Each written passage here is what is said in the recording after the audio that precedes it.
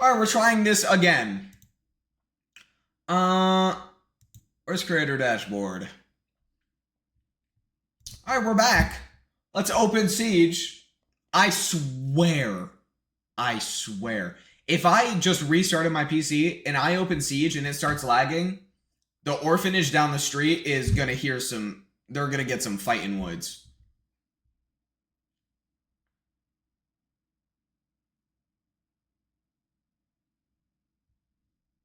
Where the fuck? I don't think I have it, like, on my... Okay. We're opening Siege. If it doesn't work, the orphanage down the street is gonna definitely see me tonight. We better fucking figure this out, okay? Because I'm not trying to just do reacts for, like, a few hours and then end stream. I'm trying to stream for a bit longer. It's only 1:30. I got all day. I'm not settling. I'm not settling for no games today. We're solo queuing Siege. I want to rage. But I'm already raging. I don't know how good this stream's gonna go. I've been trying to open Siege. I've been trying to open 2 different games for the past 30 minutes, and it still hasn't worked. I started streaming at 1. It's 1:30, and we still have yet to play a single game. I'm gonna get some water. Where's my cup? It's over there. Oh. I have water. Hell yeah. I'm gonna get real offensive if this doesn't work. Siege is opening right now. If I see the stream lag, I swear to God. Figure it the fuck out. It should not be this difficult to play a game. We have yet to play a single minute of a video game, and it's 30 minutes later.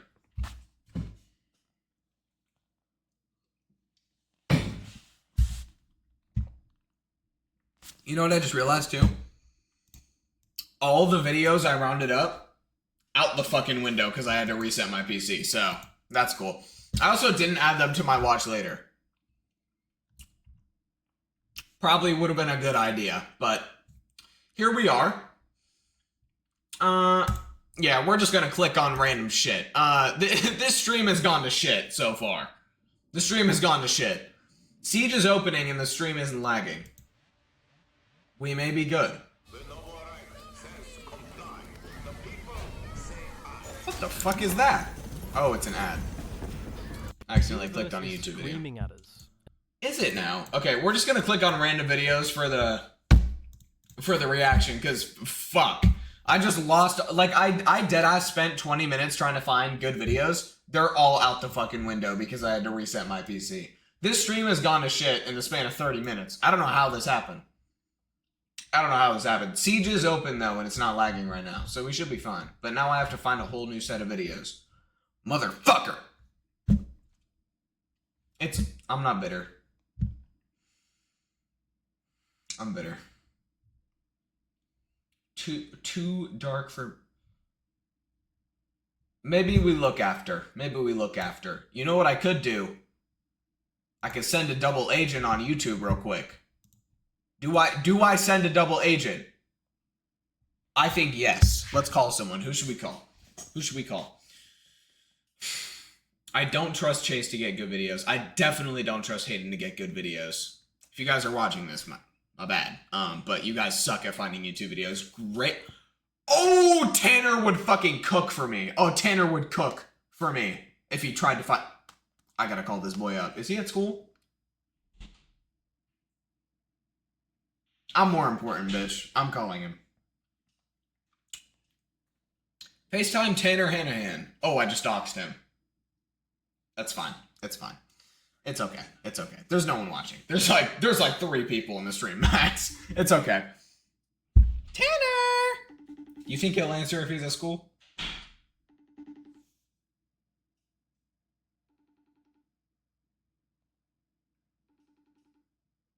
Oh, also, I want to point out, y'all see that right here? You see that little, like, cylinder-looking thing? That's a fucking router.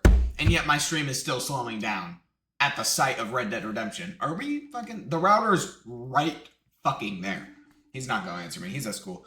I need a double agent, bro. I need someone to go on YouTube and look for some videos right now. Who do I call? I'm in school, gang. That's what he just texted. Oh my God, I forgot he put that as the background to our messages. He said, I'm in school, gang. Hold on. Bro, I need a double agent for... He's not going to understand what I'm saying. I need random videos to watch on stream. Can you deadass just send me like a screenshot of your watch later? Because I can't find shit right now. Tanner probably has a baller watch later list, I can't lie. That's the only reason I'm texting Tanner right now. Because I think Tanner would cook if I asked him to send me some videos. Because, oh my God, the whole stream... Oh, he said, I got you, bro, 1 sec. Oh my God, I love this guy. Listen, the whole stream just went to shit in 30 minutes because the like OBS crashed. I had to restart my stream and then Siege started lagging it again. So then I had to reset my PC. Now all the videos that I just rounded up for the past 20 minutes, out the fucking window. I need some more videos to watch. I'm on a time crunch here, okay? He said, I got you, bro, 1 sec. We're gonna see what he says. We're gonna see what he says. Hold on. Let me open YouTube. I'm gonna show the screen, so I'll show like what I'm looking up. He's typing right now. Give me something good, Hayden. That's an old picture of me. Don't. He put that as the background, the dick. God, it's such a bad picture. Why did I look like that? I'm surprised. I don't know how I had friends. I genuinely don't know how I had friends. I mean, that is an insane... Oh, it turned off. That is an insane thing. I think I posted that on social media too. Jesus Christ. What? Just put a double barrel to my chin at this point. I think I posted that. Did he send some? What are you looking for? Joe Bar videos, gaming, or do you want like interesting ones? Interesting ones. I don't want to type that. I don't want to react to another person reacting to something. Okay. I think Tanner might be able to cook. But I want a few funny videos. Oh, there was one video that I remember. Hold on. Let me lock in. Figure it out, bitch. Oh, when cops arrest dumb murderers. Is that what it was called? Oh, I'm so cool. Okay, I found it. Tanner's gonna cook for me. Let's get started with the siege. I have the one video that I really wanted to watch. That's all I cared about. Now Tanner's gonna find me some bangers. Okay, we can start for siege now. Whatever. We'll start for siege now. Let me switch the cam. Okay. How are we gonna do this? Should we warm up first? I don't know. Oh, he sent 2 texts. Hold on. Here's a few. Oh, Papa. Oh, he gave me 2. Why people think the government killed JFK. Okay. The CIA's most valuable spy. Brother. This guy. This is what I'm saying. I knew Tanner would cook, dude. Would you say, sorry if I am bugging you, but I whipped up some sick art for a streamer. Wanna peep it? My Discord is, please add me on Discord. My Discord is kind of... If you're interested, so just... Okay. I'll check your chat later and I'll add you on Discord in case I want to check that out. CIA most valuable spy. Yo, Tanner fucking cooked for me. I'm pretty sure recycling isn't real. Holy fuck. I just said I love you.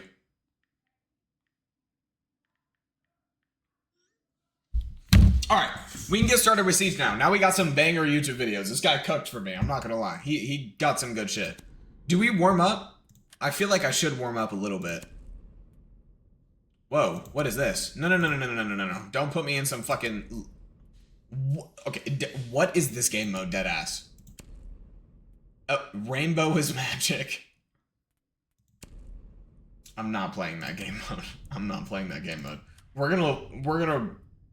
We'll warm up first, because I I don't want to get into a game and then just be fucking terrible. I'm probably going to be terrible anyways. I have not been grinding Siege at all. It's been so bad. I completely just stopped playing Siege, so now I'm like actually terrible this game. Because I just stopped playing altogether. And there's a reason, okay? The game's ass now. Maybe if the game wasn't so shit. Maybe if the developers didn't keep launching these like Hail Mary updates to get their fan base back. Bring back the old Siege. You're fucking the shit up. Siege X was the start of Siege's downfall for sure. Siege X was the worst thing Siege did, honestly. I don't know, my game's running pretty well though. I gotta get in my locked in position. Hold on. There is a specific way that I sit when I play Siege so that I perform better. That sounds stupid, but I promise it's a real thing and it works, okay? Fuck you. Hold on. Okay. I gotta... We're gonna... I don't know. I'll probably play like 2 of these. I'll probably play 2 clear houses. We'll do 1 defense and then we'll do 1 offense one on a different map because I gotta be locked in. God, I'm gonna be so bad. This is... Oh, shit. Okay, see, this is what I mean. Like, I deadass just didn't even see that person. That's a problem. Oh, this is... Yeah, we might be fucked. It's fine. No, it's fine. This is why we warm up. This is why we warm up. This is why we warm up. Swear someone walks through this door. I gotta put both... Dude, I gotta be warming up my hearing, too. Oh, there's someone down here. I can hear the fucker. There's someone hard left.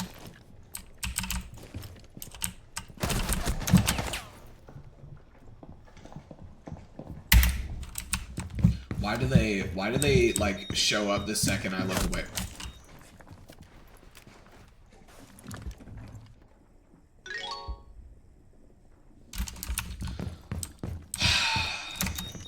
And he's gone. Okay. He just walked away after that. Really?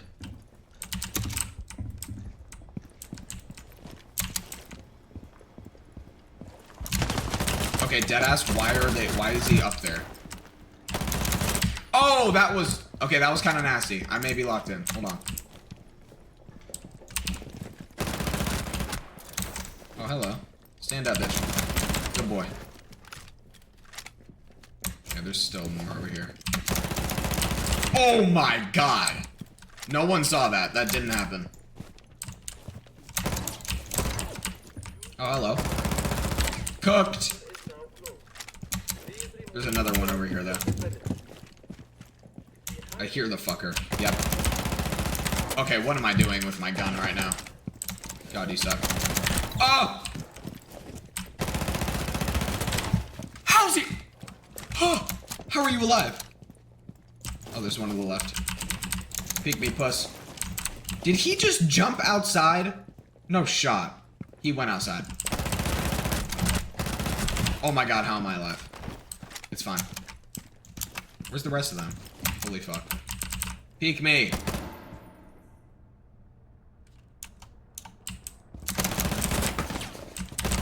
How's he alive? How are you alive?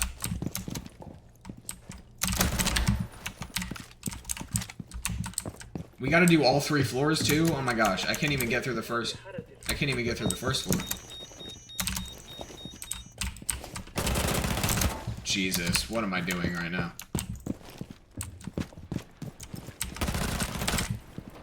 Second floor. Wait, there's only 2 floors on border. Oh my god, hi.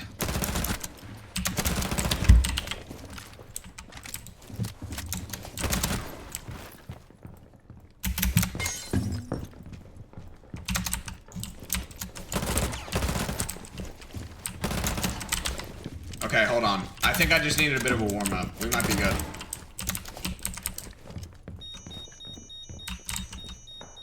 Oh, there's one down the hall. Oh, God. Did he run outside, too?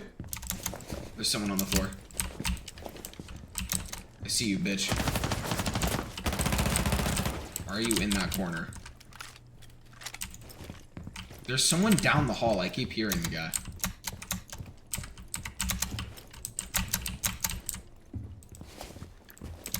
Someone was laying down over here. Where'd he go? I'm sorry? Oh, backtrack. You get 9 bullets in your abdomen and you're chilling? There's one heart. Oh god. See, I heard the fucker behind me. I don't know why I didn't shoot at him first. There's 2 at this corner right here. How are you alive? What the fuck am I doing right now? Oh, hi. There's another one here. What? Dude, my, like, crosshair placement is so shit right now. What is going on?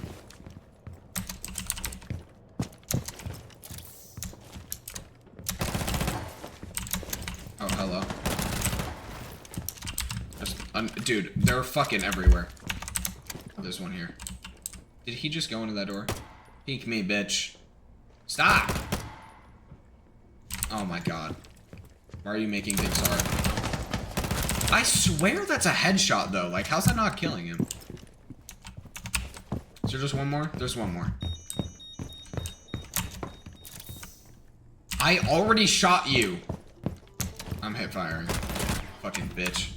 Alright. I'm not doing 2 of those. I'm not doing 2 of those. We'll just go into unranked. We'll do some unranked. That's fine. Hopefully my teammates aren't, you know a word I'm looking for.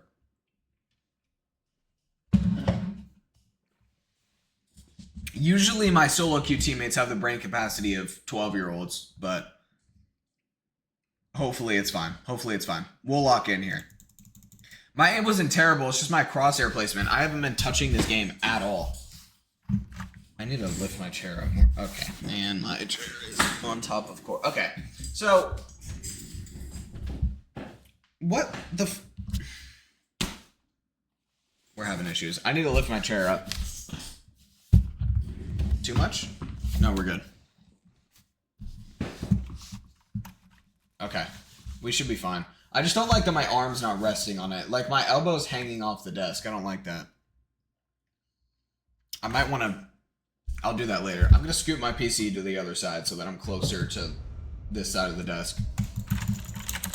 Don't fuck with me. Give me decent teammates, please. I can't... I'm not 1v5ing. We got Villa? Isn't this what happened last time? Literally, the last time I played Siege, the first map was Villa. Oh, it's fucking with me. It's fucking with me. Yeah, ban the fuck out of Thorn. Thorn is actually the worst thing to go against on this map. I hate this map. Why are we on Villa? Oh my god. Wait, it's unranked. I could just troll the whole time.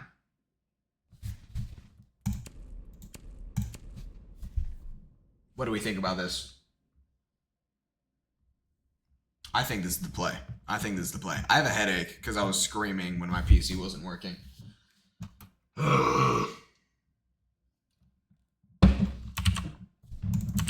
I can't stat track. Why is it not letting me?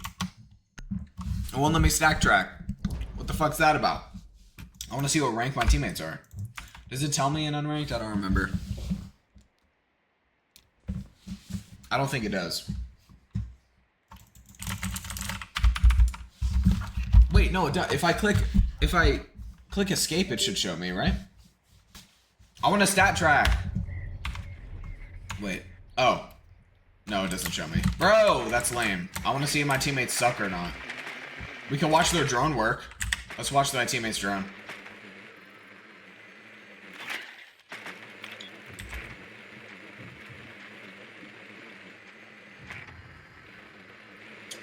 Both of the 2 teammates I'm...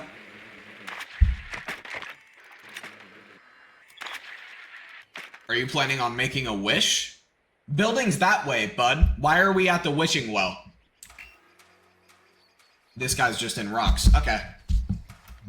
So one of my teammates is making a wish, and then the other one's rock climbing. No, for sure. Should I shoot? How much should I troll in this game? Like, how much should I troll here? I want to have some fun. I want to fuck around. I say we fuck around. I'm probably gonna die. Oh, see, that's an alibi clone. I just shot an alibi clone. That's all I did to him? Did I hit him, right? I did. I totally hit him. Did I just do 20 damage with a shotgun? I think I did. I want to see what my teammates do. Oh, this guy's still outside.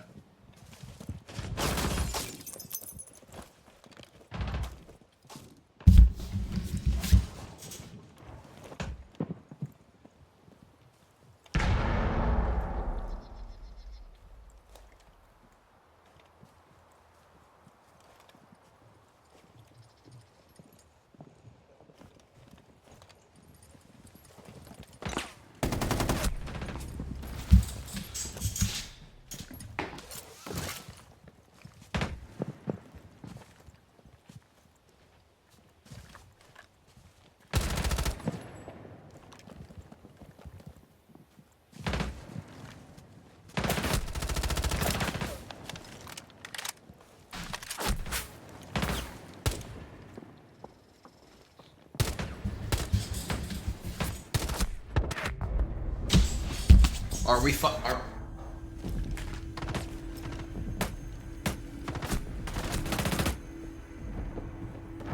What the fuck? You have 3 wall hacks on him and you still died. Okay. I can't troll because my teammates are fucking 9 years old. I don't get to troll this game. I have to actually try. No more Amaru. No more Amaru. We're gonna actually try. My teammates are stupid. Who should we play for? Who do I play again? Fuck, I don't remember who I play.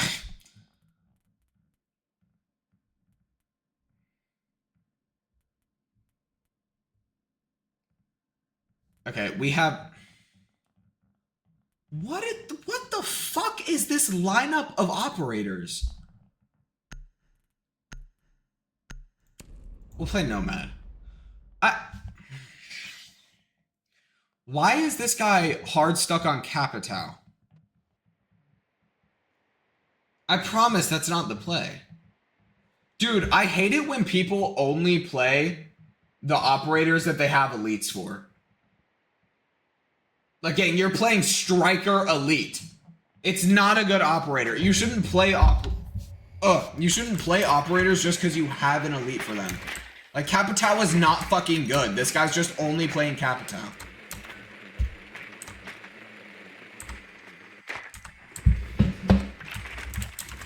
I gotta actually lock in. My teammates suck.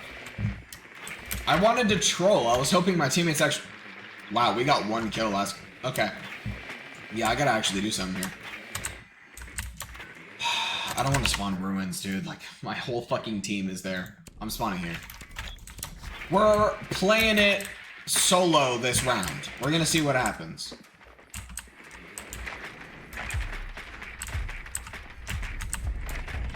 My drone is fucking stuck. I gotta be playing at my absolute peak right now, if we're gonna try and win this game.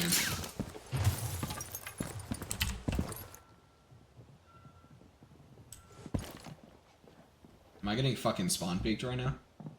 You should peek that window. You really should. I beg you, peek that fucking window. Oh, I can't wait to take your head off. Oh, I can't wait to take your head off. Peek my window, pussy. Oh, we're doing head holes, huh? Good to know.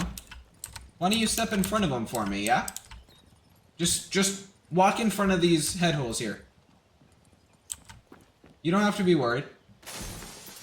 I don't think anyone's... I hear footsteps to my left, but I don't... Oh. I like that teammate. I like seeing that.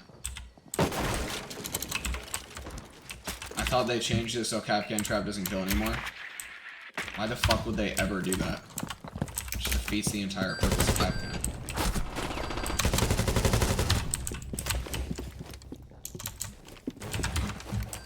Go ahead, buddy. Walk up here. Walk up to me. I fucking dare you. Walk up to me right now. Walk up to me right now. I'm gonna take your head off. Walk up to me right now. Do it. Do it, pussy. Are you waiting for me to come to you? Why are you being weird? I hear him over there, but he's not gonna peek me. He's too much of a puss. He's too much of a puss, bro. He won't peek. I'd like to be able to see where I'm going, teammate. Oh, he's in this site. Okay. I thought that was a clone. I didn't want to shoot it.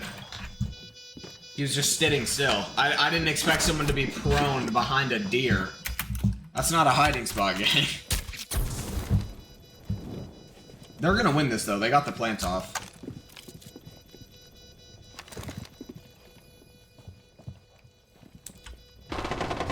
Yep. I didn't get to see the kill. They're gonna go that side again. Or they'll go kitchen. I don't think they're gonna go kitchen.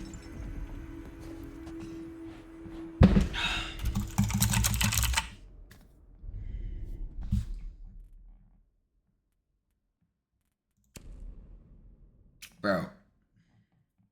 Like, I don't know how, I don't think I want to ban Cav.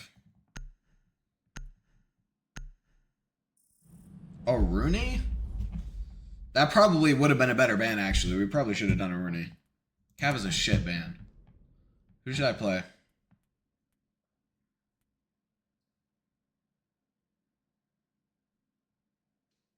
I gotta think of a plan here.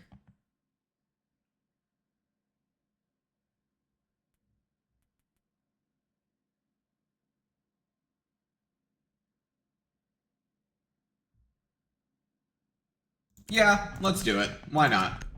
I never play shield ops. We'll have some fun. We'll have some fun. Alright. Tanner sent some fire videos. Shout out to Tanner. He sent me some good ass videos. We're gonna watch those after I'm annoyed of Siege. I'm not sure how long we're gonna play Siege, because this game makes me very upset very fast.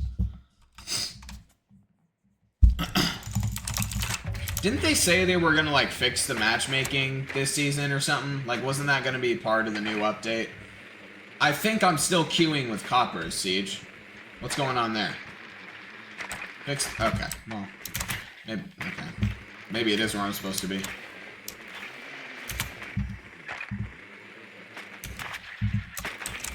Yeah, they went same side, I think. No way they went kitchen. They don't have the balls to go kitchen, yeah. Oh, they got a vigil. How do I play Deimos? Dare I play? Okay, well, no. We'll stick with Blitz. We'll stick with Blitz. I want to be annoying because I don't think these people are going to be able to go against the Blitz. I think they're too dumb. You want to hear people screaming? Listen.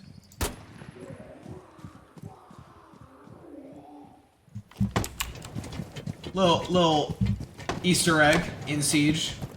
If you shoot the wishing well, people will scream at you. It's like, I don't think it's people. They're like zombies or something. I don't know. There's something down there.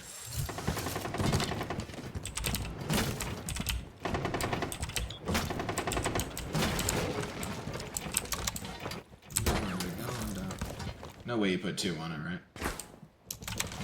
Bye-bye. Imagine. Oh my gosh, that would have been so much aura. Yeah, go ahead. Peek it again, I dare you. Go ahead. Do it. Peek it again, Capcan. Please let me take your head off. Please let me take your head off, Capcan. Did this motherfucker really run all the way around? Yeah, keep looking that way, IQ. I'm trusting you. IQ just walked through a Capcan. You know, I would love if my teammates weren't stupid. That'd be fucking awesome! They having a Rooney again. Oh.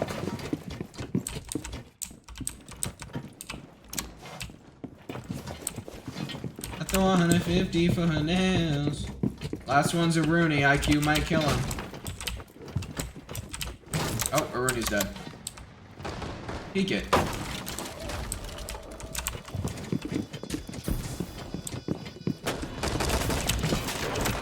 I'ma have to dig you down on some gangster shit. I sat him down. Yeah, good boy. Good boy. How did those 5 pistol shots to the neck not kill her in the first place? I had to shoot her way too much. I didn't think Blitz would actually be the play. I fully thought I was gonna die there. Ban the fuck out of Dokkaebi. Please ban Dokkaebi. Okay. I gotta do something on defense.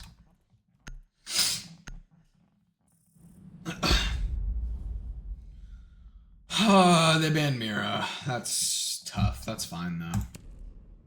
Who do I mean, obviously I go Vigil, right?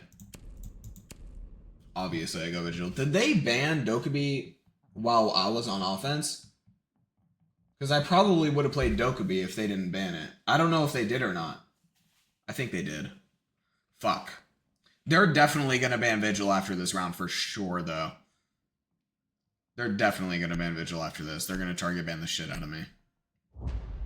Bro, Vigil's just so annoying to go against. Vigil, okay, obviously I'm biased because it's my operator, but Vigil's the best operator in the game. I don't give a fuck what anybody says. He has Boss G as his primary. Literally come in my ass. He has an SMG-12 as a secondary, the best secondary in the game. Best gun in the game, dare I say. The SMG-12 is not fair. And then he also has impacts for rotates, and his ability is OP as shit. Like, his ability is so good. Vigil is such a good operator. God. If I could have sexual intercourse with Vigil, I promise you I would. I'd pay money to do that. Not my teammate, though. Fuck. Do I spawn peek? Where do I even... Dude, there's like no spawn peeks on Villa. I just don't even think it's worth it. Yeah, can't see me, bitch. Oh, I can't shoot you, though. Okay. Yeah, no, that's cool. Should I just get off? Yeah, let's just leave the game at this point. Yeah, I mean, that's fucking insane. I just missed an entire mag on a drone. It's easier to miss a drone than a body, though. Trust. I'm about to fuck some people up. Surely someone comes through this window, right? Surely. Surely.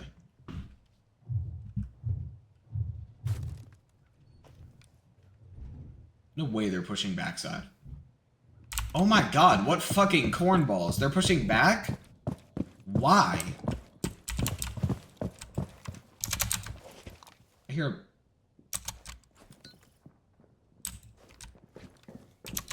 Yeah, they're above me.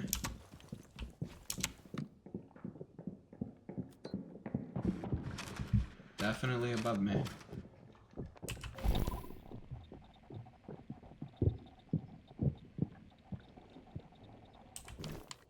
I don't hear a drone anymore. Keep pushing, guys.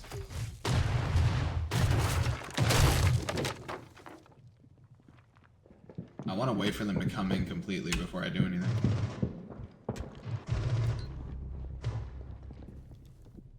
Come on.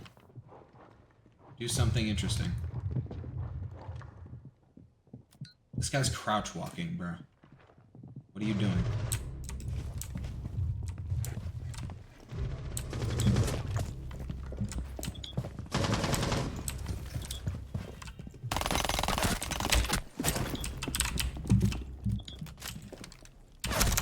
Yeah, I should get off. I should really just get off. I should delete the fucking game and then throw my entire setup in the trash. Okay. Yeah, he just fucking dicked me down. So, Siege has yet to explain this very prominent problem in the game where I queue with people who are dumber than a box of turtles. But then the people I'm going against have been playing the game for 9 years and they've all hit fucking diamond. What am I playing? Why are all of my teammates terrible and everyone I go against is just like a diamond 1? This is bullshit. Give me some shit, like, give me some shit enemies. And at least give me a teammate who can decipher the difference between, like, an action. Oh my god. Wait. I don't think I play Vigil. They didn't ban Thorn. Yeah, like I was saying, give me some teammates who aren't fucking brain dead and stop putting me against diamonds. I'm not diamond, and neither is my teammate. Why are we queued against them? Or at least just like, I don't know, like maybe you could just round out the team a little bit, like 1 diamond, a few golds, maybe 2 bronzes. But why is it 5 coppers against 5 plats? That doesn't make sense. They said they were fixing the matchmaking. They just keep fucking lying to us. Didn't fix shit.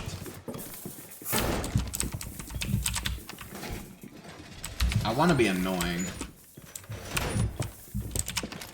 I'm gonna place thorns everywhere. Definitely placing one here, because they always come to this spot. These thorns are definitely gonna kill someone. Dude, thorn is not fair anymore. 1 here, and then 1 here. Oh wait, no, they're gonna run behind the bar. I'm gonna put 1 behind the bar. That's tech. Watch, this is what's gonna happen. They're gonna walk through this door, see this thorn go off, and they're gonna immediately sprint behind the bar, and then there's another thorn here. They're dead. They're definitely gonna die to a thorn.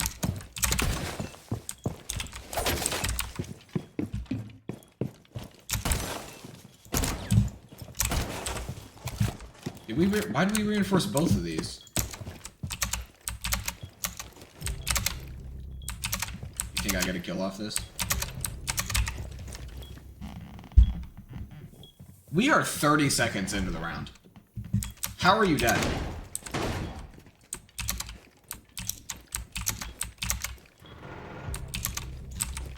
Wait, is this a joke? Guys, come on. There is no reason.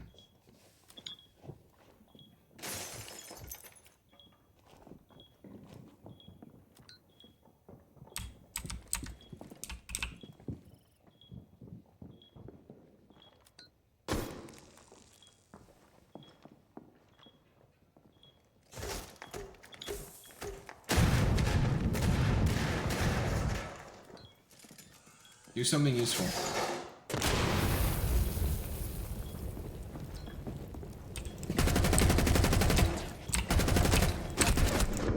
Oh my god, dude. You know what? Walk in. There's a thorn. Let's see what you do.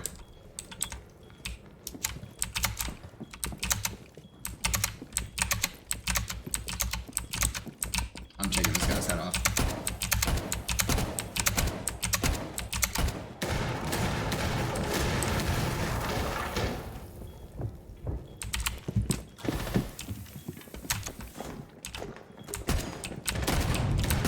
Can this fucking Goyo blow up? Oh my god.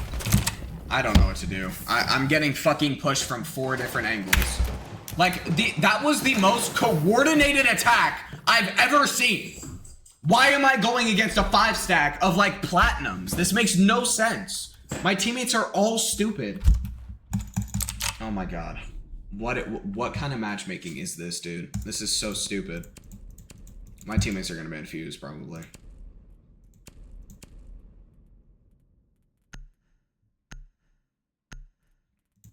Bro, I deadass don't know what to do. Like, I'm going against high ranks, but my teammates suck. I'm the last one alive, like, every fucking round.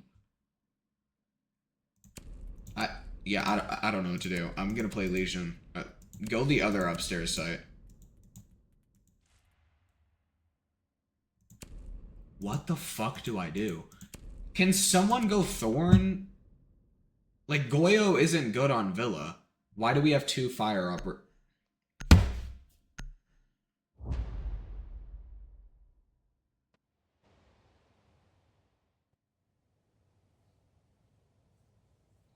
Cool. So we're playing wall denial on a site where there's no hard breach wall.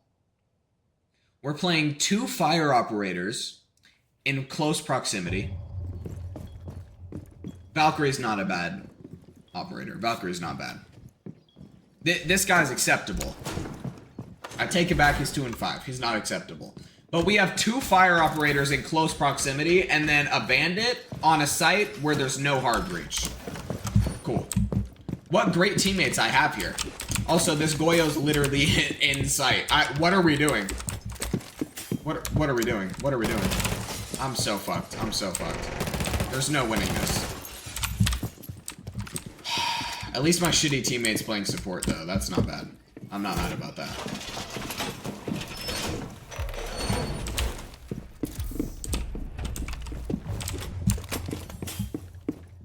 There's no way I win this game. There's absolutely no chance I win this game.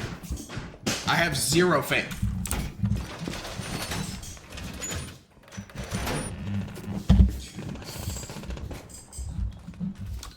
God, I hate this.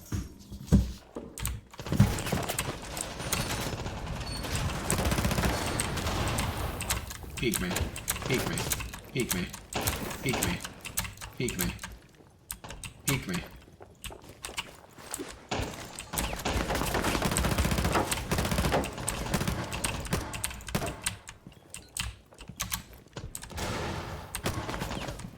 I had 1 bullet in a dream. He's in sight! He's in sight! My teammates don't know how to cover shit.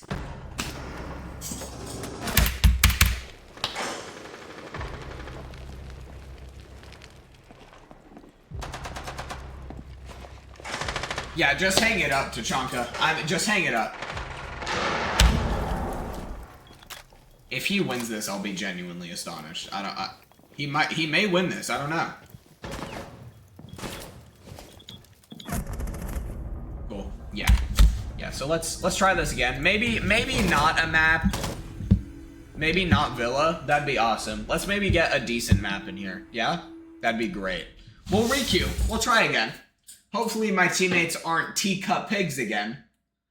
Who the fuck was on the other team, by the way?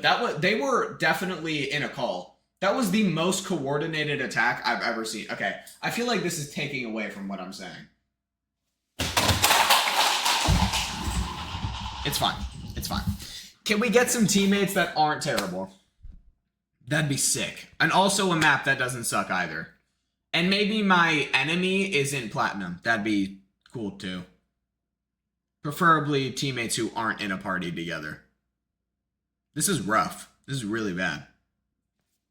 The last game sucked. I think I got 2 kills that game. Also, why was Sledge like pretty much in sight? Like, why was no one watching that hallway? I had 4 teammates, not one of them was watching that hallway. Oh my god, we got Chalet. Okay, lock in, lock in. I have so many YouTube videos on Chalet. Okay, please. Please, I need you to do something here. What are my enemy looking like? I can't stat track. I don't know what to do. I can't stat track. This is fucked. I can't even see what ranks my enemy is. It won't show me. It won't let me stat track. Okay. Yeah, so we're not gonna talk in game chat. I would sooner swallow razor blades than talk in game chat. We're definitely not doing that. You think my teammates will play hard breach? Yeah, honestly, I don't even know what the fuck I'm saying. They're not going to play hard breach. Let's let them select. I want to see if they prove me wrong. We got Snake and Twitch so far.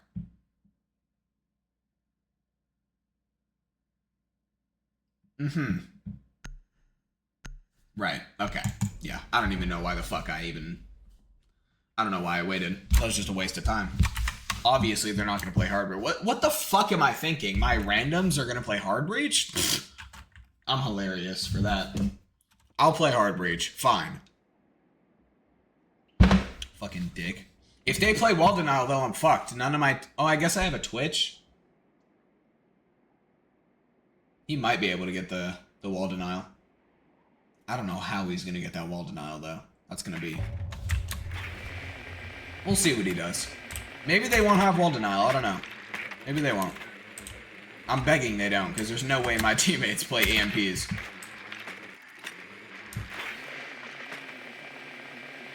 What we got? That's a bandit. Okay, so, yeah. Already, this round's gonna go to shit. I'm gonna say, can I get EMPs? Let's see if they switch. See if one of them switch. That's not bad. That's not bad. I like the Cali. I like the Cali. We might, this round might not go to shit. This round might not go to shit. I think there's a chance. There's a chance we're good. Unless I get spawn peeked here.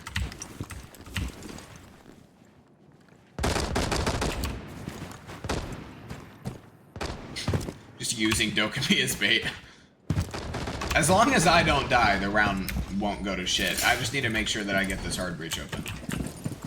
Oh my god, they're weird. They're actually weird. Yeah, Callie, get that shit. Get that shit.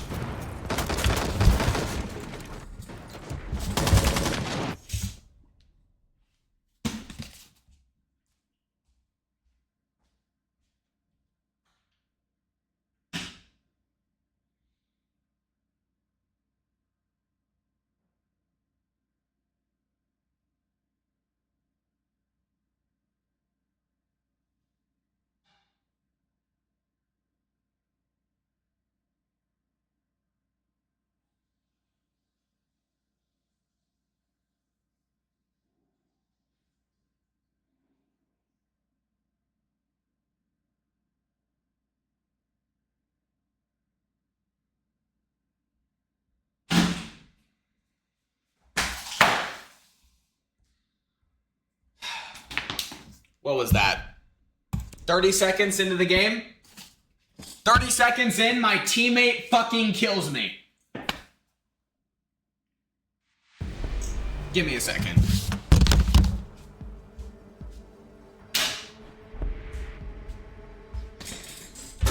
If I'm gonna play fucking Siege, we need to be doing this. My teammate killed me not even 30 seconds into the game. Is this a fucking joke? What's going on here? I'm getting TK'd already? For real. Listen, there's no way I'm gonna get through a full Siege stream if I'm not insanely fucking intoxicated. It's a 1v1. Let's see what he does. He's dead. He's dead. Who would have guessed? Who would have fucking guessed?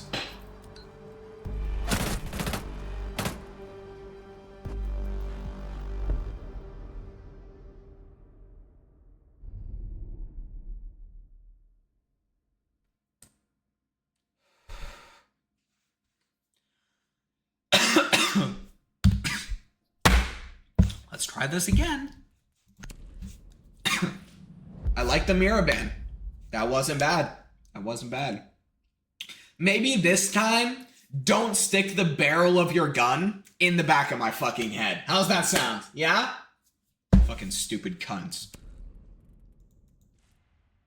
I'm sorry, is not killing your teammate this difficult of a task? I didn't think it was. I didn't think it was. I just got Ronnie McNutted by my own fucking teammate. This is crazy. I don't even know what to say to that. I don't want to play on Maru. Who do I play? Who do I play? I don't want to go Ash. You know what I do? Grenade kill. Watch this, chat. This is ball knowledge right here. A lot of people actually have no clue about this trick. As long as they play Bandit, I can get a kill right now. If they play Bandit, I can get a kill. Easily. I could easily get a kill. As long as there's a Bandit. If it's Cade, then it's going to be a little bit harder. But if not, there's a chance. If not, there's a chance. So, all I got to do, I'm going to play Gridlock with nades, okay? Just stick with me here. I can get a kill right now. This is not a champ strat because it doesn't work on champions because they're not dumb. But the people I'm going against are, so I might be able to get a... They have a Bandit. And we have a Thermite. Oh my god, I love my teammate. Okay, this teammate,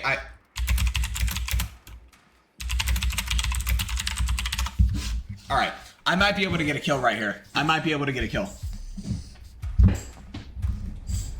Watch this, watch this. Watch this 2000 IQ play. As long as Twitch doesn't try and get the bandits herself like a greedy cunt, then I might be able to do something here. Snake, I'm gonna need you to sit back.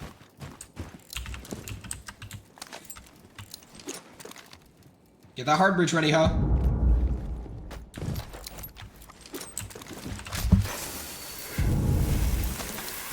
Okay. I didn't get the nade kill, but we did get breach open, so who cares? Oh, I like this breach placement. I love this breach placement.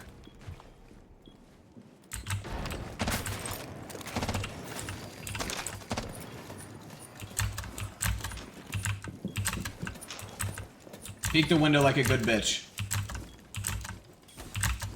Peek the rotate like a good bitch.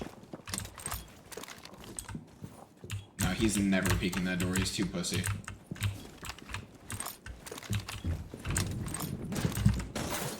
Can we get a plant? Can we get a plant maybe?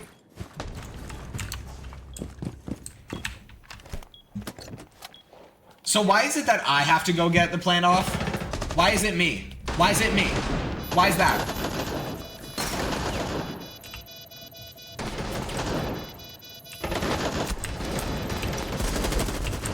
Sit the fuck down, Azami. You're nothing. You're nothing.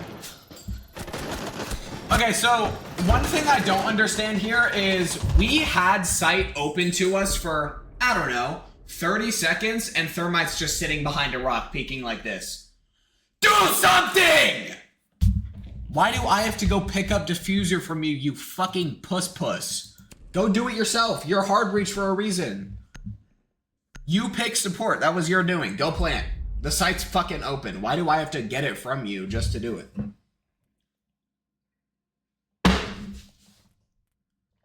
I'm locked in right now, though.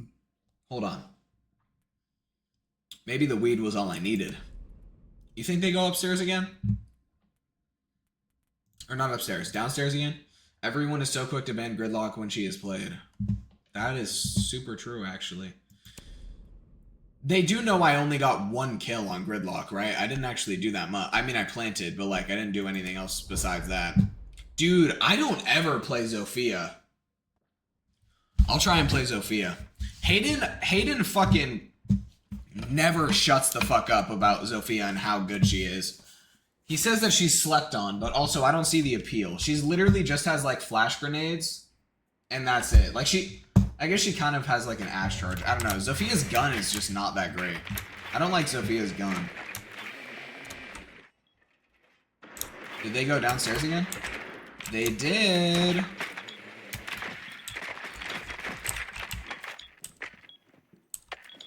No way he sees that. No way he sees that. No way he sees that. Oh my god. This guy's sniffing me out like a search dog. $. That's a fire fucking name, I can't lie. Demigod Saul. Raz Remy. Okay. We're kind of cooking.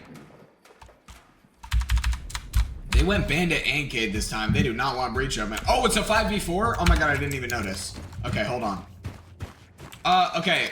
Can someone help me out here? Which one is the flash and which one's the boom boom? This is boom boom, right? It is. Surely no one's here. I mean, surely no one's here. No one's there.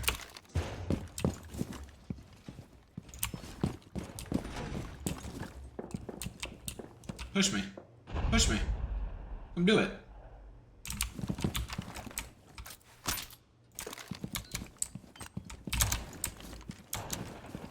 Y'all just leave inside open to me? Yeah, so this is why I don't play Zofia. I just whiffed an entire mag against a stationary player. I'm gonna go get my noose real quick. I don't want that on the internet. I might genuinely cut that out of the YouTube video. That was the worst set of whiffs I think I've ever done in my entire life. That's record right there. That could go in fucking history books. Holy shit. I'm gonna be put in a compilation after that fucking whiff. That was the worst gun skill I've ever had, and I'm never playing Zofia again. Fuck that. I'm never playing Zofia again. That was the worst aim I've ever had in my entire life. Zofia's recoil is so fucking terrible. I'm gonna be honest, I don't have a lot of faith in my team here.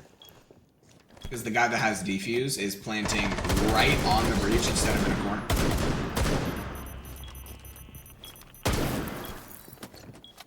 I'm so sorry for disrespecting you, Twitch.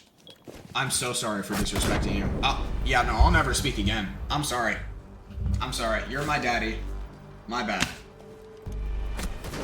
Holy fuck, that was sexy. That flick. I'm kind of bricked right now. Calm down a little bit, okay? It's not the time. It's not the time. Lock in. Ban Dokkaebi. I'm not playing against Dokkaebi. Who should I go on defense? Vigil. Yeah, what am I even saying? Vigil, obviously. Upper Decky, maybe? Perhaps? Possibly? I think I take another hit of the wax, because we're playing a few more games after this, and I might lose my shit. I don't know. If I see the words theme park on my screen, I'm ending stream. Putting it out there now. Okay, someone took... They took Vigil and Legion from me.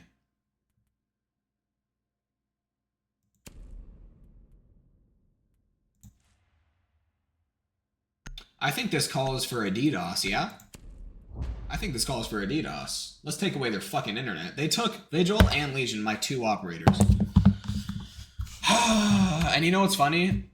Well, no, he's probably gonna get killed, actually. The guy at the top is pretty good. The guy at the top of my leaderboard's pretty good. I throw 150 finals. Dude, okay. Unpopular opinion, Rook is probably like top 5 worst operators in the game. Rook is so ass. I hate, like, Rook just isn't a good operator at all.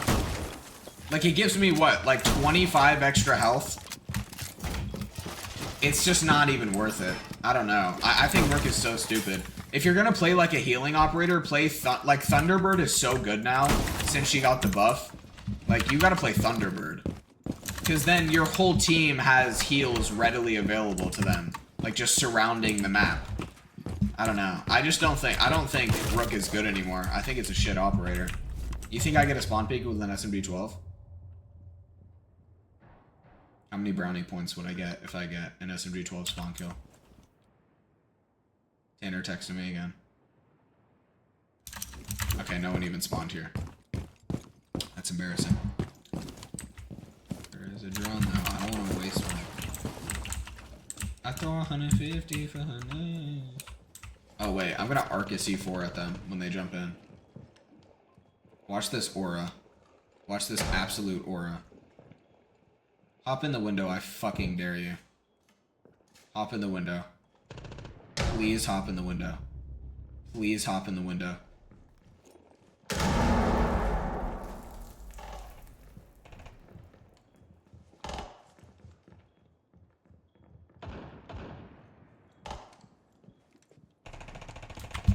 I'm not hopping in the window.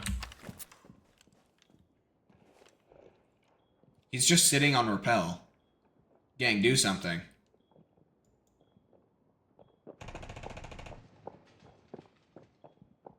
Hop in. You can do it, buddy.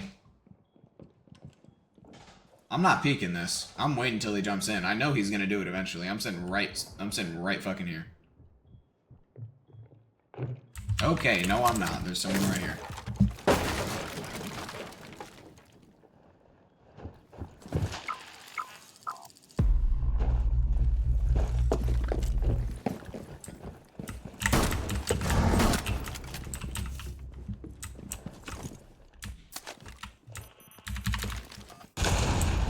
That would have been really... Why on God's green earth would you peek right after I... Okay. Okay. Makes sense. Makes sense.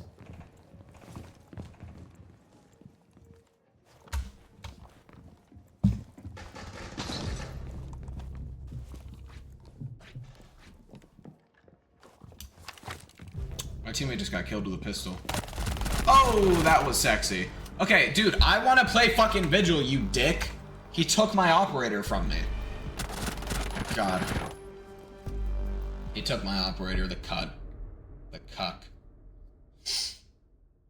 We're 3-1 right now, though. Dude, I just needed a chalet game. That's all I needed. I'm not doing much right now, though. My team's kind of just taking all the kills. If we're in basement, what do I normally play on basement? I think I'm gonna play a zombie. I think a zombie's the play here. I'm pretty good with a zombie. I just don't like her gun. Her gun shoots way too slow. Yeah. I have some D1 zombie spots on basement, low-key.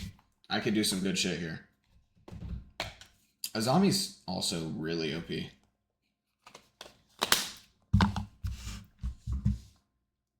I hate this. This whole plan, not a fan of it. I'm not fucking with this at all. Solus? Solus. That's your play.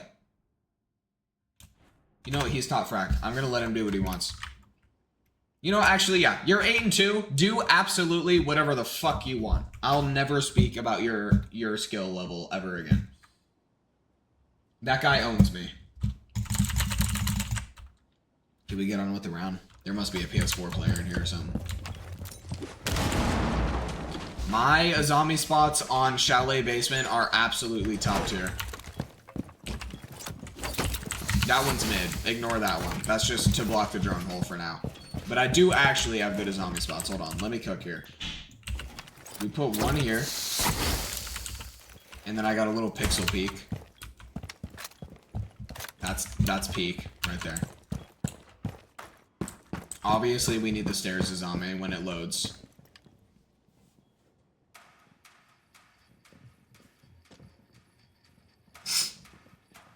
Just 1 second. Okay. We put one right about there, should be fine. Yep, and then we just crouch, and then I can see them, but they can't see me. That's more peak right there, and then I have one more that I need to do. I don't think I want to... I'm going to reinforce this. We got main breach, right?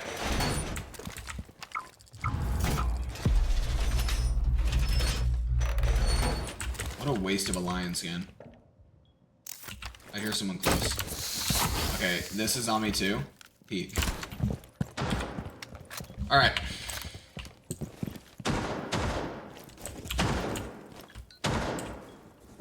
Might be able to get a kill here, Loki. Let me see your toes. Let me see your toes. I'm gonna impact trick the breach.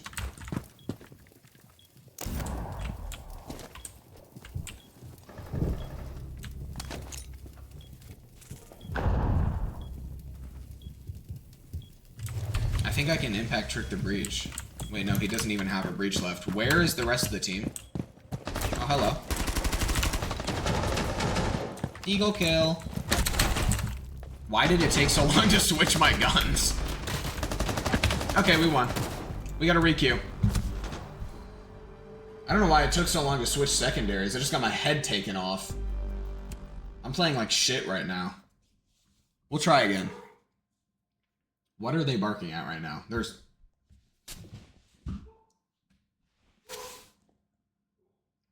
literally just barking at nothing. There's nothing out there, I promise. What the fuck is she barking at? What is she barking at? It's Nebula too. I can hear that stupid rasp. God. Nebula, she's definitely the dumbest of our dogs. Let's open an alpha pack.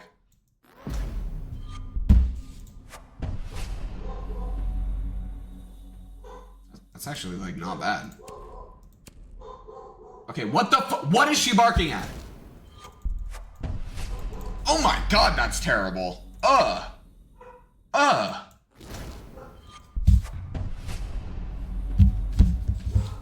Just give me a gray headset. That's the headgear, really.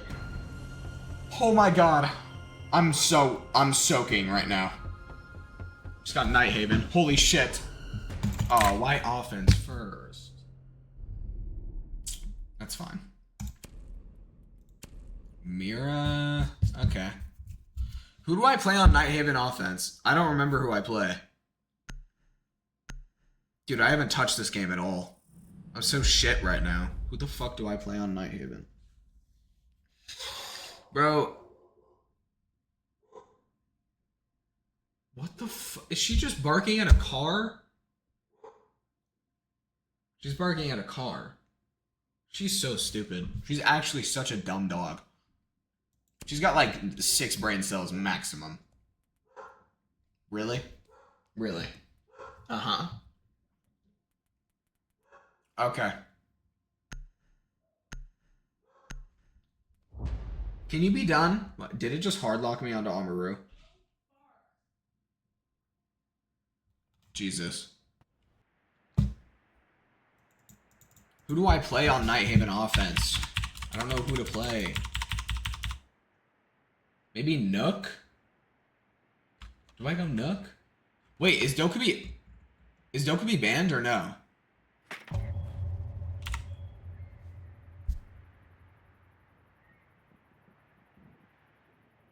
Dude, I hate having a main that is the only banned operator. Like, Dokubi is such a highly banned operator, dude.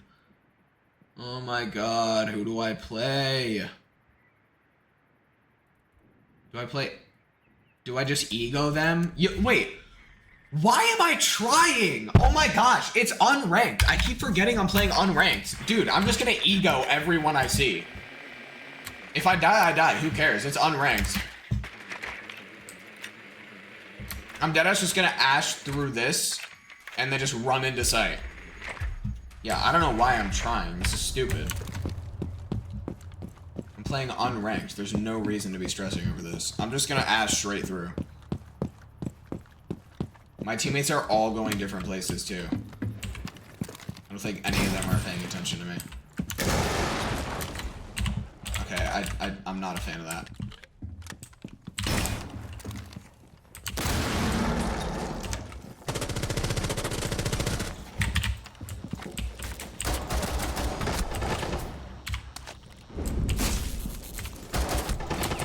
Hey, I got one of them. I got one. But then I got double teamed. I want to see what my teammates do. I can't really give comms because I'm not in game chat. Also, I don't want to be in game chat, so. Alright, my teammate just got diddied. Oh! Headshot him!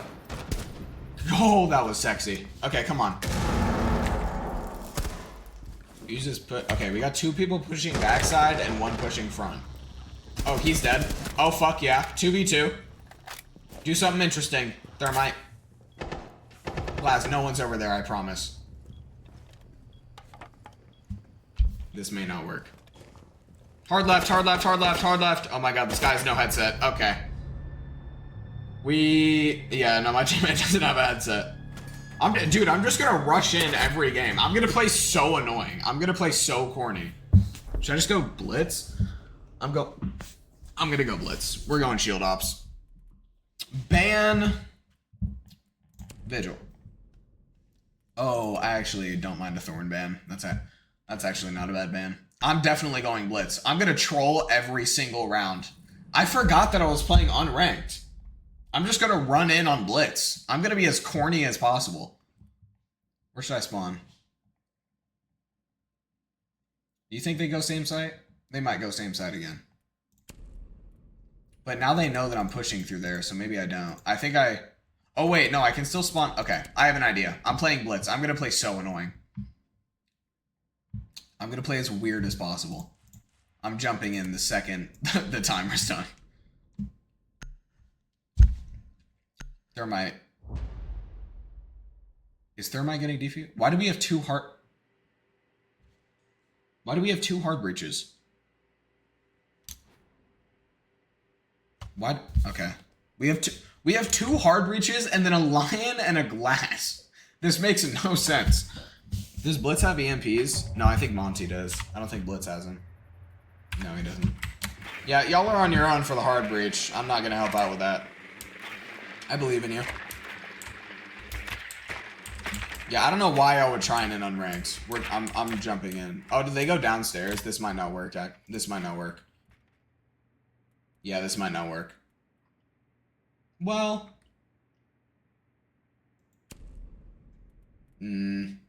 Yeah, I can't really push through there. I could go Nomad. I have an idea. I'm gonna jump through this window. I have an idea. Oh, my teammate spawned with me. I don't like that. Wait, I did not spawn here. This is not what I wanted. This is not what I wanted. Which window is it? It's this one, right?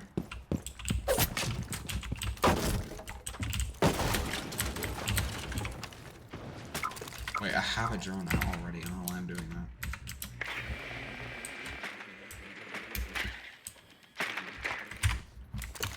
Wait, their first floor? What kind of fucking cornball goes first floor?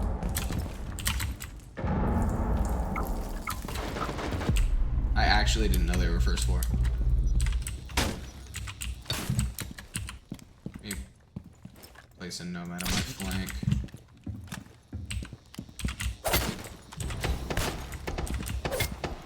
Why is it a 2v5?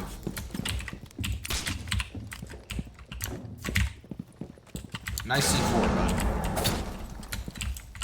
Okay, I have an idea. I have a really good idea. Hold on. Let me do something here.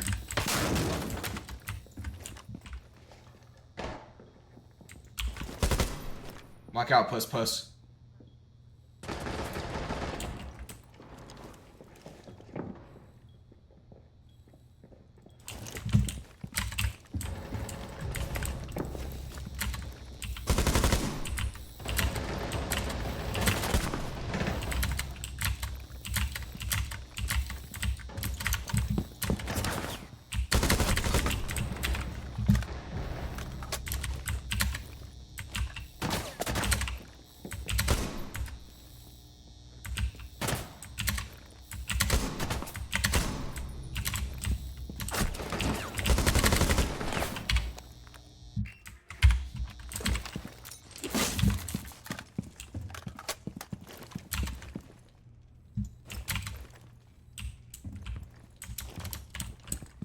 I'm just gonna bait. I mean, he wants the kill. I know he does.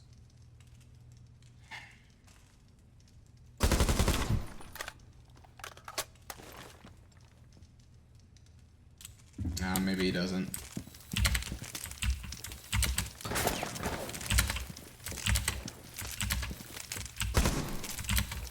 He mounted up, but I think he's gonna peek this again. He's too much of a pussy not to. Yep. Peek it again.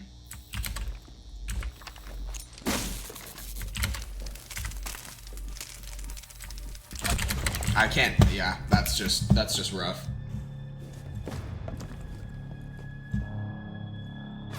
Oh, he wasn't peeking. I could have just ran in. He probably wouldn't have killed me.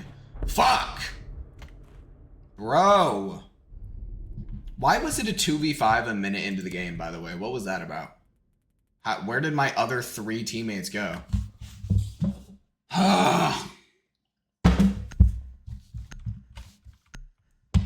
Surely they go basement in this game. I mean, there's no way they don't. Oh, I didn't even know they won the first round. I thought they lost. Fuck. Yeah, that's my bad. I thought they lost the first round. Okay, hold on. They're going basement now. I don't know who to go against these people. Like, I want to play stupid. Trust the strat. We're going Cali. Okay. I'm hard pushing them as fast as I can. I'm pushing them as fast as I can. They won't expect. They won't expect a Cali to just run through the building. They won't. I'm about to cook them. Where did I spawn? Oh no, I spawned in the right spot.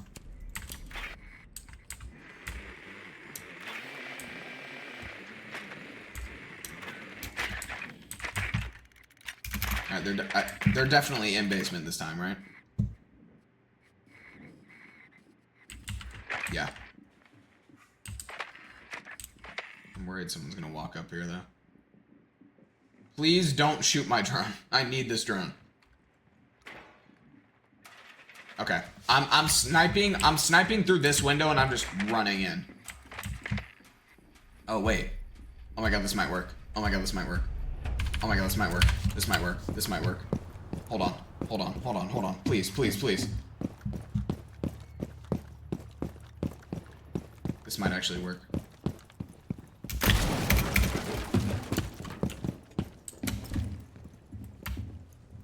No way he's on the fucking camera. That one camera scan just botched the entire plan.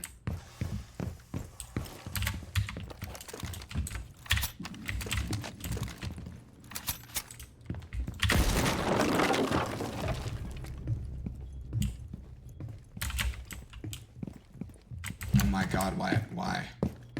No way they barricaded this one too.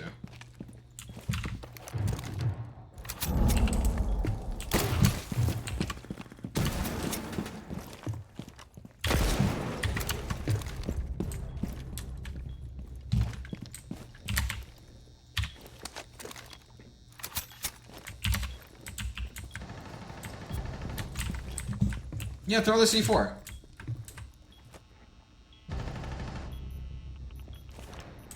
Where is my team? Why is my whole team dead?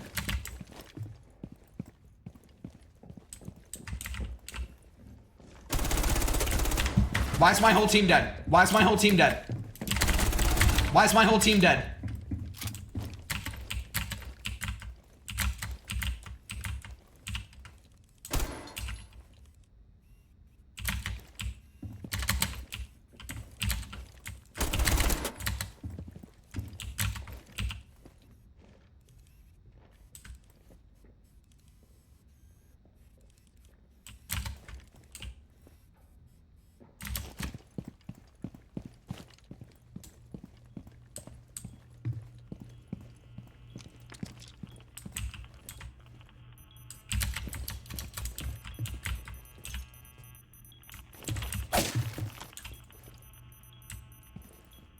Can we do something interesting, maybe?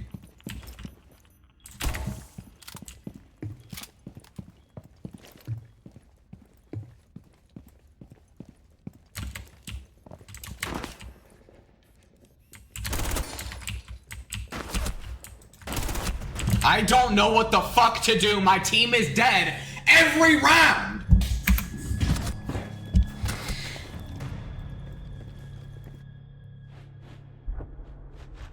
Can my team stay alive for the whole round, please?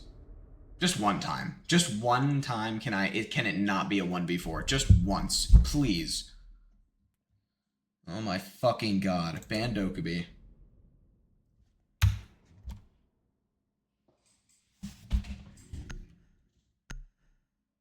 Three of my teammates have 0 kills.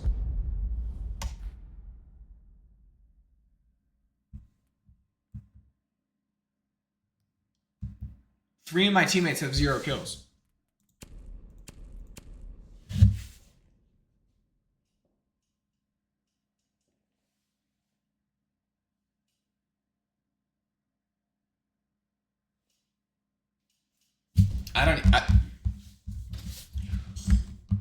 What do you expect me to fucking do? 3 of my teammates have no kills.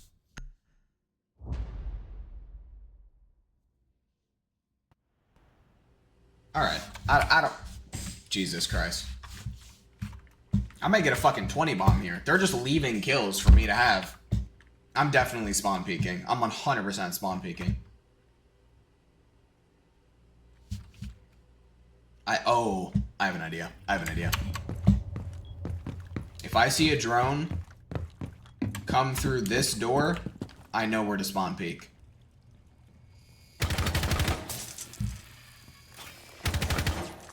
Yep, they're cooked. They're cooked. They're so fucked. As long as I hit him in the face, we're good.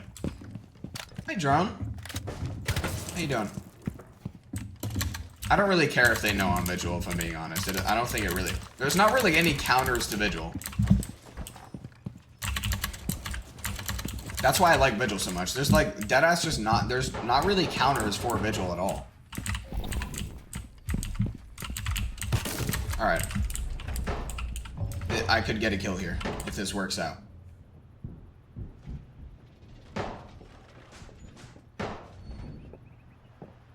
Run up these stairs. Run up the stairs. Run up the stairs. That's what we like to see. Oh, I'm about to get another one.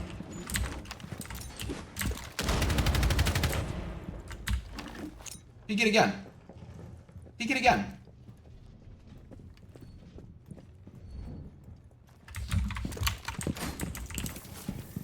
Throw 150 for hundreds.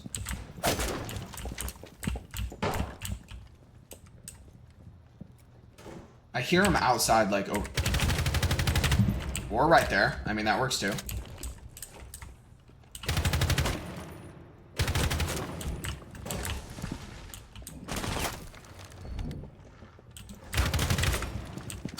He's never picking that. He's too much of a pussy.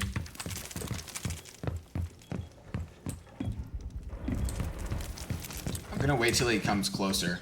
Azami, maybe... See, this is why it's a 1v4 every time. You guys are swinging unswingable fights. Oh. Okay. Holy shit. My 0 and 3 got a kill.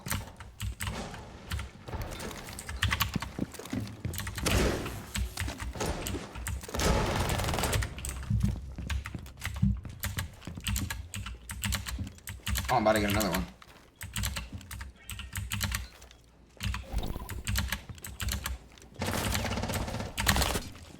Who do you think you're peeking? Like, genuinely.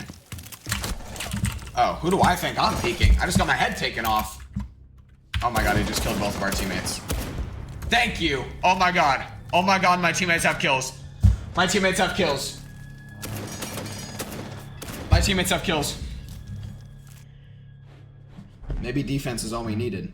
They only need 1 round to win, though. This is the problem. We gotta win 2 more rounds in a row if we want to come back.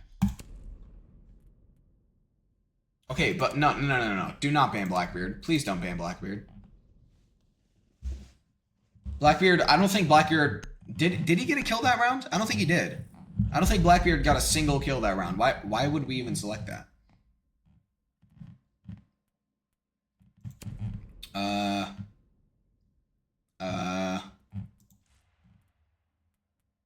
Why are we in kitchen? Why are we in kitchen? No. Why kitchen? I don't want kitchen. Why are we kitchen? What? Why are we kitchen? I don't...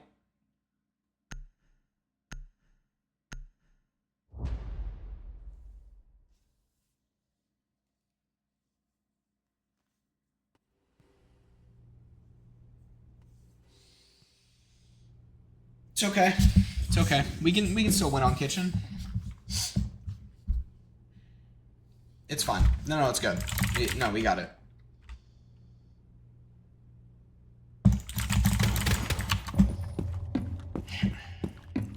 Okay. Well, we'll see how this goes. We'll see how it goes. I do want to spawn peek again, though.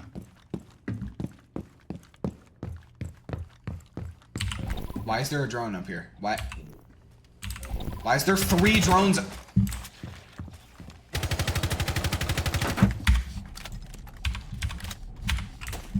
Why is there 3 drones upstairs? Why is there 3 drones? This makes no sense. There's no reason for... There's 4 drones upstairs.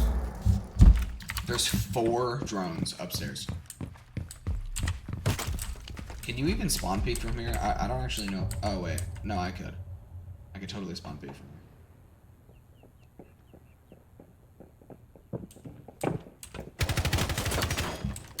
I mean, I got some damage. He's not dead, though.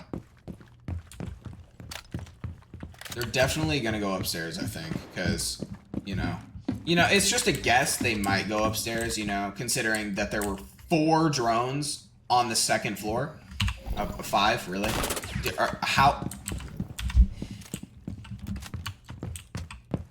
How much are you gonna drone this one spot of the building out? I mean, there's no reason to be doing it this much. I promise there's not. I'm hiding behind a desk.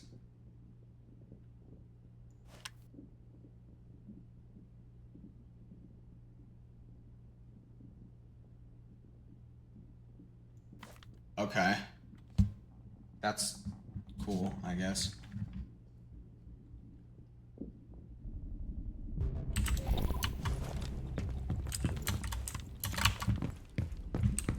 upstairs, right? Some of them were.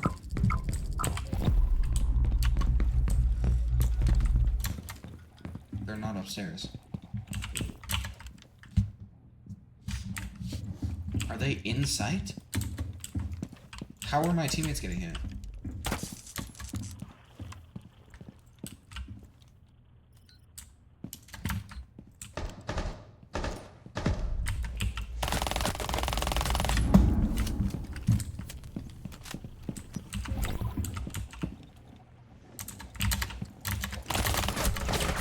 I'm behind him.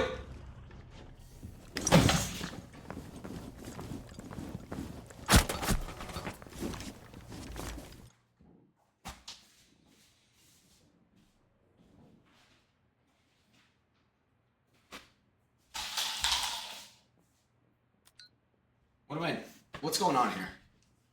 What's going on here? I'm behind a wall, but my head's not on my shoulders somehow. Someone explain that to me? I'm 10-5.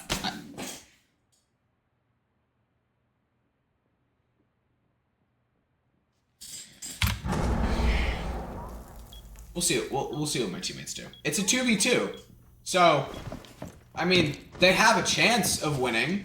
I mean they should win. It's a 2v2. There's a door over there, Thorn. Yeah, there you go. Okay. Okay, so I don't understand. You heard the Thorn go off, and your instinct was to lay on the floor. I don't know how the fuck the flash play worked. His Thorn went off, and his first instinct was to lay on the ground.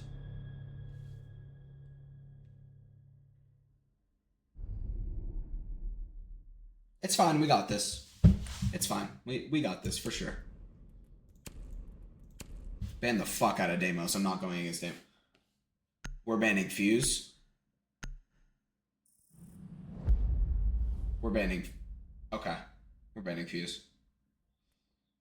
You guys know what the counter to Fuse is, right? I can demonstrate for you. You want to see what the counter to Fuse is? Let's say there's a Fuse right there.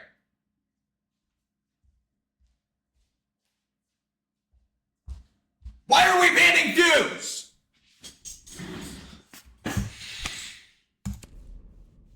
Just run away. I don't understand. What it... Right. Okay. So let me get something straight, Say Hill. You're 1-5. And you just saw your top frag play Vigil, and you think, huh, let me take his operator.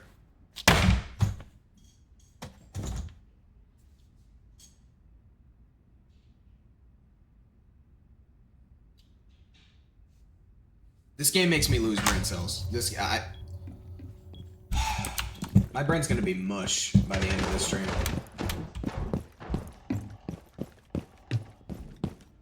I'm gonna spawn peek again. Or I'm gonna try to. Let me guess, drone right in front of me? When's it gonna happen? I know it's gonna happen eventually. Oh my god, wait, I might be able to hide. They don't know. They don't know I'm here. They don't know I'm here. Where should I spawn peek on Night Haven? There's not very many spawn peeks. I don't know. Let me think of the map. There's a spawn peak. I know a spawn peak. I think I'm too far from it, though. I'm definitely too far from it. I'm too far. Okay. Well. Oh, and there's a drone here, so it doesn't even fucking matter. Great. That's awesome. So cool.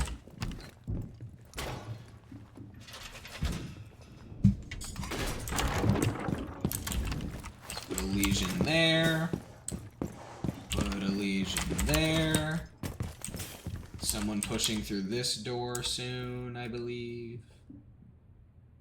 I think I heard a barricade break in this area. Are we gonna peek it, or... No? Okay. Whoa. Someone is in this hallway.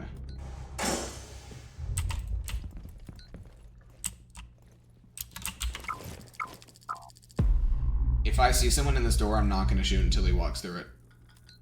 It's called trigger discipline. There's someone to my right in the hallway, and then I think someone walked through this window too. I'm gonna ignore that guy for now.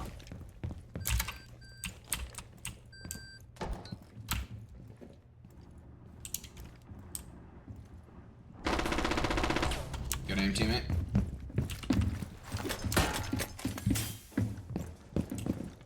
Okay, they just got hard breach open. I'm back in sight now. There's a drone here, though. Not sure why. Let's put a Legion there, put a Legion here, throw a Legion randomly. And they already got sight. Awesome. Where's my teammate? Where's my teammate? Why am I the only one defending our site? Oh my fucking god. Oh my fucking god. Oh my fucking god. Oh my god. Oh my god. There's a shield operator pushing through that door.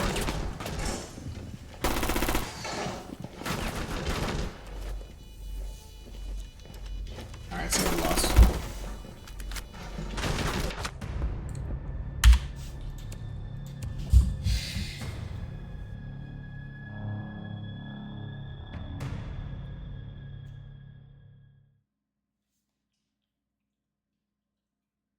We'll go one more.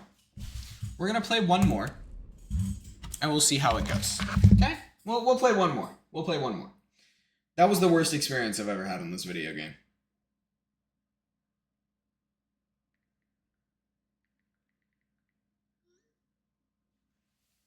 Okay. We'll play one more, and then we're gonna switch to reacts. This is terrible. Everything that's happening right now sucks. My teammates are awful. For literally like the first half of the game, none of my teammates had a single kill, except for one. And I think he had 2 kills, and I had 8. What do you fucking want me to do here? This game frustrates me at a level that I have never been frustrated before. Match found? Give me a good map and give me like some half decent teammates and we'll have some fun. Yeah, you can't make this shit up. You can't make this shit up. You can't make this shit up. I don't even know what to say to that. I don't even know what to say to that. Fucking Outback. Fucking Outback. That's the map? That's the map. Outback. Fine. Last game of the night, we're on Outback. We're on Outback. At least we're on defense. At least we're on defense. I'm going Warden C4. I'm going to try and get the same C4 trick that I got last stream. Laundry Warden. Okay. We'll see how this goes. I don't even know. I mean, this is probably like top 3 worst maps in the entire game. I mean, that's insane. The only other option that would have pissed me off more, Emerald Plains or Theme Park. Either,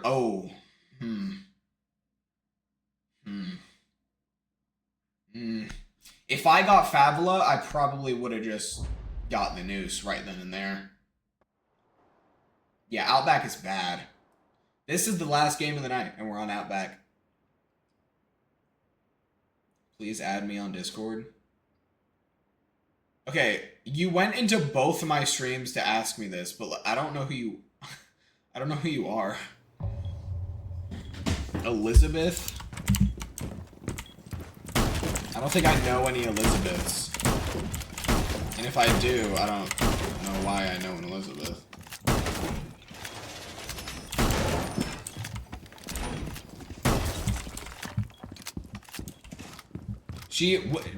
Whoever this person is, they went into both of my streams, and then, should we do that after this? Hold on. Just for shits and giggles. I just want to see who it is. So I actually have no idea. Should we, hold on, let's add someone. They might get, they're gonna get doxxed. It's not my problem. Elizabeth, wait. What is it called? Elizabeth _ H11. Okay, well, it's not supposed to be all caps.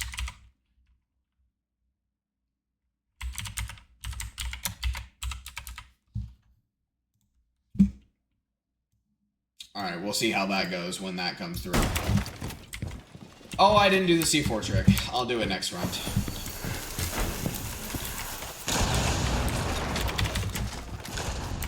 That didn't get a kill? Why don't you fist me?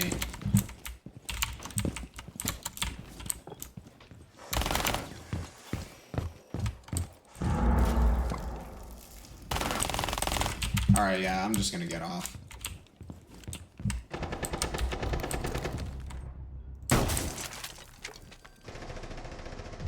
Go ahead, jump through this window. Jump through the window, pussy, I dare you. Jump through. Jump through.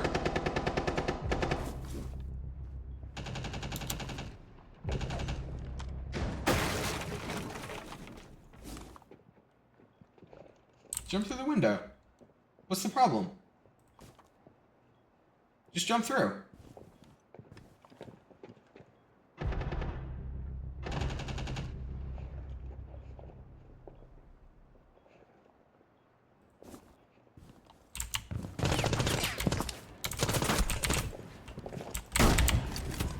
I don't know who you think you are running at me like that. Alright, I just cooked this person. Who is I don't know who this is. Is it this person? This one says Alexa. Dang, what? Who is this person? Is this who I added?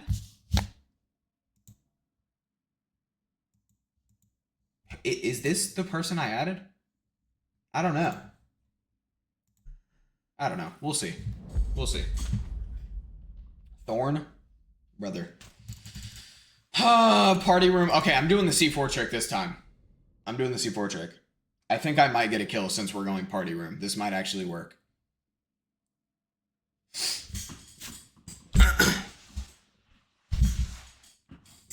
Okay. Who's this?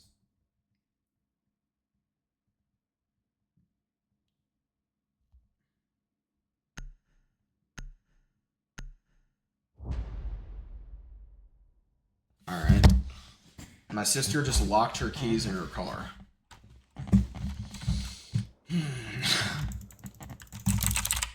I'm doing the C4 trick.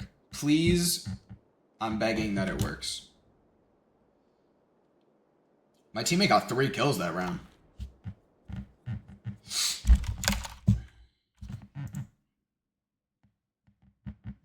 Okay, who is this person? I genuinely... Do I entertain it?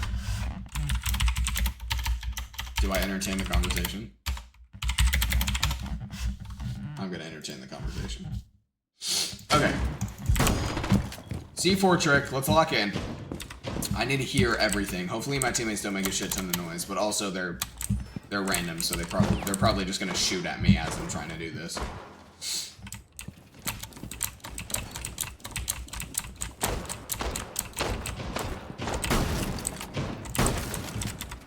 Alright. Please work. Come on.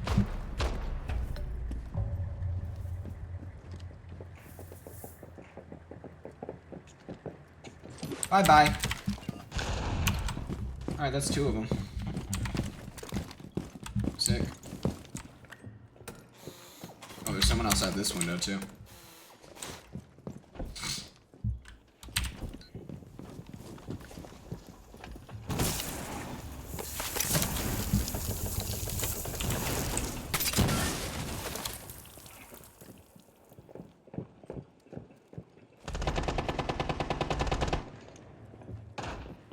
There's someone coming through the door behind me. Or they're trying to, at least. People stop texting me, please.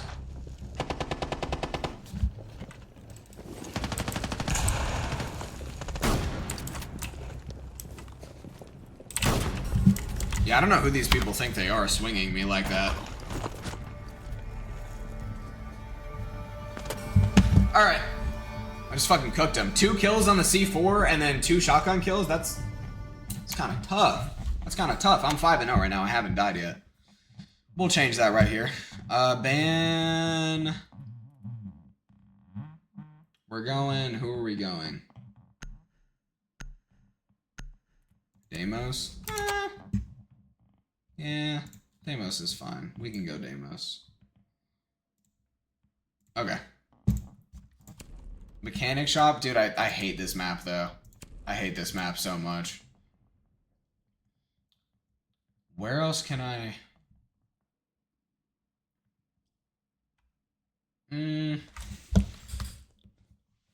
Yeah, I'll go Vigil. I'm just gonna roam upstairs since we're up. Oh, why is it on random?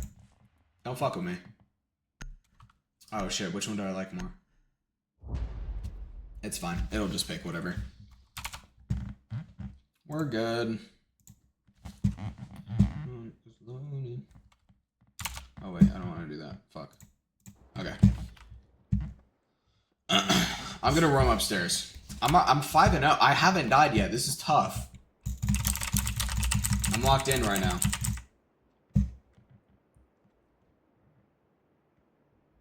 Wait, why did 2 people say add me on Discord?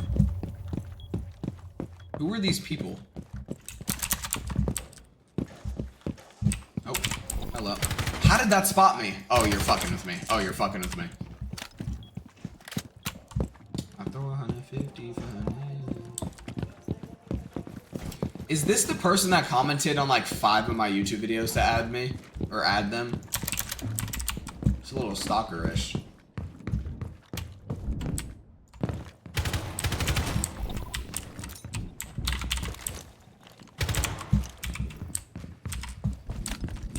Yeah, I don't know if I want to spawn peek again. I think I'm just gonna hang out upstairs and see if anyone pushes me. I can hang out right here. I might get a kill off this, actually. Peek me, please. Gosh, why is there no ACOGs on defense anymore? Oh shit, this might actually work. I hear him over here. The second I looked away, he decided to come out.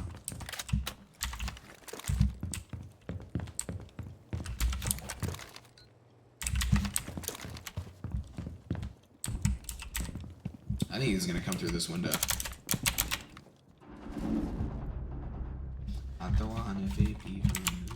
Tachanka just got a kill. Someone hit a cap can. I heard that. Where was that? Oh, hell yeah, Solus. Someone hit a cap can. Where was that cap can? Oh my god, I'm getting just non-stop drone, dude.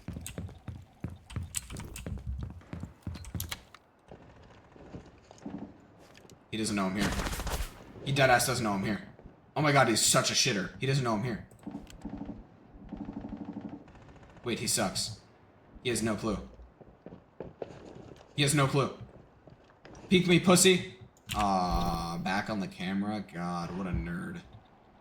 You're that scared of me? Jeez. He doesn't know I'm here, though, still. Yeah, he doesn't know. He's trying to bait me. I'm not gonna peek you, dude. I'm waiting for you, bitch. I ain't no rookie. Oh my god, back on the camera again. How scared of you are me?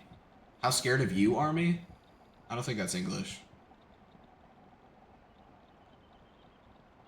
Dude, how much are you gonna drone? Like, dead ass. Okay, he's off of it. He's back on it. This is unbelievable.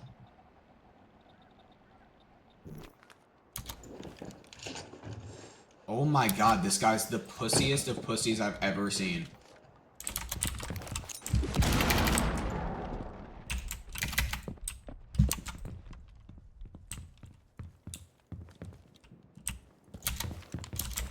I just locked onto my teammate. Dude, if that was an enemy, his head would be off his fucking shoulders.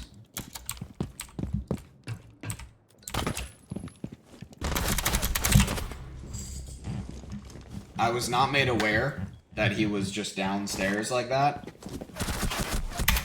Jesus Christ, he's fucking terrible too. Oh my god. Bro.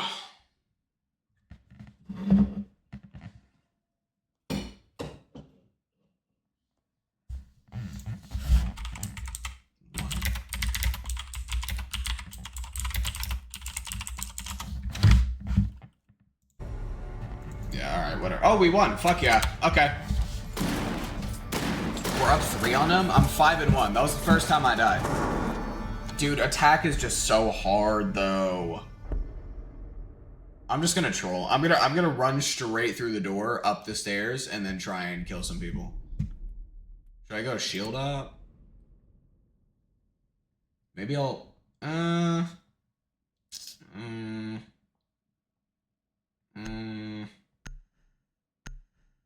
gotta think here. If we're on offense, dude, offense is impossible on Outback.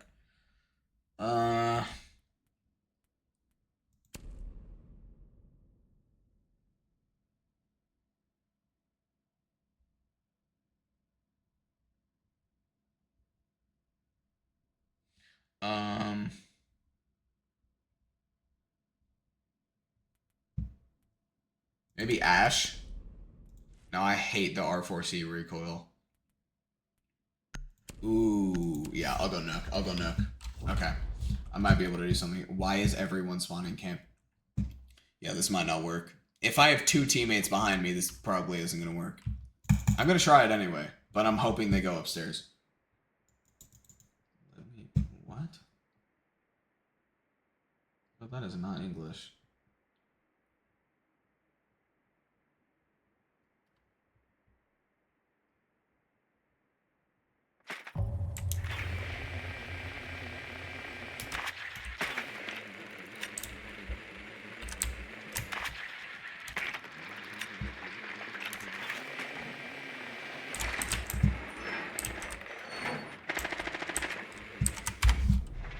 What? Okay, I'll worry about that after. I'll worry about that after. Okay, yeah, I'm literally just gonna sprint up. Okay, I have an idea. I have an idea.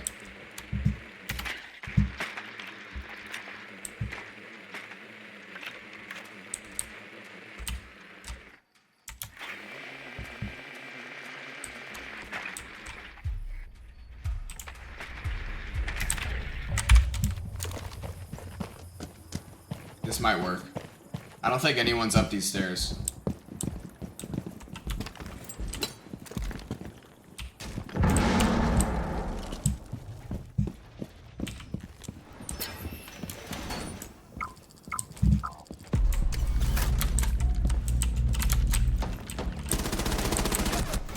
How the fuck are you alive?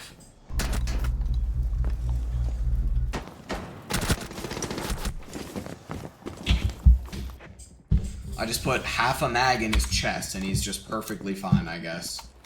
Can we win this round? That'd be awesome if we could.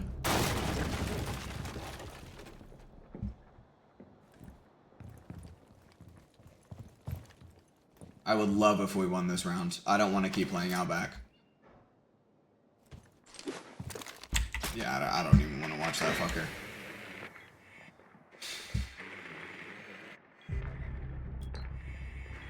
Did he just mark a fucking camera?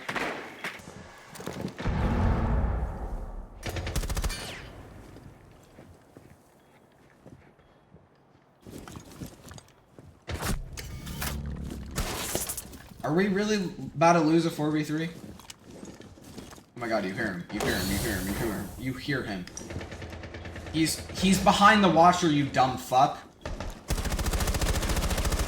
How did he not hear that? Also, how's he not dead?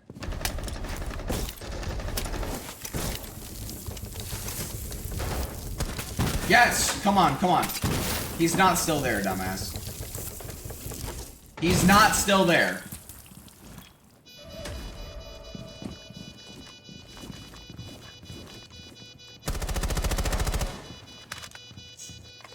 He just...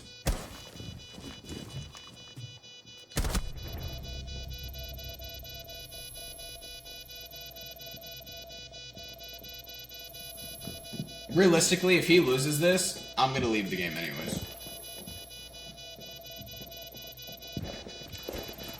Oh, he has a headset. He might not lose this. He's back. Back. Went back. Beautiful. No, no, no, no, no. Why'd you look away? But why? But why? I don't think he got it off, though. I don't think he got it off. I think we're good. Yeah, we're good. Hell yeah! Alright, we're leaving this. Okay. We're gonna switch to the reacts now. Let me figure out what the fuck's going on over here.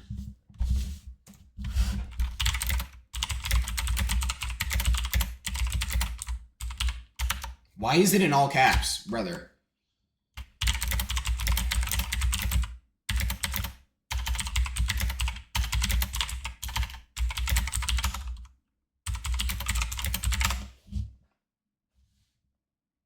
All right, let's move on.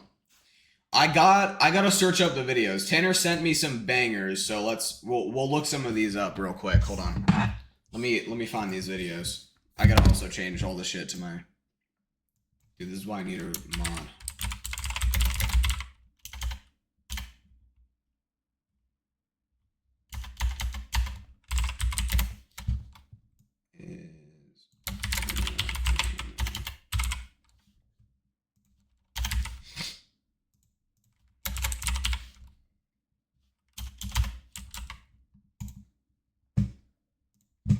All right, hold on. Give me 1 second.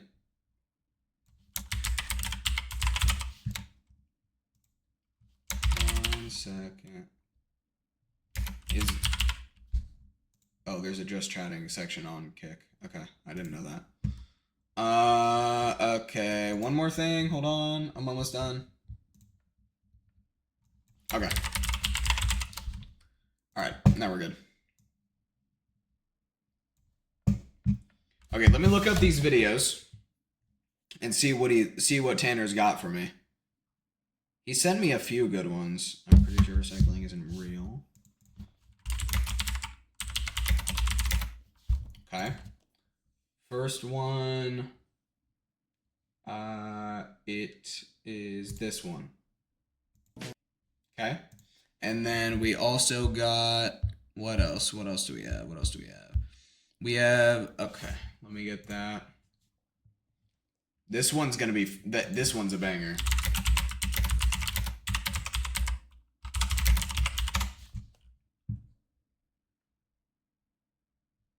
Wait, it's this one. Okay, and then I think we have one more. Yes.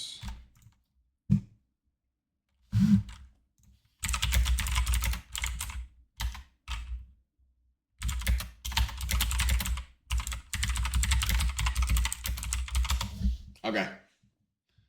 How long is it? 20. Okay, so it's this one. All right, we got all these videos. This is good. This is good. Hopefully we don't have too much of an ad problem. It already looks like we're going to, though. Supposing my farmers can't legally replant their own. Okay, sick. All right, unmute this. Hold on, one more ad. Is that Miss Piggy? I just saw Miss Piggy in an ad. I don't know what it was, though. Okay. Let's lock in.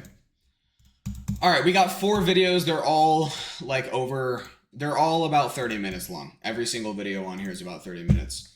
Let's see which ones we got. We have When Cops Arrest Dumb Serial Killers. This one's 27 minutes. This is going to be a banger. I'm pretty sure recycling isn't real. I'm pretty sure I already knew that, but the CIA's most valuable spy and why people think the government killed JFK. We got some banger videos right now. Okay, let's start with the first one. When Cops Arrest Dumb Serial Killers. Lock in. I signed the case about the homicide that happened in Pendleton in 2015. We'd like to talk to you. The money found in your safe, there's money photos from Mike's computer that match the same serial numbers as the money that was found in the safe. So can you tell us a little bit about that weekend? Were you gone when you got home and you found the bodies, or what happened? Now you're gonna have to deal with the consequences. These are moments when killers get caught years later. Like the time his gangster Wait, was that a cop getting questioned? accidentally gave himself away on live TV, confessing to one of the most infamous murders in history. Yep. What? He accidentally said that on live television. Need to come buy my book. Compton's a street legend. Davis admitted to being one of 4 people in the infamous white Cadillac that fateful September night. Hey, Keith, Metro Police. What? He just, what? Hey, Metro Police, come over here, all right? So what they got you for, man? Biggest case in Las Vegas history. But first, let's start with Ross No and Amy fucking Villar, who've way. been living with a terrifying secret that they hoped would Oh, he just edged me? Okay, fine. We want answers. We're not here because we think you did it or you might have did it. We know you did it. Okay, we're just here as a courtesy. On November 2nd, 2015, Dude, imagine a cop says that shit to you. Immediately, I'm like, all right, yeah, no, I'll just give up. Kathy and Michael Scott, along with their mothers Violet Taylor and Barbara Scott, were found dead in their home. All 4 victims were found dead in one of the most gruesome scenes investigators had ever seen. Each victim sustained stab wounds with their throats being sliced. Additionally, one of the victims was shot after they died. Not only that, blood that was discovered on the doors and walls at the scene of the crime indicated that the victims tried to get away to no avail. The quadruple murder went undetected. That is, until Quadruple. Kathy Scott's daughter, Amy Velarde, thought to check on her mother after she noticed that she hadn't been out to walk the dog. According to Amy, she went up to knock on the back door and found it open. And when she went inside, she discovered the brutal scene. 911, what's the location of your emergency? Oh my God, I need somebody out here. What's going on? Oh God. There's 4 people. Okay, so maybe tell them the situation instead of just screaming. In my mama's house, and who are these people that are in the house? It's my mom and my grandma and my granny and my stepdad. On the call, Amy seemed distraught, but upon arrival on the scene, police would find that things weren't quite adding up. Based on the evidence found, Oh, she did it? there was no forced entry, meaning it was likely that the person who committed the crime was let inside the house. Also, the evidence would Rookie move. suggest that the victims knew the killers, but there was no clarity on who the killers could be, so no arrests were made, and for years the killers roamed free. But a Facebook video would surface that paint a sinister picture of the relationship between Amy's husband, Ross Velarde, and her family. Why don't you have Grandma come out here real quick? I don't think your grandma wants to deal with this trash. I'll show you, stop. Yep, here you go. Oh, down. This video, I swear I've seen this house on TikTok before. Wasn't there like a clip of this house with a neighbor running to the house and all like fuming and shit? She was like mad about something and she came to this house. I swear I've seen it on TikTok. alongside circumstantial evidence that Amy and Ross had stolen money from Michael, were among the evidence that make them prime suspects. So the detectives reopened the case 8 years later. So in 2023, police began conducting interviews with Michael and Kathy's neighbors to begin to build a narrative. With the daughter, got angry with her and kept the children from Kathy. So tell us about that. It seemed that they really tried to help Amy a lot. And Mike and Kathy, they really took care of the kids. And it broke Kathy and Mike's heart. She just really missed the kids, and the 2 older ladies that lived there, they were used to the kids coming in and out.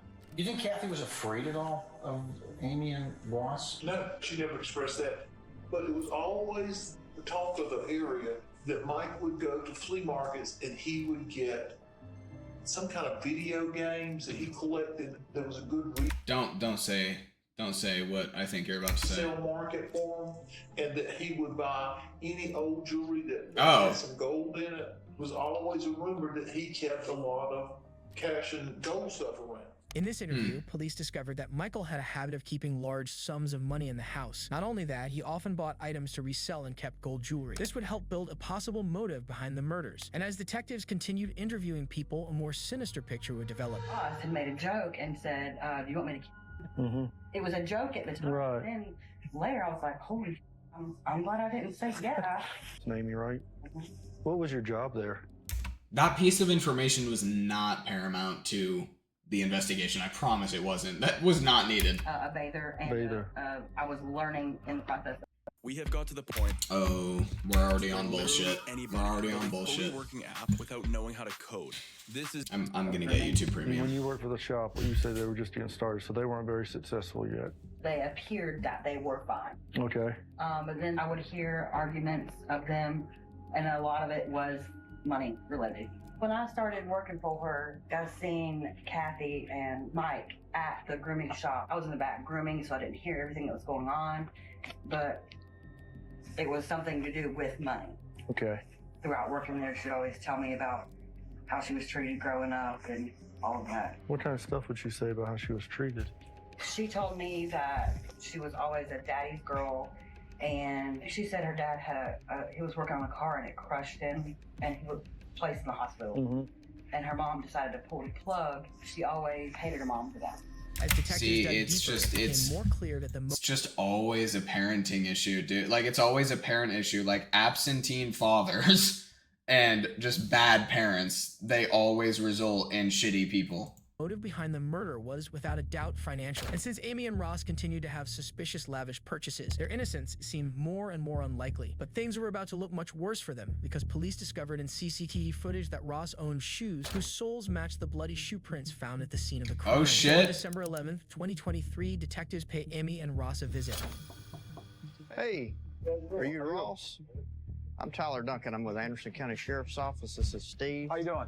How's it going? I got assigned the case about the homicide that happened in Pendleton in 2015. Okay. Is Amy here? She is. So since she's the one that called... Immediately, he looks nervous. Like that little head tilt he's doing, like he feels unnatural in this conversation. I think you were there also. We'd like to talk to you. Can you And he's having trouble with eye contact too. I guess your relationship with Mike and Kathy. I had a good relationship with Kathy. My relationship with That's Mike a lie. was really great, actually. It kind of turned sideways a little bit July 4th.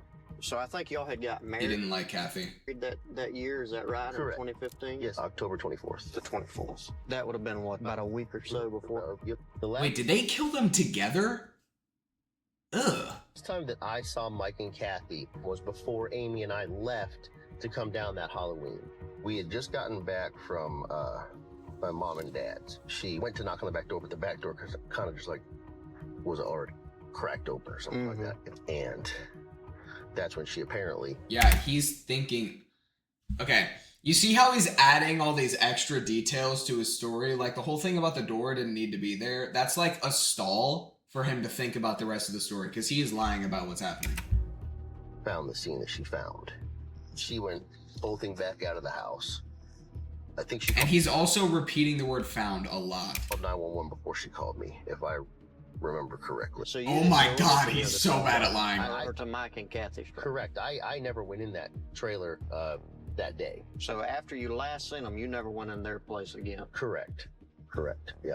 Ross tells the detectives that he wasn't in the house, a lie that the cops immediately catch on to because of the bloody shoe prints found at the crime scene. Investigators are getting closer to the truth, but after speaking with Ross, they decide to interview Amy to hear her side of the story. Your grandmother, and then obviously Mr. Scott and his mom. What do you remember? What can you help us with? Where should we look?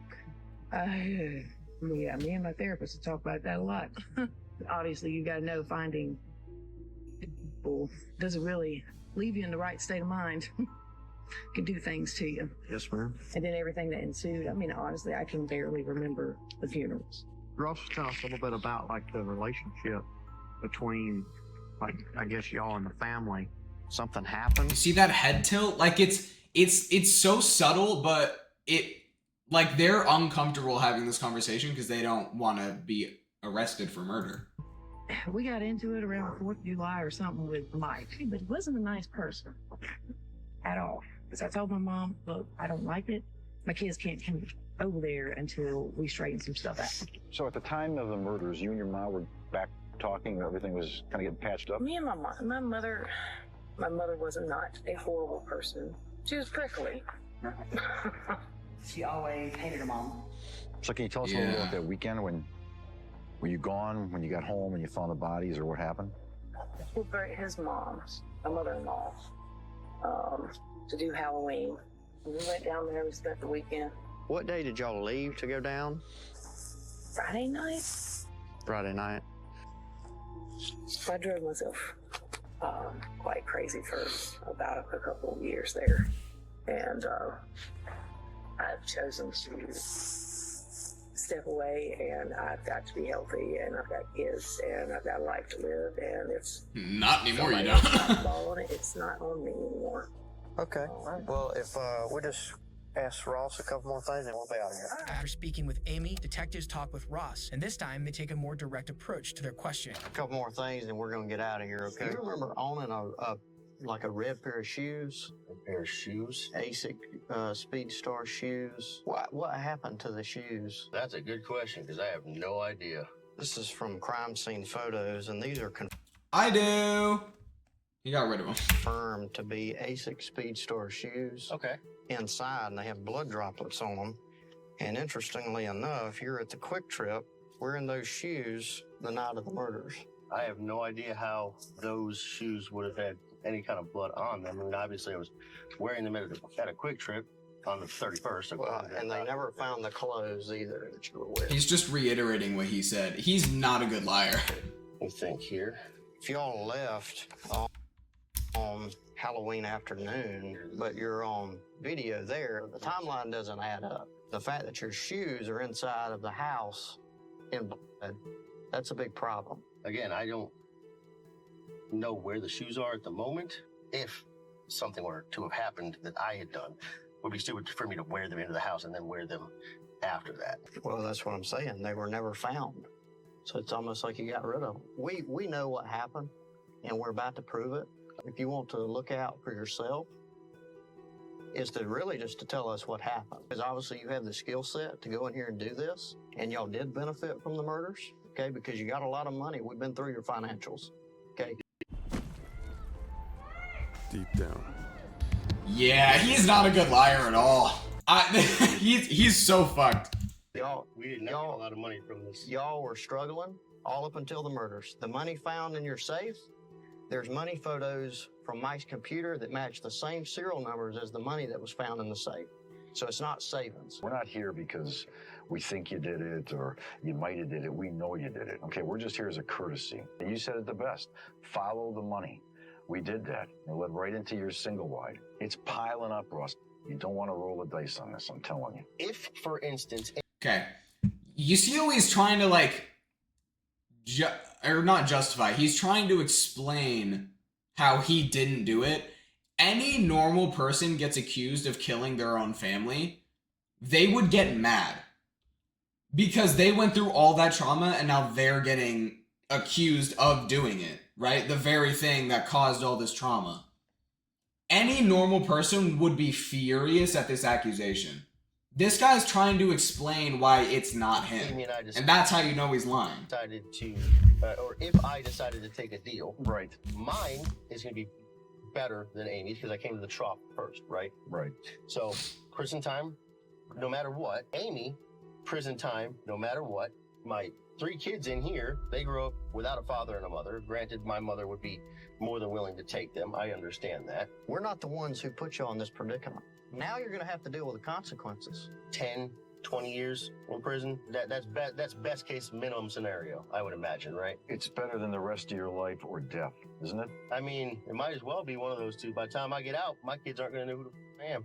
I mean, the other option is I probably need to talk to a lawyer at this juncture here. Amy and Ross Velarde were arrested and charged on 4 counts of murder. They are still awaiting trial. In this case, the suspects weren't caught for several years. But what happens when the victim is someone everyone knows? Yeah, holy shit. Okay, this is the one I want to fucking hear.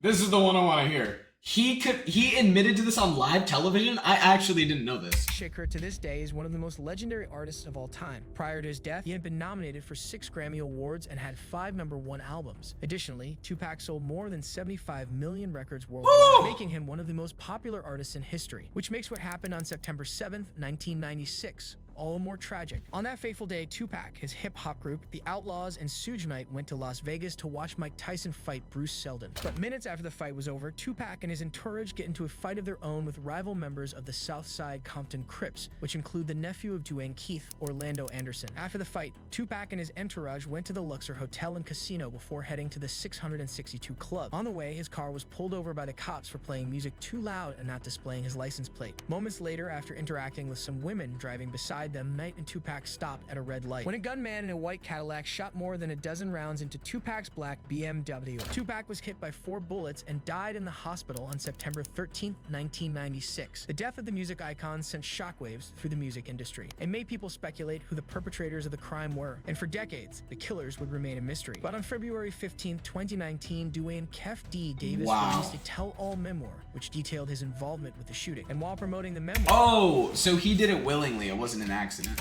He began doing interviews which encouraged investigators to look into reopening the case. In various public forums on YouTube and in an autobiography, Davis described the events that brought down the rap legend. Y'all need to come buy my book, Compton's a Street Legend. It's a good read, man. It's nothing but the truth. Davis admitted to being one of 4 people in the infamous white Cadillac that fateful September night. He says his crew noticed Tupac because the rapper was hanging out of the front passenger side window of a black BMW driven by Suge Knight along Flamingo Road near the Strip. Shit, he had half his body out the window. Yeah.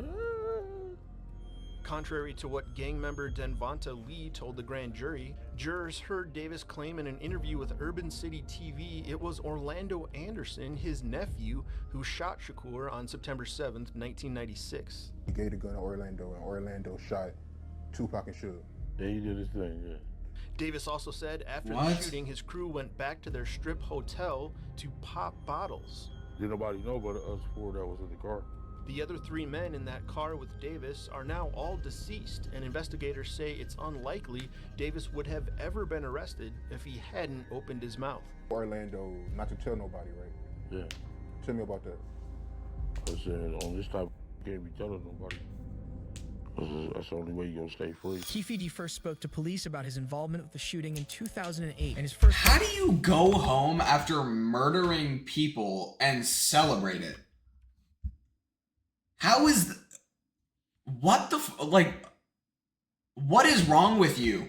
How fucked up do you have to be to murder someone, go home, and then celebrate it with champagne? The comments on the shooting were on a Beat series called Death Row Chronicles. But when his memoir was released, Keefe D provided even more details than he had previously. In it, he spoke about an alleged meeting he had with Diddy, who allegedly put a hit out on Tupac and Sujimay. He described seeing Tupac sticking his head out of the BMW and his crew turning around to pull up next to him. Then detailed the shooting, even saying, "One of my guys from the back seat grabbed the Glock and started busting back." We came up Harlem and shit. They don't want you to know about it. Hey, did you know you might get a big cash payout if you Shut were in the a car fuck accident up. to 1 year ago, even if you weren't driving? Just here he coming at BMW. All the chicks was like, Tupac, and he was like, hey, like a celebrity, like he was in the parade. Yeah, because he is a celebrity. We would have never seen him. I found it busted you. When you pulled up, I was in the front seat. You said the shots came from the back. Big Dre, Orlando. Who shot Tupac? I'm gonna keep it for the code of the streets. It just came from the back seat, bro. Keefe D gave the cops everything they needed, a detailed account of the crime, beat by beat. These comments are what helped lead police to Keefe D's front door. And sure enough, on September 29th, 2023, while on a walk, Davis was approached by the Las Vegas Metro Police Department and arrested. Hey, Keith, Metro Police, come over here. Hey, Metro Police, come over here, all right? Thanks, buddy. Come on over here. I mean, he knew this was gonna happen. Why did he even speak out, though? I mean, obviously, fuck him for killing Tupac, but, like, why? Like, you got away with it for decades, and you just decided, let's spice things up a little bit. Get arrested for murder? Like, why? This just seems, I don't know, this seems so pointless. Yep, we're going to put it down. I know. Put that down for a second, all right? You got nothing on here? Okay.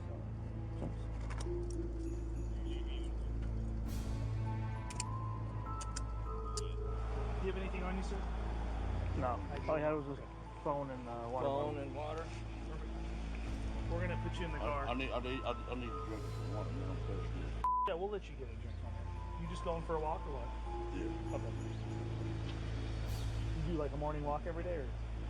Yeah, okay. We'll get you some water, my man. Can you get it now? Yeah, as soon as we get you in the car, we'll get you in the car. All right? Appreciate it, sir. Really? Just walk over here, sir. Okay. Don't worry, your water. After being handcuffed, Davis is put in the squad car. Bodycam footage captures his raw thoughts as he is escorted to the station. Were you all following me last night? Nope. So why y'all didn't bring the media? Why would we bring the media? That's the way y'all do to me. So what they got you for, man? Biggest case in Las Vegas history. Oh, yeah? Like recent? September 7th, 1996. 27 years after Tupac's Holy murder, shit. Davis was arrested and charged with first-degree murder. He pleaded not guilty. In this case, police officers helped solve a 27-year-old cold case. But what happens when the killer and their victims are related? Okay, but, like, did he actually... I guess he didn't say whether or not he killed him or not, but... On September 15, 2023, Essex police forced their way into the home of John McCullough and Lois McCullough after their general practitioner raised concerns with police when they didn't show up to several medical... Okay, like, why even kill people that old? They got like 5 years left, gang. You're just getting a murder charge for no reason. Just be patient. They don't have much left. What is the point? Their daughter, 36-year-old Virginia McCullough, was able to make excuses for their absence, and with the help of the lockdowns of COVID, was able to keep a sinister secret for 4 years. But when officers so this one's a little bit smarter. Spoke to Virginia and the people who came in contact with her, it would become apparent that something was off, which sent the Essex police right to Virginia's front door. Stay where you are. Stay where you are. Stay where you are. Show your hands. Yeah. Jenny? Yep. Jenny? Yeah. Cool. The time is 12:12. You're under arrest on suspicion of murder against Jonathan McCullough and Lois McCullough. Yeah, Okay? okay. You don't have to say anything, but it may harm defence. You do Can not I just mention take my cup when out? questioned. She's trying too hard to act calm. Like, it's already so obvious she did it. So much like want anything to do so have the evidence. Okay? Alright, your arrest is necessary for a prompt and effective. Is there anything in the pocket we should know about? Yes, there is. Can I take you to it? No, you can tell me. Only mere moments after being handcuffed, Virginia informs the officers that there is something important she needs to tell them. And what she soon reveals would give a detailed account of what happened and the whereabouts of both John and Lois McCullough. I hid them here. Just so I can tell you something about what's in there. Yeah. Yeah, I want to tell us the only something reason about I what's in said I need to tell you something about what's upstairs on the top floor as well. It's fine. Yeah, okay. My dad's body's there. What the Okay.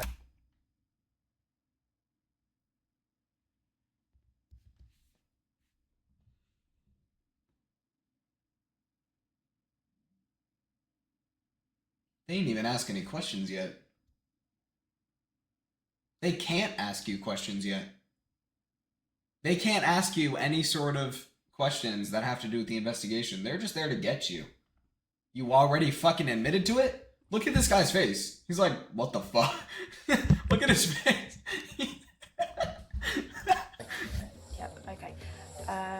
Obviously I'll What about say, your a little bit more complicated. Okay. That's why I said, can I go upstairs and show Right, you? can you If explain wanna it to bring us, please? officers, Because we're trying to preserve. It's now going to be seen, so we need to preserve this the best we can. So I don't want you to have you walking up there, all right? Because that's for your well-being as well as ours. Oh, no, up. Okay. So what? Thank you. Where will we find your mum? Where will we find your mum? This May. Why is she so calm about this? Save up to Why is she so $200 on calm? select sets of 4 tops. This is actually kind of crazy. Oh, This two? is your Really? On normal music. Jumping between tasks, losing momentum, and... Okay, so upstairs there are about 5 wardrobes. Yep. It's behind the bed, but back next to the sink. That's the second one. Virginia informs the cops that her parents' bodies are in the house. John McCullough's body was found in his room in a makeshift tomb. Dude, they're so old. Like, genuinely, what is the point? They don't have much left. Just be patient if you want them dead that bad. While Lois McCullough's body was found in another bedroom, wrapped in a sleeping bag in a wardrobe. After telling the officers the location of her parents' bodies, she gives a detailed account of how she murdered them. I slipped Spilofos into his drink. There were about 2 or 3 drinks that I brought downstairs.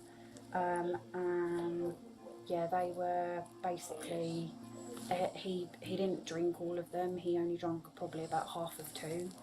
But yeah, when I went in the morning, this was before my mother, when I went in the morning, early hours, I got up about half an hour early, about 6 o'clock in the morning, came in and he was gone. He was gone. Okay. It's, I did know that this would kind of come eventually. It's proper that I serve my punishment, so... Gang, why did you do it in the first place?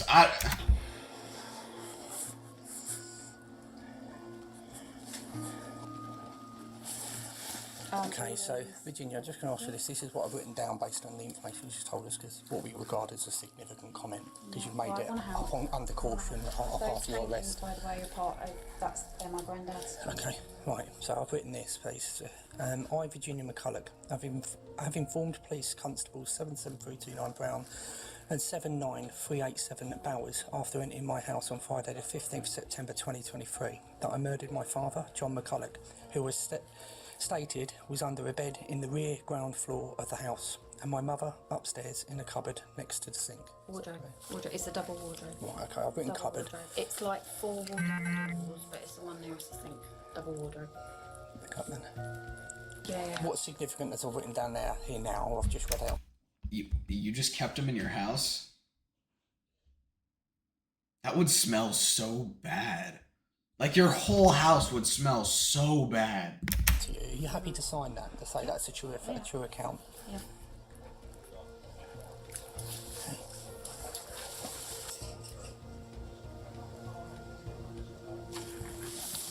Cheer off, at least you caught the bad guy. I've just woken up today and done my job. No.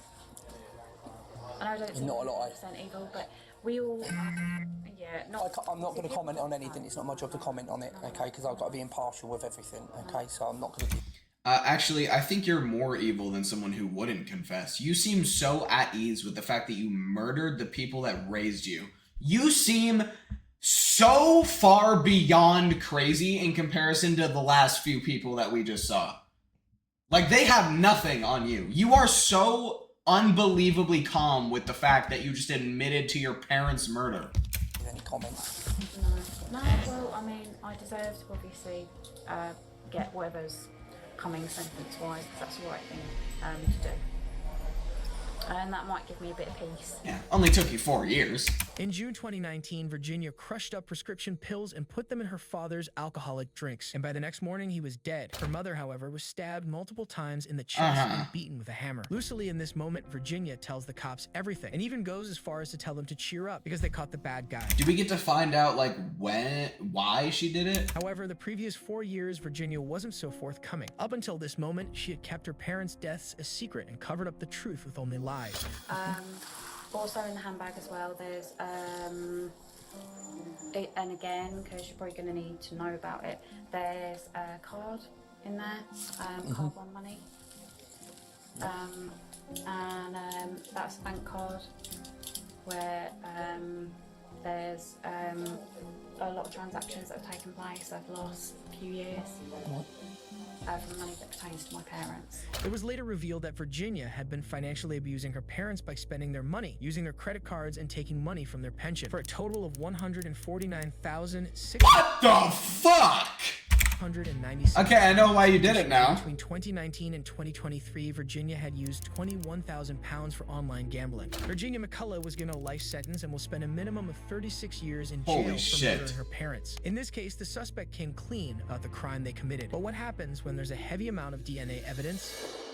On November 13th, 2022, at 11:58 a.m., 911 received a call from an Idaho College student from an off-campus residence. The student called and said that they needed assistance after they found their roommate unresponsive. When Moscow police arrived at the scene, they found the bodies of Madison Mogan, Kaylee Goncalves, Jana Kernodle, and Ethan Chapin.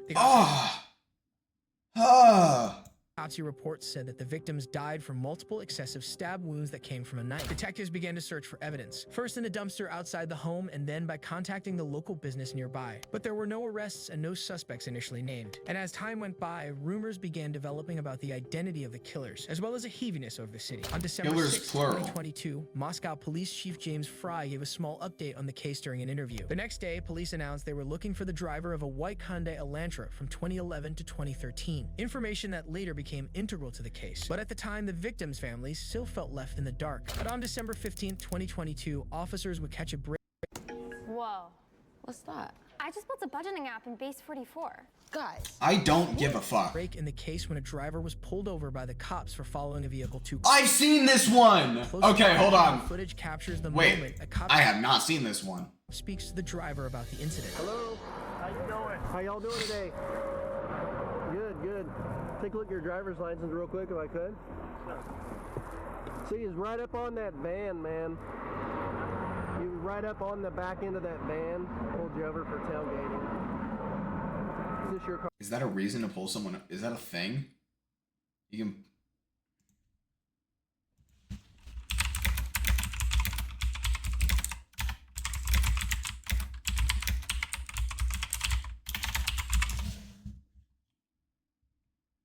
That's the dumbest thing I've ever fucking heard.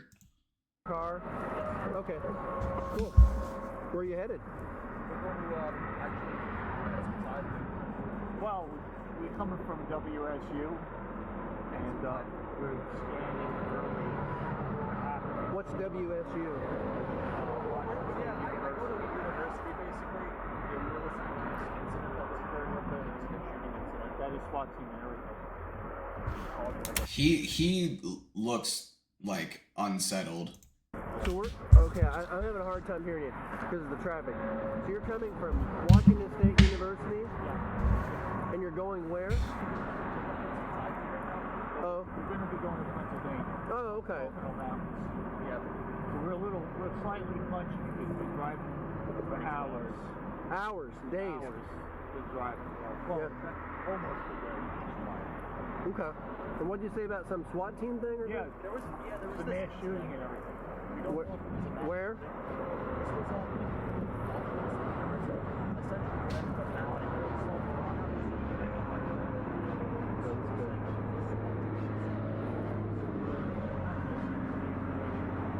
Interesting. What is going on right now?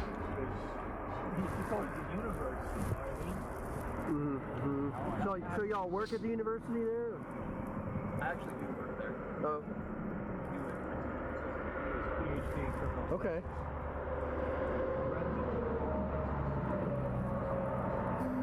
Okay. Yeah, I hadn't heard about that incident. Just yesterday, or? This happened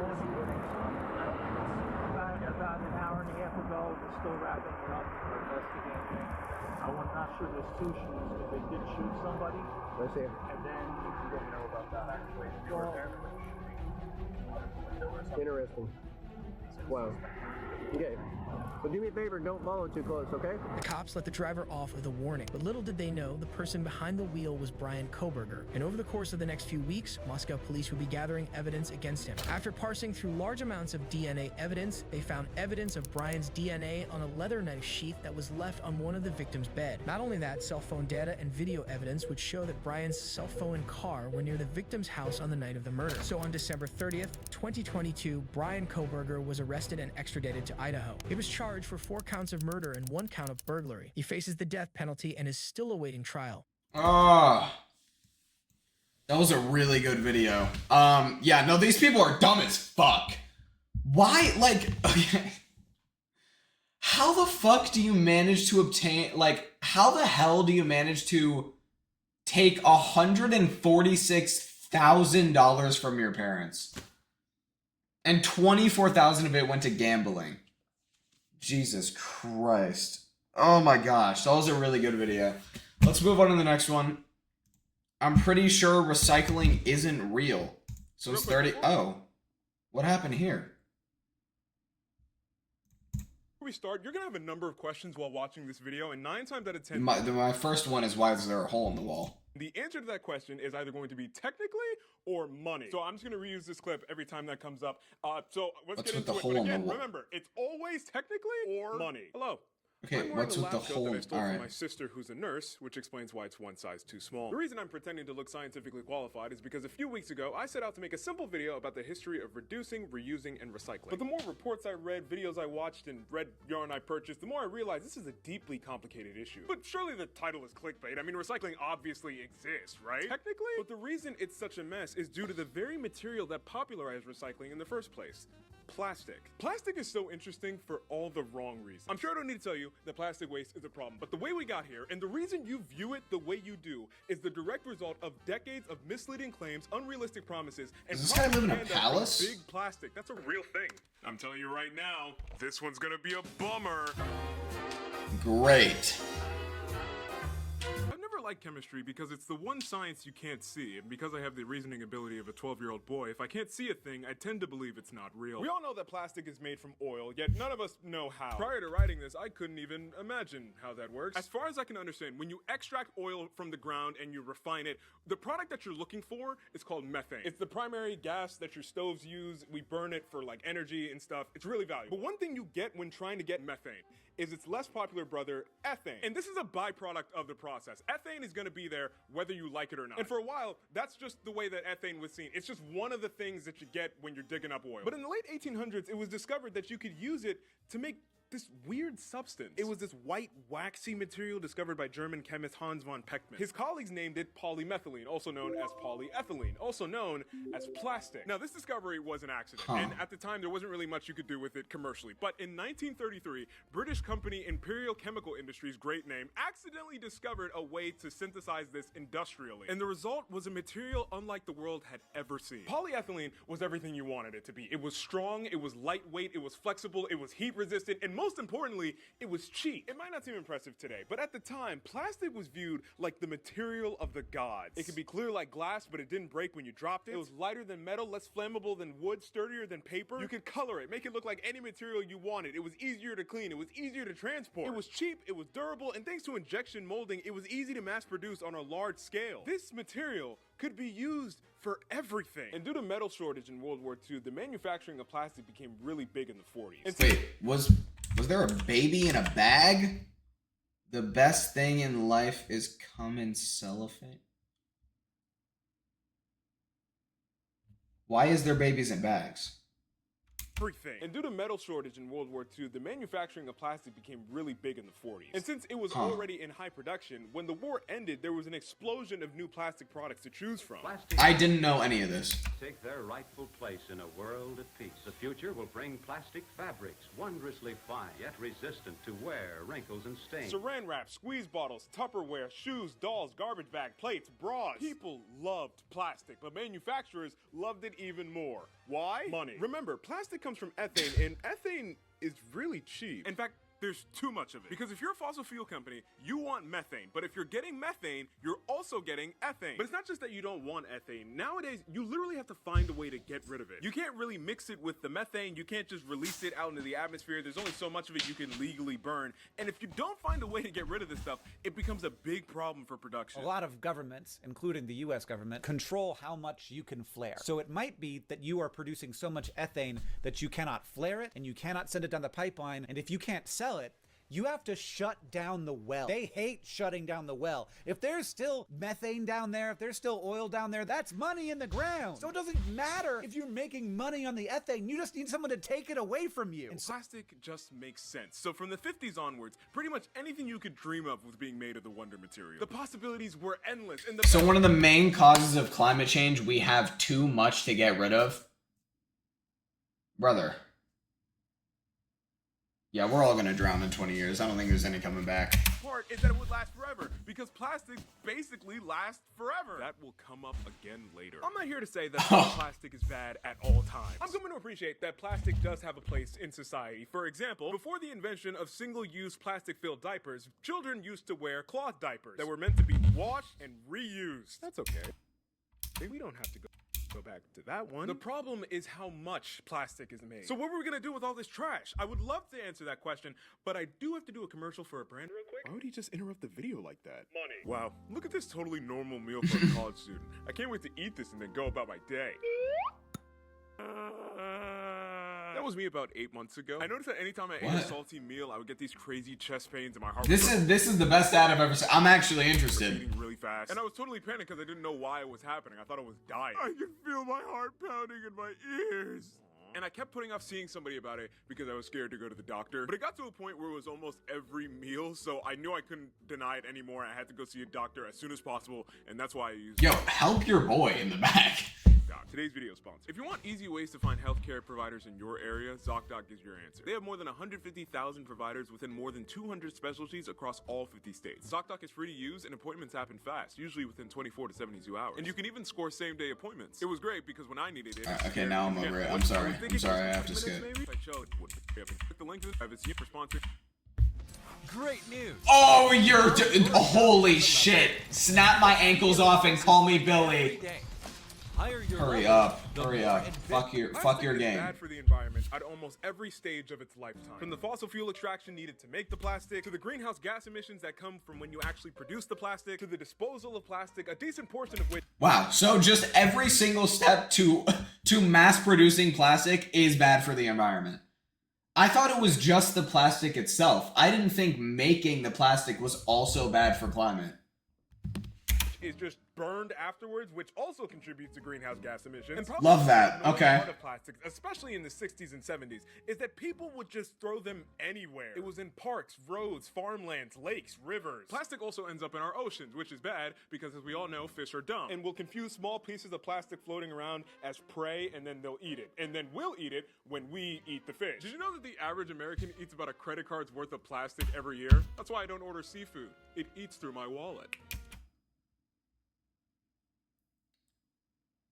I forgot what I was gonna say. He distracted me with that awful joke. Oh, I learned that a woman has enough microplastics in her body that even if she stopped consuming microplastics right now, which is basically impossible because of how prominent plastic is in America, because of how many microplastics are in a woman's body, 3 generations from now will still have those microplastics. Even if she stopped consuming microplastics completely, she already has enough to the point where 3 generations from now are also going to have those microplastics. I'm doing great today. But the planet is a big place. I don't get why we can't just find somewhere to put it. We have this one planet. We only have so many places that we could put our waste. I can think of 3 different places we can put our trash right now. You can't put it in the ocean. Look what happened. Sure, obviously. You can't put it on top of a mountain. We can't? They've even tried to put it into a volcano.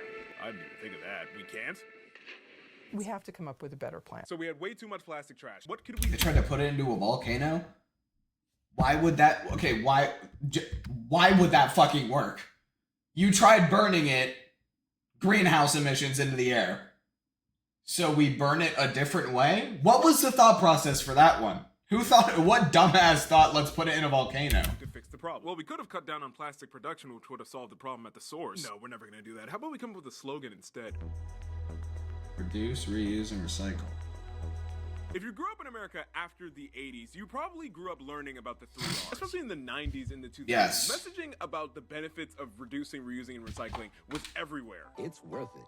It is worth it. It was on posters, commercials, children's television. They made jingles about it. They talked about it in science class. Did you know that Schoolhouse Rock forced Mitchell Musso to make a De La Soul parody song about it? Obviously, I can't play the whole thing here because Disney will have my head on a pike, but I will play a snippet shortly. However, before I do, I would like to read the lyrics to the first verse because it's written like a conspiracy theorist that's trying to make a connection that simply isn't there. 3. It's a magic number. Yes, it is. It's the magic number. Because 2 times 3 is 6, and 3 times 6 is 18. And the 18th letter in the alphabet is R. We got 3 R's we're gonna talk about today. Go listen to this song. Is that really what they say? Should we listen to the song? Immediately after this video, I assure you, it sounds worse when you sing it.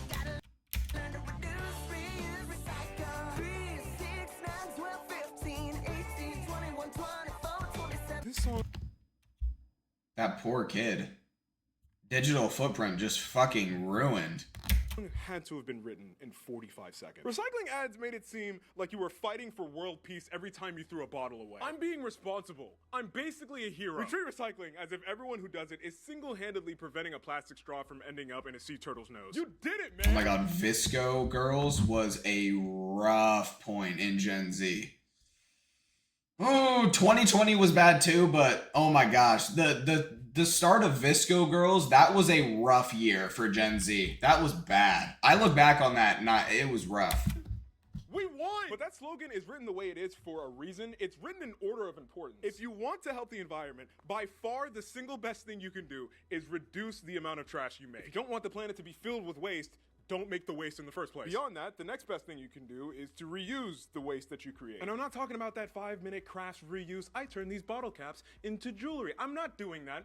I'm a grown man. I don't just own a glue gun. It's kind of crazy how underrated reusing things is. We'll talk about this more later, but Americans have been taught to believe that reusing things is for poor people. Historically, though, every culture and every people... That is Actually, I've never thought of that, but that is so insanely true. People have always reused everything they can. So, in thinking about ancient Greek sculptors, their favorite material to use was bronze. And the reason that we only have a few of these left, they got melted down to make implements of war. Egyptian kings would wait for previous monuments to maybe fall into a little bit of disrepair, and they would knock them down, and they would use those pieces to build their own monuments. Sometimes the Romans would take their sculptures, and they would recarve them into the sculptures of later emperors. If you grew up in a melanated household, then you know that just because a container that used to hold food is now empty, it does not mean its life is over. I'll be the first to admit this. I used to be embarrassed when we'd have people over and I'd have to explain to them that we used the empty Greek yogurt containers from Costco as cups. Well, I wasn't embarrassed at first. It wasn't until somebody who wasn't in my family came to That's actually kind of tough.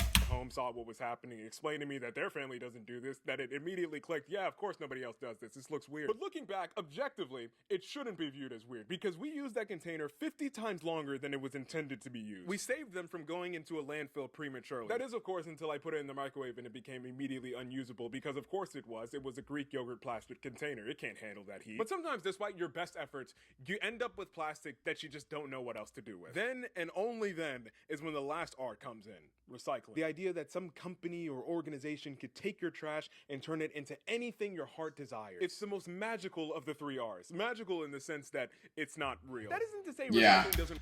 Okay, I never thought recycling was real to begin with. Like, I knew they were just getting rid of the plastic and not in the way you're supposed to. Work for anything. There are actually a number of materials that recycle rather well. Aluminum, for example, is considered infinitely recyclable, meaning you can recycle it over and over and over again and it won't break down in quality. In fact, of all aluminum that has ever been produced, 75% of it is still in circulation today. Now, you compare that to plastic that actually breaks down every time you recycle it. And yeah, because didn't, like, everything used to be with aluminum? Like, all the food cans and stuff? Dude, everything was canned. It, like... sometime back, I don't know when, but like everything used to be canned before plastic was a thing. The plastic that's ever been produced, 70% of it has been discarded. In fact, generous estimates say that only 10% of all plastic has ever been recycled once, and only 1% ever gets recycled twice. I think the main thing that makes recycling super difficult is that it doesn't arrive at the facility in perfect condition, organized by color and material. It comes in one gray blob, and there is almost surely animal and or human feces in the mix. And even for sure. Matter, a good portion of those materials shouldn't be in that pile. Recycling rules get so confusing because, first of all, you need to know what type of plastic it is because not all plastics can even be recycled. Second, did you know you have to clean the plastic before you put it in the bin? Some packaging materials, even if... Gang.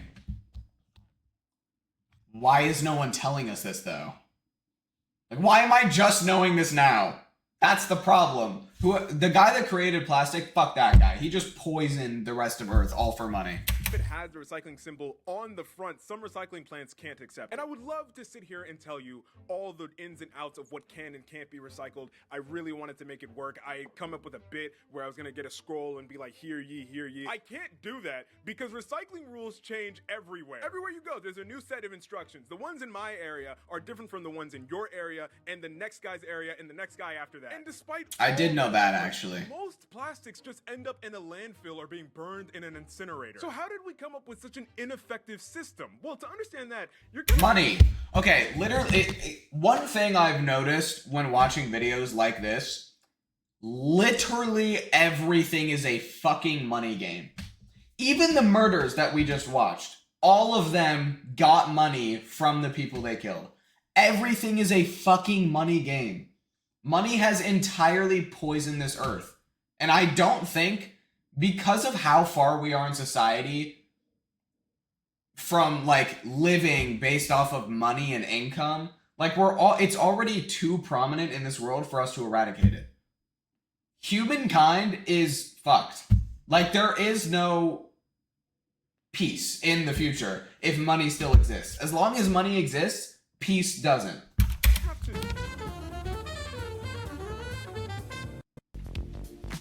Okay, why is there porn on my YouTube ads? What's this about? I'm not fucking with this, YouTube. Figure your shit out. You're pissing me off. So you're pretending you're this businessman from the 50s and you work in the plastic industry and your entire job is just to make money. You know, one of the reasons life sucks now is because you can't own anything anymore because everything is a subscription. Sure, I could make some money selling you something once, but I could make more money if I sold it to you once a month for the rest of your life. But how am I gonna get you to buy more plastic? I just spent all this money advertising how durable it is and how it basically lasts forever. People know you don't need any more plastic. What am I supposed to... What if I just told you the opposite? Imagine you're in a room with the most boring old white men that you can think of, and then the main old white guy is in the center, and he's like, okay guys, if we want to make money, we have to convince the public to throw away the plastic. And everybody was like, what's this guy talking about? And the main guy is still up front. He's all like, you guys, listen. Glass and metal are expensive and heavy and breakable, but plastic is made of oil, so obviously it costs basically nothing. And then one guy raises his hand, and he's like, wait, I thought oil was basically like black gold, and every country on earth is fighting for it literally all the time. And the main guy's like, shut up, it's not important. Nobody knows how both those things are true. This is just the way the world works. It's light, it's cheap, and we have more than enough to sell. If we can just convince them to throw away the plastic stuff they already have, I promise you we will all make so much money. And remember, that's your job. That scenario wasn't really an exaggeration. At a 1956 annual conference for the plastics industry, Lloyd Stouffer, an editor of a trade magazine, literally told plastic executives their future is in the trash can. But there was a problem. This was the 50s. These people lived through the Great Depression, where they used dresser drawers as baby cribs, and they made the most insane recipes with any food they could find. You know that one guy on TikTok from 3 years ago who used to make all those Oh my god, that's ball knowledge. Low-key, I made a few of the stuff that he did. I definitely made a few of these recipes. This is ball knowledge. Recipes from the 30s. That was depression food, not the feeling, the time period. Although you may confuse it to be the same thing because they couldn't afford fruit, so when they made apple pies, it wasn't with apples, it was with crackers and water. This era of Americans was not used to the idea that you buy something, use it one time, and immediately get another one. That would be like if I invited you over for dinner and we were eating off glass plates, and at the end of the night you asked me if I want you to put your plate in the sink, and I just told you, nah, just throw it away. What are you talking about? And again, you were just telling the public how plastic is basically indestructible. So why would they just want to get rid of it? So the plastic industry had to make new ads that were basically like, okay, forget everything we just said about plastic, okay? It's not that great. It's cheap, and we have an endless supply of it. So after you use it, just throw it out, okay? If you eat off of it, if you drink out of it, if you look at it too hard, just throw it out. It's fine. but isn't that kind of wasteful? Come on, man. All the cool kids are doing it. For decades, Americans had a make it do or do without mentality. Our new throwaway culture fell in love with single-use plastics and didn't worry about the consequences. Being disposable, there are no empties to collect. Vinyl and asbestos on the floor. In fresh sun, sea, and sky colors. So people started throwing stuff away. Everywhere. It was too much stuff. Littering was now becoming a bigger problem following the rise of single-use plastics, which combined with other environmental concerns led to one of the biggest environmental movements in modern history. This is a CBS News special. Earth Day. A day set aside for a nationwide outpouring of mankind seeking its own survival. April 22nd, 1970 was the world's Yeah, the fact that we literally had to make a day to keep our world not on fire. Like, that's fucking insane. You know, humans are the end of the world. Earth Day. A time for people in some of the most confusing pieces of attire and hairstyles that the human race had ever seen up to that point in their history gathered together to discuss issues hurting the environment. And of the many issues, one of the issues on the docket was plastic waste. In fact, you start to— Wasn't hairspray also one of them? Because there was like a multiple year trend of women just spraying their hair with mountains of hairspray, and it became like a large percentage of pollution. Talk that maybe plastic should be banned altogether. But again, you're a businessman in the plastics industry. If your product gets banned, you can't make any more money. That's your one job. You're blowing this. But you, as a businessman, maybe you take a second to realize maybe enough's enough. Your decisions have negatively impacted the planet. You've made more money than you could ever hope to spend in your lifetime. Maybe it's time that the plastics industry goes to rest. You retire. Maybe spend more time with your wife and the kids. Maybe this is a good thing after all. Maybe it's time— Yeah, you're fucking hilarious. Time to call it quits and let the packaging industry go back to its more sustainable practices. I'm kidding. It's time to plot. And what do we do every time we need the public to change their opinion immediately for our own benefit? Advertising. Oh, did he have to turn the sound for this one off? Is this racist? It's racist. Okay.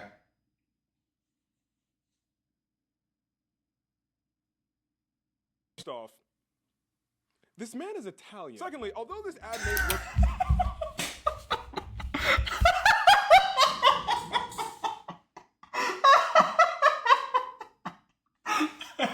like it was paid for by some Oh my God. activist group, it was actually actually produced. Some of the ads at this time were fucking insane. Dude, the KFC ads, oh my god, they were so blatantly racist in those ads. Keep America Beautiful, an organization started by the packaging industry like Coca-Cola and Dixie Cups. You know, the people who made the trash. The point of this ad wasn't to stop litter. It was to make it abundantly clear that this littering thing, that's your fault. But aren't you guys the ones that got an entire generation of Americans to start acting like this in the first place? Don't change the subject. You made that Italian man an almost surely offensive garb cry. Look at what you did. That's a great first step. But if you really want the people to get off your back about a problem, you have to promise them a solution. Give them something to believe in. And so essentially what happened was the equivalent of, I'm sorry guys, this is getting out of hand. The city's gonna have to ban the plastic. No, wait. Okay, we'll fix it. Jeez! A growing backlash was threatening the future of plastic. So it was up to us in the plastics industry to solve this problem so that they could continue to package their products in plastic. To appease government officials, the industry funded a local recycling pilot project. The industry attitude was, we'll set this up and get it going, but if the public wants it, they are going to have to pay for it. So they invested millions into bringing recycling into the mainstream. But could that even work? I'm sorry, was the millions of dollars you made off of poisoning the earth not enough to cover the price? You need our money? The process of turning used plastic into new plastic is physically possible. The issue is when you have to do it with millions of pounds of plastic. Could this system work at scale? Technically, no, the answer to that one's just no. According to NPR and a paper from the Center for Climate Integrity, internal plastic industry documents from the late 60s and early 70s gave a sterling recommendation of the recycling process. Using face-strengthening words such as costly, we have serious doubt that it can ever be made viable on an economic basis, Jesus. and virtually hopeless. The plastics industry knew from the very beginning this was never gonna work, and they did it anyway. Why? Money. Here's the thing. It doesn't actually need to work. It just needs to look like it works. If it'll get the hippies to shut up, sure, we can paint some trash cans blue and put some arrows on it and maybe blow a few mill, building some recycling centers, and we'll run a few ads about it. Is it gonna cost us? Yeah, but it's a lot cheaper than having our entire industry banned or coming up with a solution that would actually work. If someone can prove me wrong, I would welcome you to do so in the comment section. But as far as I can tell, the entire idea of recycling is basically just theater, and you can see it everywhere. For example, a lot of people think that all plastics are recyclable, but they're not. Some types of plastics, no matter what you do, can never be recycled, but you wouldn't know just by looking at it. That wasn't until out of the kindness of their hearts, a lobbying and trade group known as the Society of the Plastics Industry, a loving organization with a not at all nefarious sounding name, proposed a solution to identify which plastics can and can't be recycled. Okay, we've heard there's been a little bit of confusion as to what you can put in the bin, so today we're proposing a new symbol that we're gonna put on all the plastic products so everybody knows exactly what can and can't be recycled. Okay, that actually sounds pretty good. No, that's not cool. No! Is there a problem, sir? That looks exactly like the recycling symbol. How dare you? My work is completely original. It's in a triangle shape. I didn't know anybody could own a shape. It has the chasing arrows. My arrows are slimmer. Yeah, but if you squint and look at them both, they pretty much look exactly the same. Yeah, but mine has numbers in it. You notice that, Einstein? You're so good at pointing things out. You notice that? You know they look the same. Why would you make them look exactly the same? Money. This is the resin identification code. It was invented by Society of the Plastics Industry in 1988. On paper, its purpose is to identify what kind of plastic a thing We're supposed to memorize that? I learned about the 3 R's. This was not in the rulebook. Made out of. Each type getting a different number. As far as I know, there are 7 RIC numbers, and pretty much only 1 and 2 are widely considered recyclable. But Are we fucking dead? So there is no fix to this. So we're just gonna drown in 20 years? That's alright.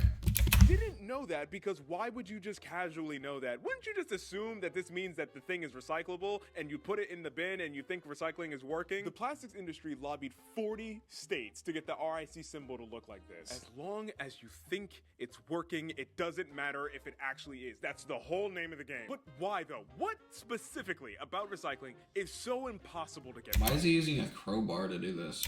Fun fact, when you look up Society of the Plastics Industry on YouTube, one of the first search results is a promo they just released called Recycling is Real. Is it though? Hello. Yeah, Helen Keller's not real. I was, initially, I was like, what the fuck are you guys saying? Helen Keller is real? No, the fuck she's not. I refuse to believe. She's not a real person. Flew a plane. Do you see my point? Like, you hear what I'm saying? Helen can't do either, and you mean to tell me she was navigating the skies? Random question. Would you say you have... Yeah. Helen Keller wasn't real. The stories are too fucking bullshit. She did not fly a fucking plane. That is liberal propaganda.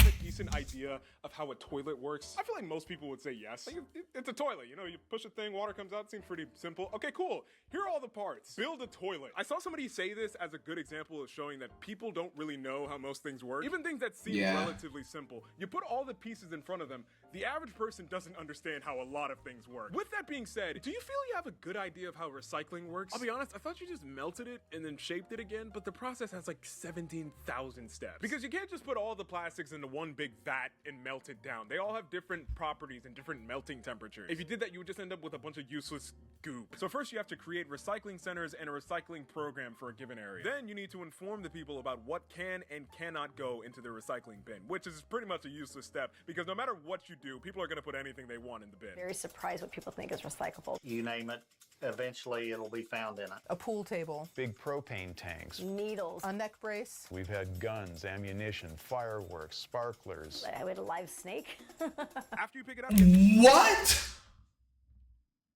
Do your best to separate the non-recyclables from the rest of the mix, and you have to clean them and treat them and process them. All of that just to get recycled plastic, a material that is less durable and more expensive than virgin plastic. From an economic and practical standpoint, this process makes almost no sense. You can sit there and say, it shouldn't matter, we should do this for the good of the planet. Unless you're gonna do it, or you're gonna fork up the cash to get somebody else to, it's not getting done. As Vidyamani said when speaking about just the separation process, unless someone's paying for it, the plastic's going to the landfill. So you may be wondering, surely there was a point in time when recycling kind of worked at least a little bit? Technically, yes. Seeing the monstrous problem before them, the best and brightest American minds of that generation came up with a solution that, at least from an economic standpoint, was viable. Describing it with the gravitas it deserves, it was the equivalent of...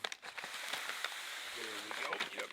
Right. It's okay, you're okay, it's okay. We just gave all our trash to China. I'm sorry, how does this work? It's simple. We'll pick up Did the we recyclables, really? put them on trucks, bring them to recycling centers, they'll organize them, crush them, turn them into bricks. We'll put those bricks onto different trucks, drive them to the coast, sell them to the Chinese, and then load them onto cargo ships. And once the ships reach China, they'll take the bricks, give them to low-wage workers to organize them and turn them into new stuff. And when it's all said and done, for every dollar we spend on this process, we will earn $1.01, which is more money than when we started. Okay. And that's how recycling worked in America for over 25 years. But it wasn't Jesus fucking Christ. So we were just putting it somewhere else. According to NPR, 70% of the world's plastic waste was being sent to China. And China was getting a slight profit out of this, but that profit was being outweighed by all the other indirect costs that came with this recycling program. Because we never actually solved the problem of littering and handling the trash properly. We just gave the problem to a different country. These sorting facilities in China would often illegally dump the portion of the plastics that even they couldn't profitably recover, creating an environmental problem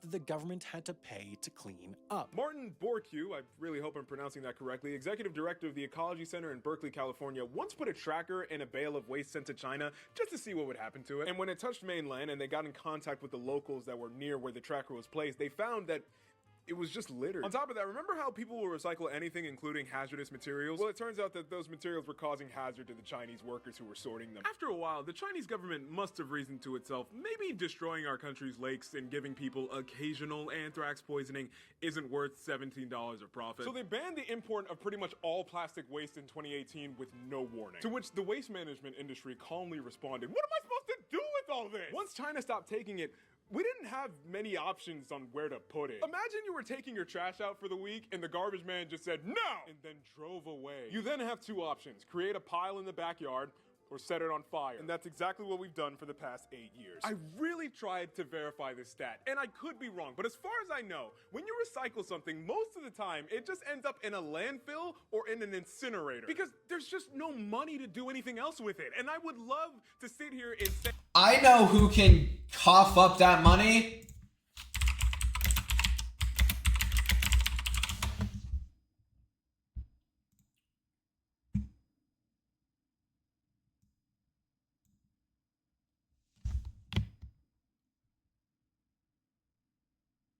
What the fuck is he saving up for? What are you saving up for? The world? Oh, that is actually what it is. Oh. I've been asking that question for him. He's saving up for the world. Everyone keeps asking that question, what he's saving up for. It's you. You're what he's saving up for. He could easily fund all of this. He could fund this whole project, but he just doesn't want to. Oh my god, I hate rich people. I hate them.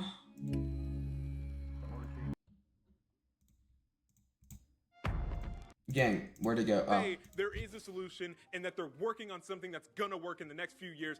But as far as I know, right now, at this current moment, this is all recycling is. Almost every solution I read about when researching this video is either going to hurt the environment more or it's gonna cost way too much money. Even when something says it's made of recycled plastics, I'm pretty sure in most cases, it just ends up looking something like this. So you promise that when I put a plastic bottle in the bin, you turn it into another plastic bottle just like new? Absolutely. In fact, I have one right here. Brother. So there isn't a solution is what I'm getting from this. Not the same thing. I'm doing the best I can! Downcycling is when a recycled product isn't as good quality as when it was first made. For example, a food grade plastic that gets recycled is no longer good enough quality for food packaging, and so it becomes part of like a plastic bench or something. Okay, but I saw a TikTok of a mad scientist fellow who was turning plastic into fuel. Why can't they just do that? Technically, as far as I know, that process is called pyrolysis, and it is possible. Because like plastic is made from oil, so couldn't you do some science stuff to maybe turn it back? Didn't that guy get like hunted by the government or some shit? And he like openly talked about it. Into oil. I don't get it, but it is scientifically possible. So why don't they do it? According to the TikTok comment section of that video, it's because the CEO of Exxon will personally 360 no-scope this guy if he ever goes to market. That's not why. Then why not? Money. Again, could you build a toilet? At scale, the process of pyrolysis costs way too much economically and environmentally. As far as doing it for plastics at least, it just doesn't make much sense. Besides that, the process of this and other forms of advanced recycling generates a lot of hazardous waste. According to the NRDC, they once observed that an advanced recycling plant, also known as a chemical recycling plant, created almost 500,000 pounds of hazardous waste in 2019 alone. In addition, these plants What the fuck? air pollution, which poses a health risk to nearby neighborhoods. Neighborhoods that tend to be made of low-income, non-white people. As a result, these neighborhoods lose even more of their value, and due to the health risks that come with being so close to one of these facilities, it turns these areas into what ProPublica described as sacrifice zones. And on top of that, How does everything also root back to systematic racism somehow? Like, if you research literally anything that our government or like our country is based off of, so much of it just roots back down to systematic racism. a lot of these advanced recycling plants just end up burning the plastic. However, none of that will stop the plastics industry from saying they're doing it. Because again, it barely matters that it's not working. As long as people think it could, they're not gonna get mad at us. Innovation in American plastics means reducing, reusing, and manufacture. So you recycle. Well, yeah, we manufacture recycled plastic. It's how we stay competitive. And it's better for the environment. And it's better for business. How? It's the way of the future. The U.S. has to keep up. First off, this ad was made by America's plastic makers, and on their website, they will tell you that they are part of the plastics division of the American Chemistry Council and their member companies, which include Chevron, Dow, Exxon, and Shell. The companies that make the oil that make the plastic. Secondly, he never answered a question. Am I the only one that peeped that? And it's better for the environment. And it's better for business. How? It's the way of the future. I've seen this ad a billion times, and I've noticed that detail every single time. Like, that was a question she was asking, and he just ignored it and talked about the business of it. Am I insane? That's what just happened. Now you're getting. Recycling yesterday's plastic because it was made to be more. It's not, though. Yeah. It's made to be one thing, one time for 30 seconds, and then spend the next 1,000 years polluting a river in Taiwan. And I think all these ads and messaging and borderline propaganda just serves to confuse Not people. borderline, that's literally just what it is. What's actually happening with their trash, i.e., the propaganda is working. Laura Leebrook, a manager of a recycling plant in Oregon, explained that when she tries to tell people that recycling doesn't work, they don't want to believe her. Because the truth is, we need recycling. Not because it fixes any problem, it's because it removes this guilt. It's kind of like when you get those ads for children's cancer hospitals and you can't skip it because you have to wait 5 seconds, so before you can, you try not to make eye contact with the sick child in the video. It's kind of like that. We don't want to be confronted with the fact that American consumption is disgusting. We need something to believe in. It's a reason to feel that we're not destroying the planet with our insatiable greed. It doesn't have to actually work. I just need to believe that I'm doing something so I can sleep at night. If I just put the bottle in the blue bin, I don't have to be confronted with the fact that that bottle is going to sit somewhere for the next 700 years. If I don't have to look at it, it's almost as if it doesn't exist anymore. Don't take that from me.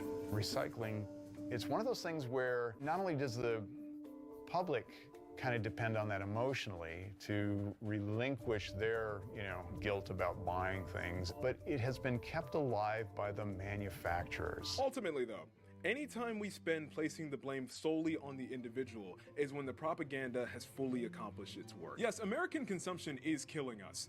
But who sold the poison? Corporations are the ones that invested in plastic. Corporations are the ones that convinced Americans to buy more plastic than they could ever need. Corporations are the ones that blamed consumers for a littering problem that they created. Corporations are the ones that pushed and promoted a solution they knew would never work. And corporations are the ones that paint themselves as the heroes and innovators solving a crisis that they created while ultimately not coming up with any scalable solutions, all the while creating more plastic. Lisa Ramsden of Greenpeace USA says the plastics industry intends to triple plastic production by 2050. The takeaway from this discussion isn't that we shouldn't be doing what we can. We should all still be reducing, reusing, and then when all else fails, recycling, because a bad solution is better than no solution. But the real takeaway is this: no matter what any company, ad campaign, children's media, catchy jingle, or industry group tries to tell you, this conversation isn't just solely about how much you love the planet. This whole conversation has always been about money. And although it technically exists, and I'm by no means an expert, I'm pretty sure recycling isn't real. Plastics take their rightful place in a world at peace. Oh god. Okay, yeah, no, so my takeaway from that video is we're all gonna drown in 20 years because no one's gonna cough up the money to fund anything he just listed. So yeah, I think we're fucked. I think we're fucked. That was a really good video though. It was really funny too.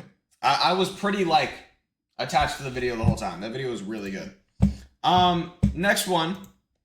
The CIA's most valuable spy. This one's gonna be interesting. This is the U.S. Embassy in Tehran. A huge crowd of students has gathered outside the gates.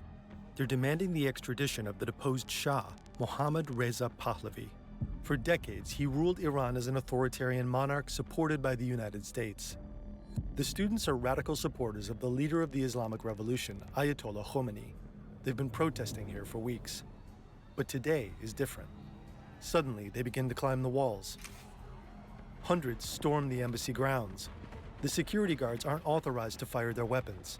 The protesters meet almost no resistance and they quickly break in. They capture 52 U.S. citizens and hold them hostage for 444 days. For their captives, it's a nightmare. For the U.S., it's the start of a major international crisis. In the months that follow, U.S. President Jimmy Carter tries to negotiate with the Iranian militants. But Iran is now run by Ayatollah Khomeini, who openly supports the hostage-takers. The negotiations run through Algeria, which acts as a mediator. Communication between Algeria and Iran is encrypted. No one can read or listen in. Or so they believe. But after every exchange, Carter knows exactly what the Iranians are saying behind closed doors. Apparently you can go from 0 to a complete site in just a single prompt with Wix Harmony. I don't know if this is going to be possible. Or vibe coding meets... How is that possible? The answer leads to Switzerland and a company called Crypto AG. The devices it builds are at the center of a clandestine operation that shaped world politics for over half a century. Because Crypto AG has two secret co-owners, the CIA and Germany's Federal Intelligence Service, the BND. Americans have been the victims of a terrorist attack in Europe. To me, the most surprising thing here was the enormity of this. Series of strikes against the headquarters. Argentina launched the invasion of the Falkland Islands. This is Operation Rubicon, one of the biggest intelligence coups of the 20th century.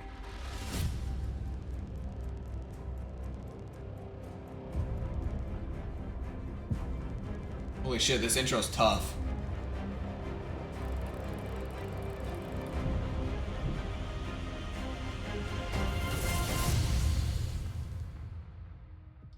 The story was enormous for us, for the Washington Post. I mean, for days and days. For, I think, almost a week. It was one of the most read stories on our website. And my interactions with U.S. intelligence people throughout this period were kind of funny. Like, some of them were like, I wish you hadn't done that. But others were like, yeah, how cool. Like, we were part of that. That's what we do. This is Greg Miller. He's an investigative journalist with the Washington Post. We traveled to London to interview him for this video. Back in 2020, he broke the story that our research for this video is based on, together with the German and Swiss broadcasters ZDF and SRF. Links are in the description. Chapter 1. The Handshake. Operation Rubicon begins with a friendship. Washington, D.C., 1951.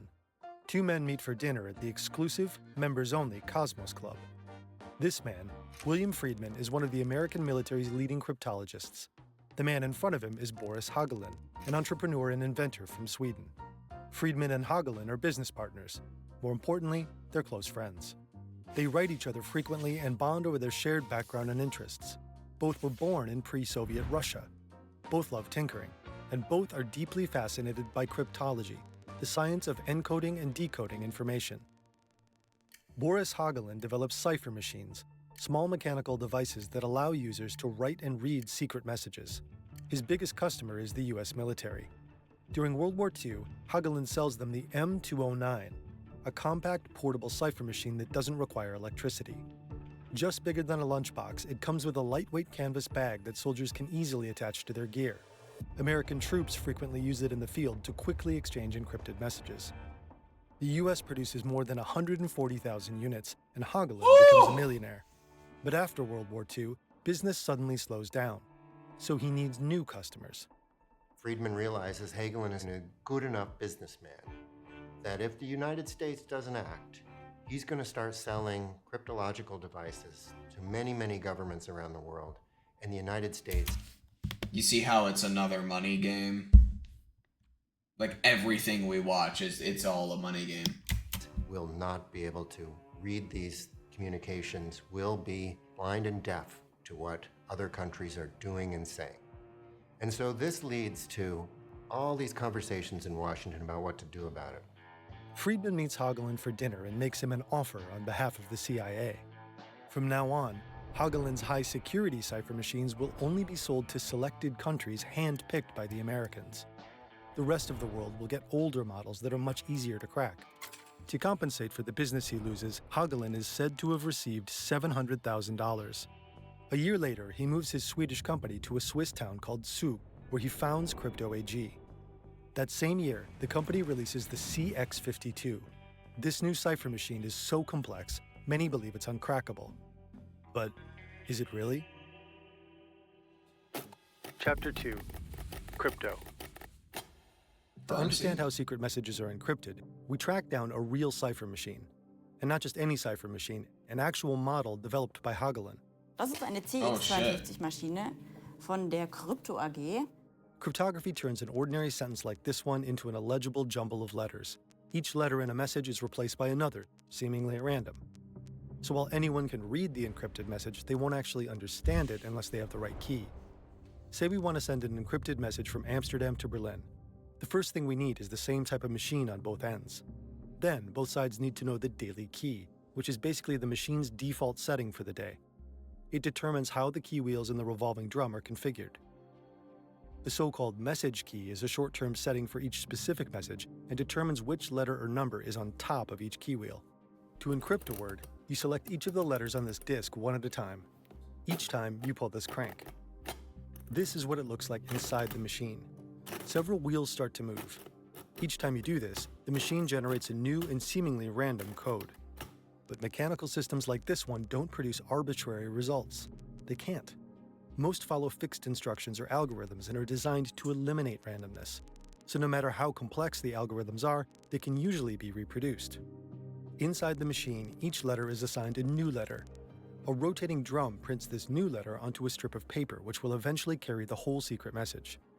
Also wir müssen uns jetzt ein Wort überlegen, dann können wir das mal verschlüsseln. Let's try this one.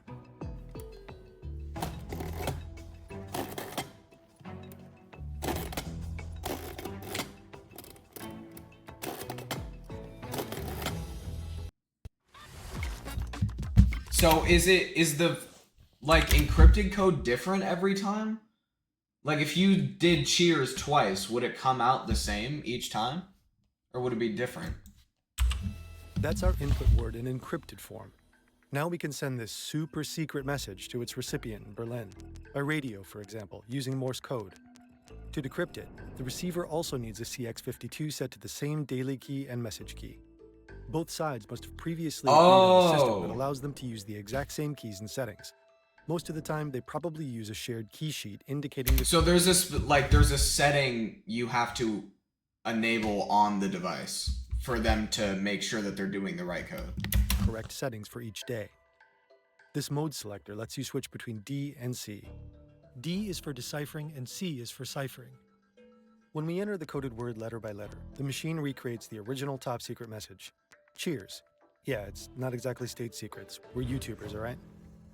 The CX52 comes in different variants, which differ mainly in their shape, color, and controls. They all work the same way, except one. The one-time pad version is so secure that not even the NSA can crack it. Instead of the usual key wheels, this model runs a perforated paper strip through the machine. The sequence of these holes is truly random, making each pattern completely unique. To read one of these encrypted messages, the receiver needs a paper strip identical to the one used by the sender. What? This is essentially a temporary key to the lock. It's only ever used once and is destroyed immediately after. So, is your spidey sense tingling? All right, before you go all sponsor block, check this out for a second. A Cold War encryption machine is on your mind and you're worried about ops intercepting your communications. I get it, but the more likely threat you have the CX52 is a huge success. Hagelin sells it to dozens of countries, and he faithfully honors his agreement with Friedman and the United States. The new machines are also sold only to select states. But over time, that starts to break down. Hagelin becomes frustrated by this. He's giving up lots of money. He's leaving lots of sales untapped because of his willingness to abide by these constraints that the Americans are putting on him. Ultimately, Washington realizes this and decides to make this a more formal arrangement with Hagelin. The CIA makes him another offer. They'll help market his crypto devices worldwide, and not just to CIA-approved countries. They want as many governments as possible to exclusively use Hagelin's cipher machines. But there's a catch. The CIA demands he produce two different versions of the CX52. The first is a highly secure, essentially unbreakable variant reserved for countries the US considers friendly. Everyone else gets a weaker version that the CIA can easily crack. Hagelin once again agrees. And once again, he doesn't walk away empty-handed. This time, he reportedly receives nearly $900,000, which would be roughly $10 million today. Oh! On top of that, he's said to have received $70,000 a year as a retainer. Oh my Hagelin at that point crosses an important threshold. He's gone from being sort of a passive but important ally of the West, Western governments led by the United States, to an active participant on the payroll of US intelligence, an asset. For many years, journalists and investigators wondered how exactly the machines were manipulated. It's almost impossible to tell from the outside. That's because there isn't just one machine, but many different versions with different internal settings. In 2021, Dutch IT expert Bart Wessel compared several CX52s with older C52 models. And he noticed something strange. The bars in the revolving drum have tiny metal lugs attached to them. These lugs slide to the left and determine whether or not the key wheels advance. But in older C52 models, 30 of the 32 bars are completely blocked, held in place by 6 metal discs. Only the last 2 slide bars can actually move. The rest are effectively dead. As a result, the C52 produces far simpler and more predictable patterns, and therefore much weaker encryption. So crypto and the CIA either equipped customers with outdated crackable models like the C52, So they found or out. they gave them modern CX52s secretly configured to behave like older, less secure models. Another way to make the machines less secure is to prevent them from being used properly. The NSA reportedly created different manuals for different customers. Some may have been deliberately rigged. Users believed their machine was operating securely, but they were like locks that clicked but never really snapped shut. Our machine is one of these less secure variants. Our message from Amsterdam to Berlin probably would have been decrypted quickly. By the late 1960s, Boris Hagelin is almost 80 years old. Crypto AG has grown to 180 employees. Hagelin is looking to get out of his business. He's getting older. He wants to retire. He wants to secure the future of this company. Only one of his children is interested in cryptography. His youngest son, Bo Hagelin Jr. Bo works at Crypto and is Let me guess, he destroys the company. actively involved in developing new machines. He also handles the company's business in North and South America. Bo has yet to prove himself, but eventually Hagelin Sr. would like to hand his son control over the company. But the CIA doesn't trust him. They think he's unpredictable. And while Bo knows the company's dark secret, he doesn't approve. At the same time, other players are starting to take an interest in crypto. It's true that other countries and other governments, especially allied governments, are to certain degrees aware of what's happening here. But they're sharing that intelligence with their closest allies at various times, including the Brits, at times including the French, and sometimes the Germans. They're not always saying where this information comes from, but these other governments are putting two and two together and starting to figure out what this is. And they're jealous. Hagelin's son is looking less and less like his father's successor. Now married, he's struggling financially. He asks for advances on his inheritance often enough that his father finally refuses. The CIA is concerned too. They suspect Bo may have been talking about the secret operation and worry he might refuse to continue selling the manipulated machines. Bo's relationships with the CIA and his father start to fray. Meanwhile, Germany's intelligence service, the BND, proposes a deal to the CIA. In June 1970, each agency purchases half of Crypto AG. Hagelin receives 25 million Swiss francs in 3 installments. According to the Washington Post, that amounts to over $5.75 million at the time. Bo remains with the company, at first. According to the same report, the deal is routed through a law firm in the European microstate of Liechtenstein. The use of anonymous shell companies helps the two intelligence agencies conceal their ownership. The BND and the CIA now have full control over Crypto AG, and almost no one knows. Hagelin makes a fortune with this deal, but just a few months later, all that money probably seems virtually worthless. Bo dies in a car accident near Washington, D.C. Hagelin is devastated. Many years later, a former Crypto employee will publicly claim the car accident was actually a targeted attack. He also claims that even Hagelin Sr. had doubts about the crash and that he had the case investigated. They killed his son? What the fuck? Came of it. A journalist and intelligence expert tells us that at the time, even the BND's vice president suspected Bo's death wasn't an accident. American intelligence services may have feared that Bo would use his role as sales manager for Latin America to stop selling manipulated machines in the region. No evidence has surfaced to support these claims. After his son's death, Boris Hagelin withdraws from the company. After the takeover by the BND and the CIA in 1970, business at Crypto AG takes off. This leaked CIA document shows sales surging. In the first 5 years alone, revenue jumps from 15 to 51 million Swiss francs. Governments around the world trust crypto machines with their most sensitive communications. This becomes a real point of tension in this operation. Wait, okay, I'm kind of confused. Is the people who made the device, are they the spy in question, or is it some other guy? I was waiting for, like, I thought this was just like the building point of the whole story. Is this the spy? The guy who created the device? Between the or is it United someone States else? and the Germans. From the minute the Germans are involved, they're often deeply troubled by what they perceive as American greed. Americans, they think, the Germans think, are willing to trick, dupe, exploit anybody. The Germans are less... Well, I mean, how incorrect is that? I mean, let's be honest. Comfortable with that, partly because of their World War II history, partly because they're trying to build new alliances in Europe at this time. They don't want to make enemies across Europe. The Americans don't really care as much. In the end, the Germans' discomfort doesn't matter. The secret intelligence operation is just getting started. Its original code name is Thesaurus. Making fucking bank off me, dude. You gotta chill with these ads. Chapter 3. Thesaurus. The Operation. Oh, is this it? April 5, Okay. 1986, West Berlin. The vibes at the La Belle nightclub are especially good tonight. Hundreds of people are dancing to funk and soul.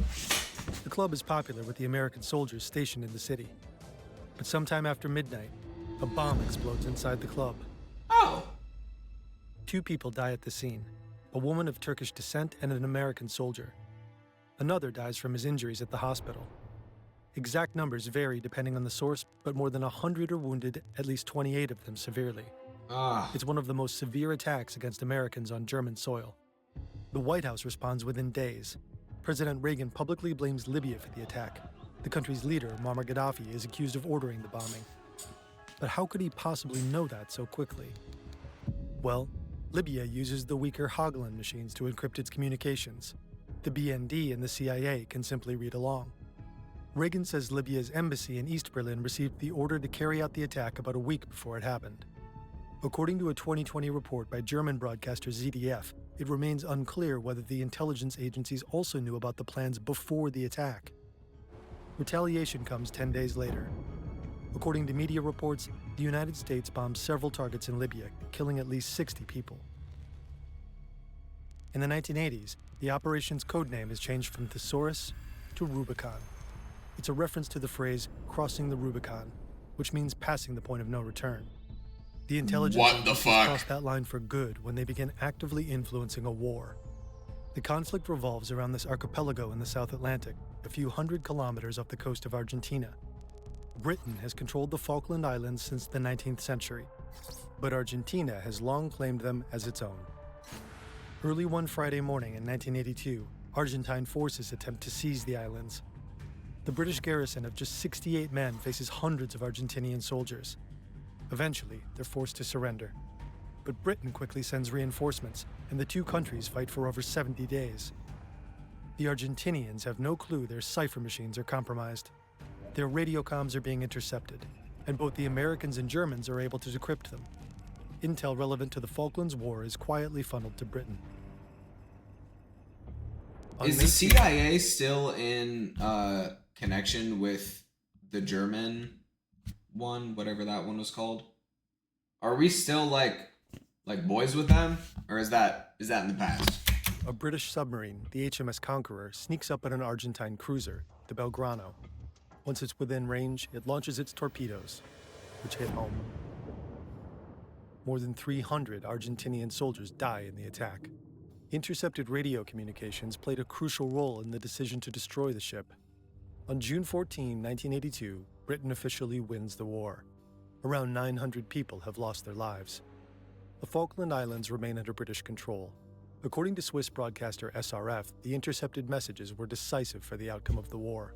Many of the countries that bought crypto devices were in Latin America, and this is during a period where Latin America is in turmoil.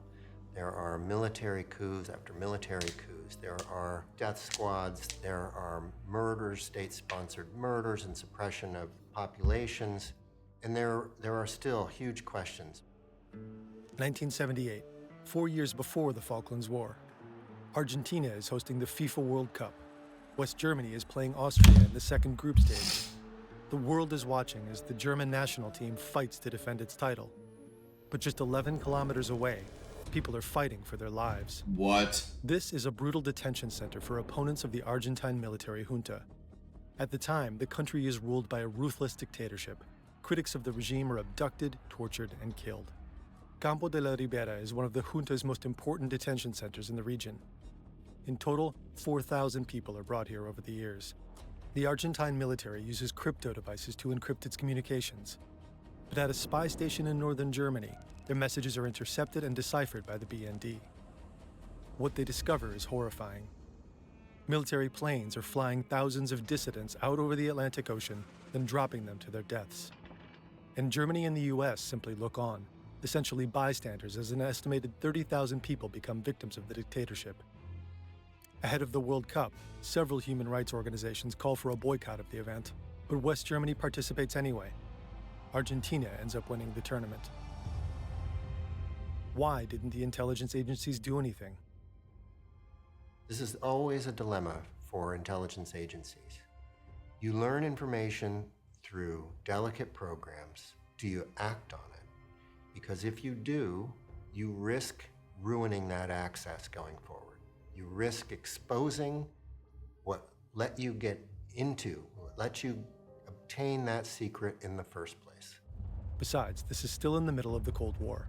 Alliances with dictators, with military rulers, including those that were committing atrocities against their own citizens. At times, these are things that the American government was willing to accept to prevent these countries from falling into communist regimes. According to the investigation by the Washington Post and ZDF, Crypto AG did business with more than 100 countries. 62 of them could be identified. Besides NATO member states, many of the customers were countries in South America and Africa. Even the Vatican used crypto machines, and its communications were intercepted too. For a long time, crypto devices inspired a high level of trust. A company from Switzerland just had to be neutral, right? But after nearly 30 years, some customers began to question the security of their cipher machines. Shopify is a platform that helps entrepreneurs get started. I don't care. Okay, so the spy is like the people who made the encryption machine. They're the spy. So for decades, every single country was sending encrypted messages that weren't encrypted.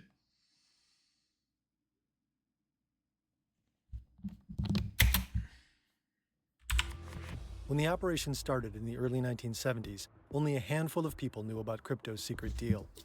One was Peter Frutiger, possibly the company's most important engineer. In 2020, he gave an interview to the Swiss newspaper NZZ. Until 1977, Frutiger was the company's deputy director and head of development. He was also the link between Crypto AG and the two intelligence agencies.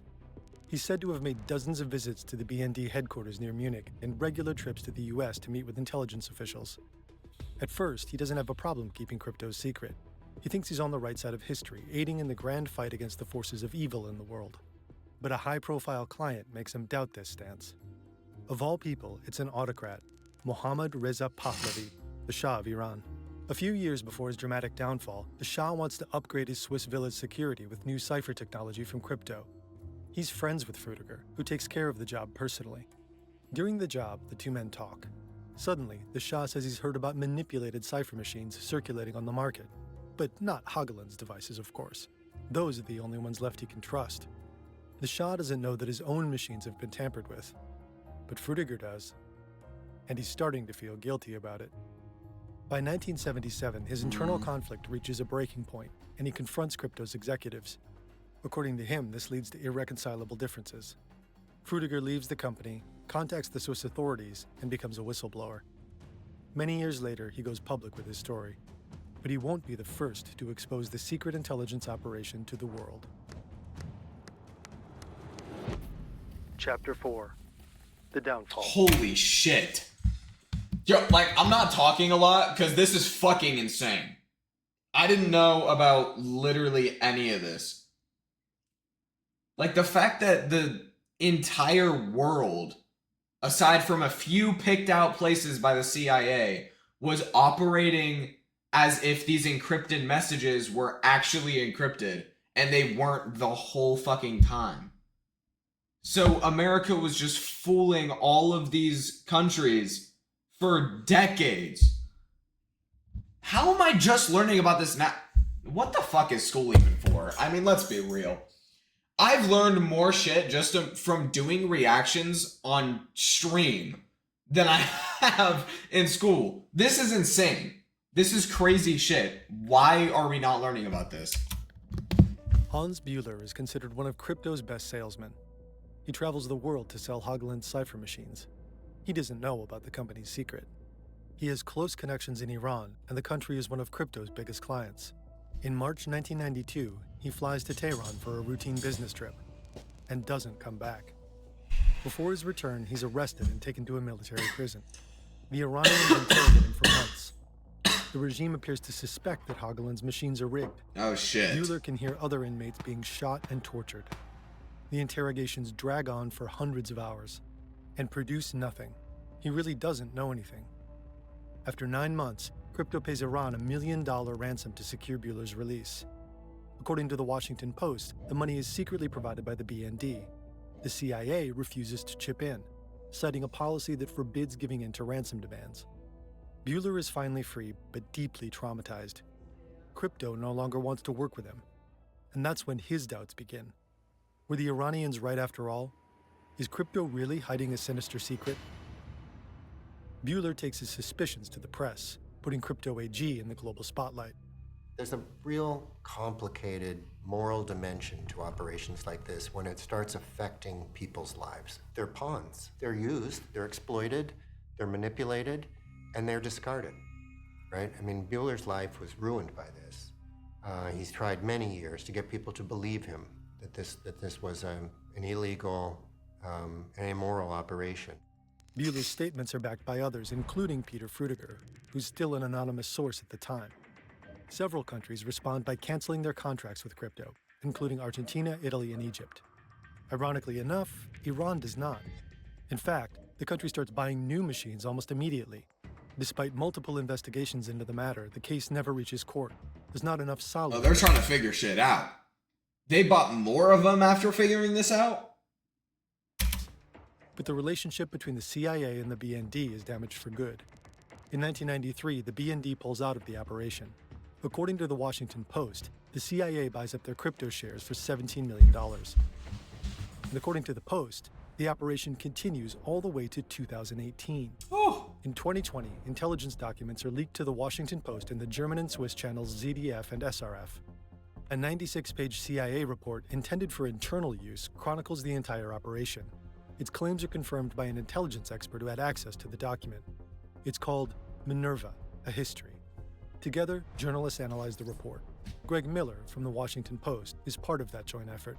To me, the most surprising thing here was the enormity of this in some ways. It was not that... You know what sucks? This entire story probably wasn't even his idea to begin with. It was like one of his employees and he's just taking credit for it. U.S. intelligence agency would do something secret and that it would be successful, but that it could do so over a period of many decades. That it could do so by tricking dozens, many over 100 other governments. Later that same year, the story breaks, and the repercussions are surprisingly feeble. Germany doesn't launch any investigations or court proceedings.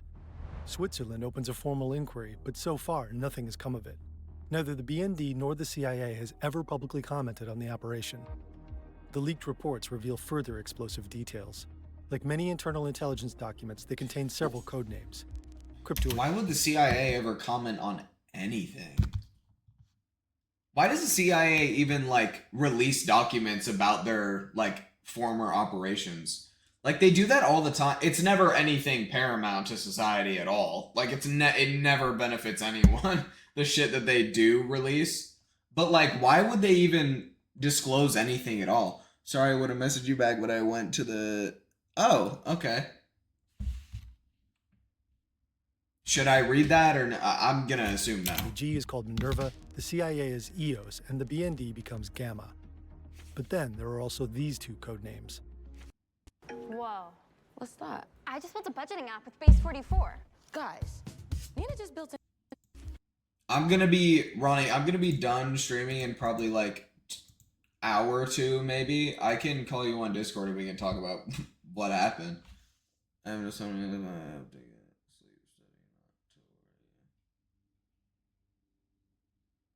Wait. Oh. Wait, what?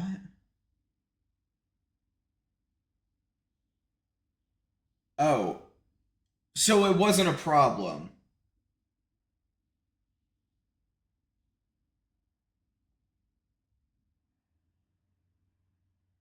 Oh, okay. I thought it was like an emergency. Okay. You did actually scare me. I thought it was like some sort of emergency. Okay.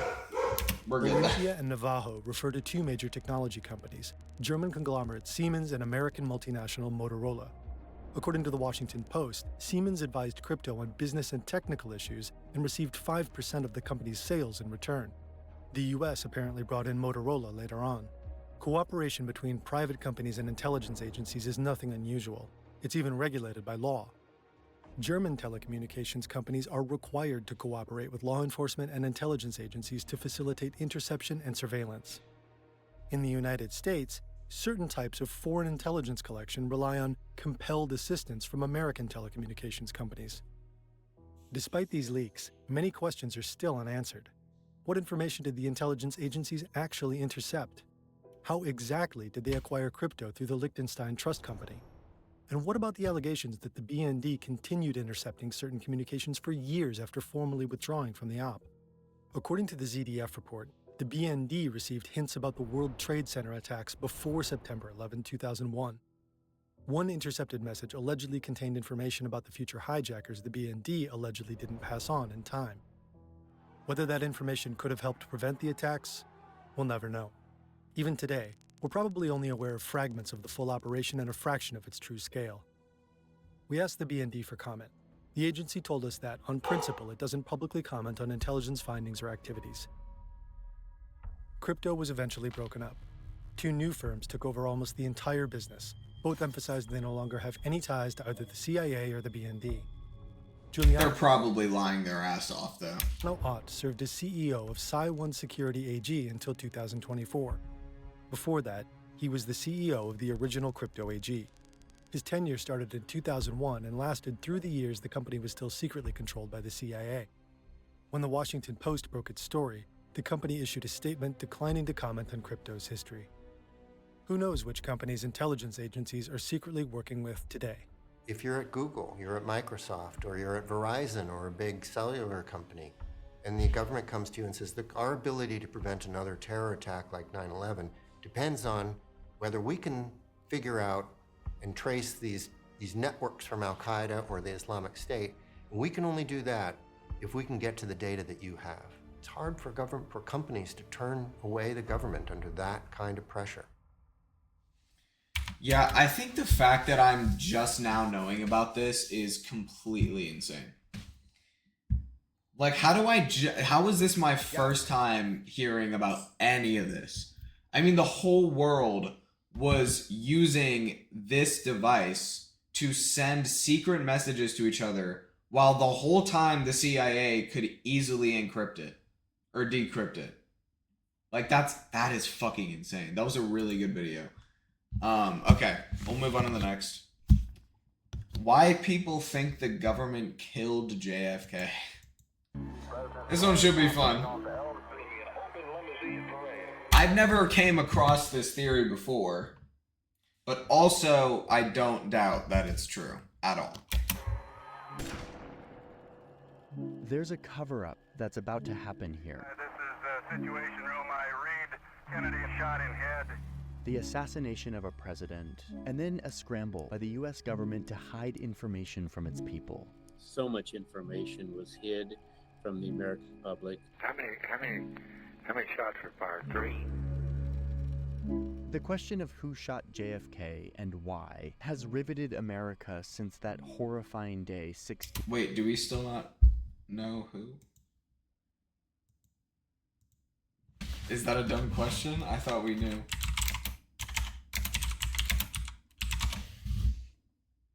Yeah, we do know. We just don't know who ordered it. That's the question. That's him? Oh. My ass. Oh my god, they didn't even try to find a guy to look convincing enough.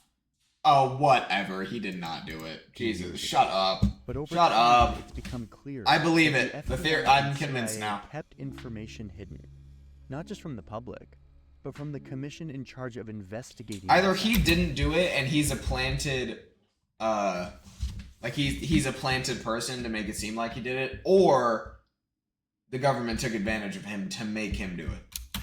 This has fueled an understandable doubt in the official account, including, by the way, Lyndon B. Johnson, the president who took JFK's place. Congress even came out in the 80s saying that this was probably a conspiracy.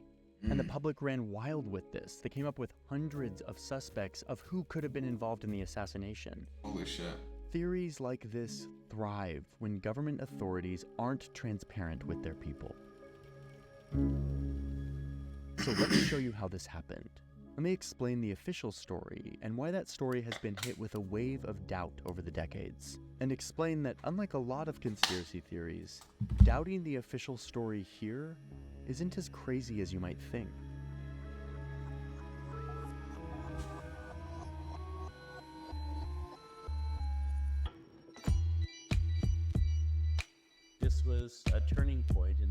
history. People all of a sudden decide, I'm not sure they're telling us the truth.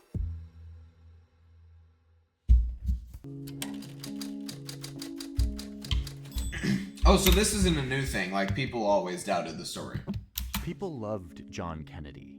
He was this good-looking guy who was always hanging out with his beautiful family, and he just seemed to instill a sense of confidence in people. Kennedy rode this positive perception up the ranks of American politics to become the 35th president. This was in the early 60s, when America was in a giant time of transition. Well, this is a revolution, of course, that is sweeping our country now. The US was the global superpower, and was locked in a Cold War with another empire a world away. So JFK walks into the presidency to find his military and intelligence leaders causing a lot of trouble around the world. They had become very comfortable with dangerous secrets. They were funding wars, they were overthrowing governments in faraway countries, they were assassinating leaders that threatened American interests, and they were doing most of this totally in secret. By the way, if you want to know more about those CIA shenanigans, go watch the video where we map all the US cases. Anyway, JFK walks in and sees this as too much. He wants to rein in these spy and military leaders from what he sees as an abuse of American power. He ended up firing and demoting a bunch of these leaders, a lot of these intel and military guys who were plotting and executing covert operations around the world. And he continued to pursue, like, his ideal of world peace. He chose diplomacy over violence. When nuclear-armed missiles were found in Cuba, he slowed down the momentum towards a full-scale presence in Vietnam, and he shut down several of these covert operations that were being planned by the leaders around him. This caused great tension between JFK and America's military and spy leadership. All of this context is important when we look back on that day in November 1963. Friday morning, 11. So he didn't want to go to war, and they were mad at him for that. 37. The president's jet lands at the Dallas airport.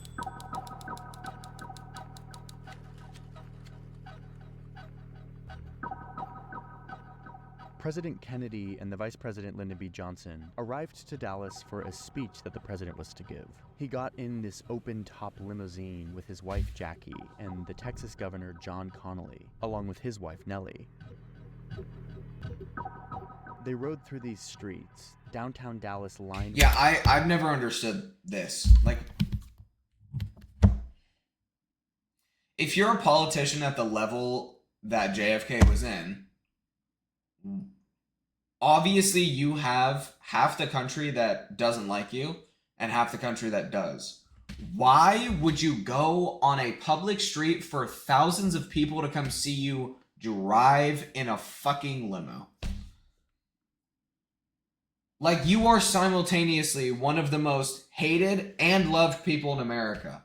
Very mixed feelings. Why would you put yourself in that much of an exposed area? It makes no sense.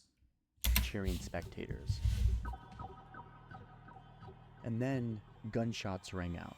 Kennedy apparently shot in head. Blood was on his head.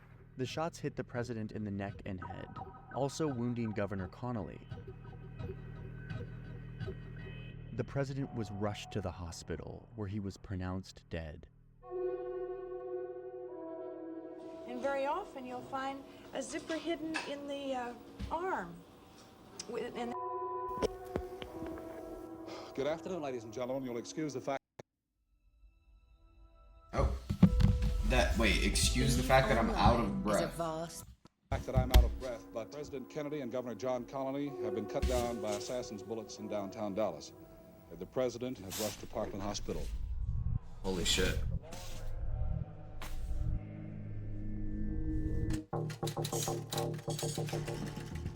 Within hours of the assassination, the prime suspect became this 24-year-old former Marine, a self-declared communist who had renounced his American citizenship and moved to the Soviet Union, where he then fell disenchanted with life in Russia and moved back to the US, eventually ending up on the 6th story of this building in Dallas where he worked and where he was on that morning in November where he aimed a rifle and shot the president. His name was Lee Harvey Oswald. And after these shots rang out, he fled. While on the run, he shot and killed a Dallas police officer before hiding in a movie theater and then eventually being arrested at around 2:15 p.m. that day. In a movie theater? Brother, go back to Russia. Why would you... You just murdered the president of the United States and your hiding spot is a movie theater? Brother, you could have done a little better than that. I didn't shoot anybody, no, sir. There was to be a trial, and Oswald planned to plead not guilty, claiming the whole thing was actually a setup. I'm just a patsy. Patsy, which is like an old-timey term for like the fall guy, the one who set up. That same day, the vice president, Lyndon B. Johnson, was rushed back to the presidential plane and sworn in as the new president of the United States before taking off and heading back to Washington. At the same time, the FBI, the top investigatory body in our country, descends onto Dallas. And very quickly, the director of the FBI, J. Edgar Hoover, who's a big part of the story, he comes to a conclusion as to what happened. This is before any investigation had really gone forth. And Hoover decides that Oswald absolutely was the one who did it. He was a communist sympathizer, he was a frustrated misfit, and crucially, he acted alone. There was no one else. Here's a phone call between Hoover and the new president, LBJ. There's no question but that he is the man. Now, the fingerprints and things that we have. I'd like some legal representation. These police officers have not allowed me to have any. But luckily, we have a justice system, and we would find what the facts. No legal representation? Already, this seems shady as fuck. Actually say Oswald was going to stand trial, where the evidence could be thoroughly examined, where the country could see for themselves who actually shot their president, and get closure on this horrifying event, where whoever did it could actually be brought to justice. But that never happened. 2 days after the assassination, while Oswald was being transferred from police headquarters to the county jail, a nightclub owner named Jack Ruby jumped out in front of the crowd of police officers and news reporters and shot Oswald. Holy fuck. He was quickly rushed to the hospital, where he died soon after. The same hospital where President Kennedy had died just 48 hours earlier.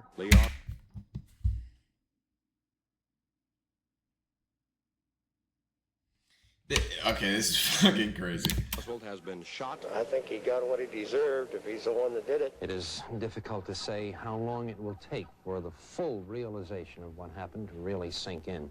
With Oswald dead, there could be no trial, no real sense of justice. This left the government investigators, the FBI mostly, with the opportunity to really own the narrative of what happened. The very next day, the Deputy Attorney General sends a memo to the White House, stressing that the public must be satisfied with this explanation that Oswald acted alone. He didn't have co-conspirators that were still at large. This had to be the story, and I'll explain why in a sec. This memo also included some wisdom and kind of a foreshadow of what was going to happen over the next several. Okay. So they...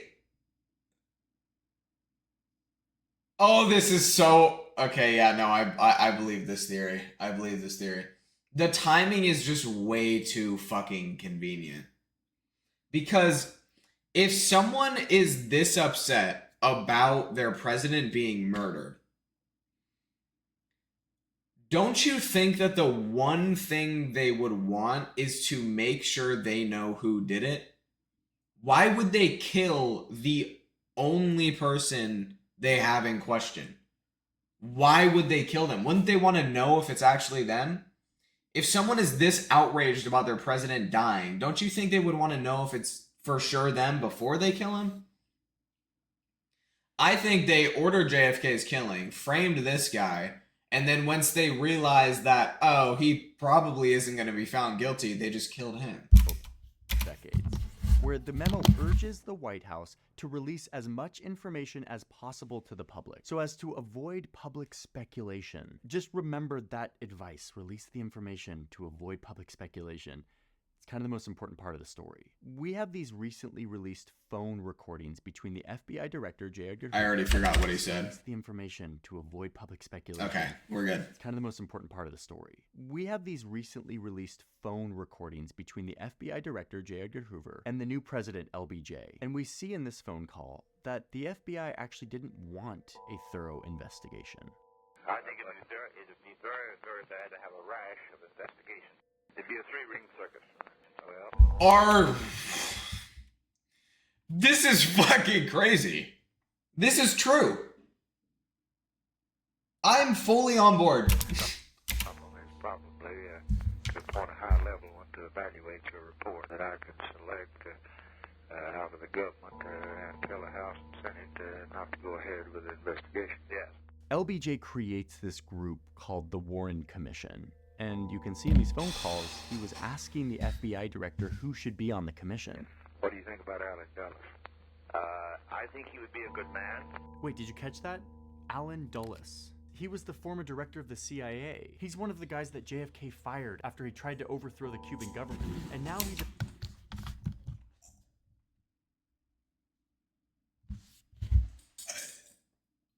Okay, listen, motherfucker. If you were one of the people that ordered this killing to happen, don't you think the best way for people not to find out it's you is to be on the investigation? Oh my God, this is so true. Yeah, there's no way this isn't true. Investigating Kennedy's assassination. This did nothing to instill trust in the commission. The new president appointed a commission of 7 prominent Americans to investigate the whole affair. The special commission will have before it all evidence uncovered by the Federal Bureau of Investigation and all that. Dude, I think the vice president either like didn't know initially, found out, and then was like, I'm vice president now, so who cares? Or he was also part of it.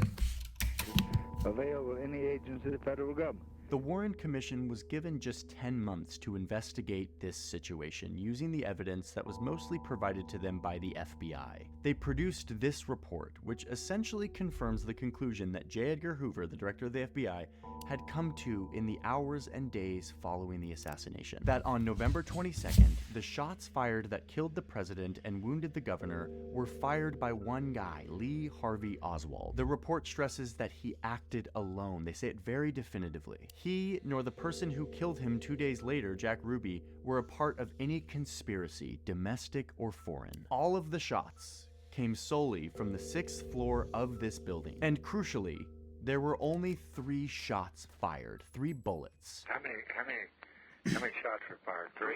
Any of them fired at me? No, there was another. All 3 at the president. All 3 at the president, and we have them. The report says that the first... Okay, see, like, what is this ad? What is this?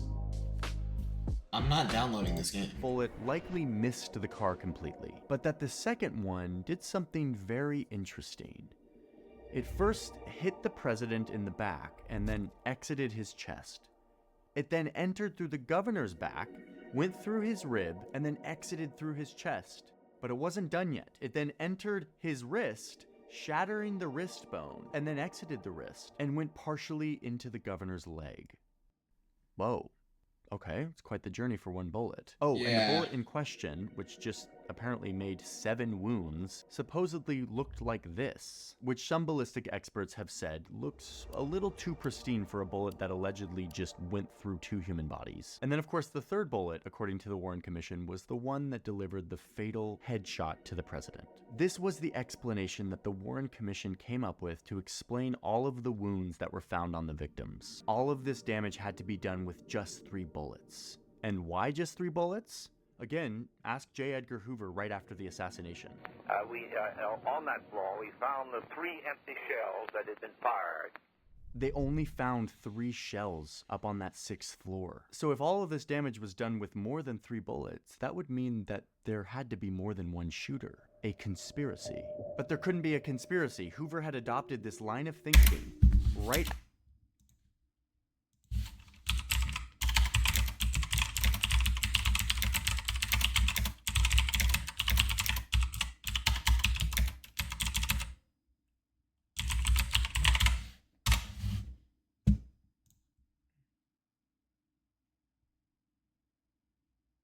Oh, okay, no, that could be possible. Never mind.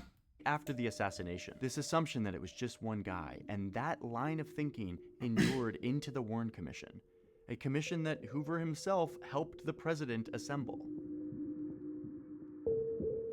In the end, the commission used a lot of cherry-picked evidence provided to them by the FBI that supported their already drawn conclusions. And in the process, they turned any focus away from exploring all the possibilities, including the possibility of a conspiracy. The report focuses almost entirely on one guy, Lee Harvey Oswald, and his 3 bullets. Who killed John F. Kennedy?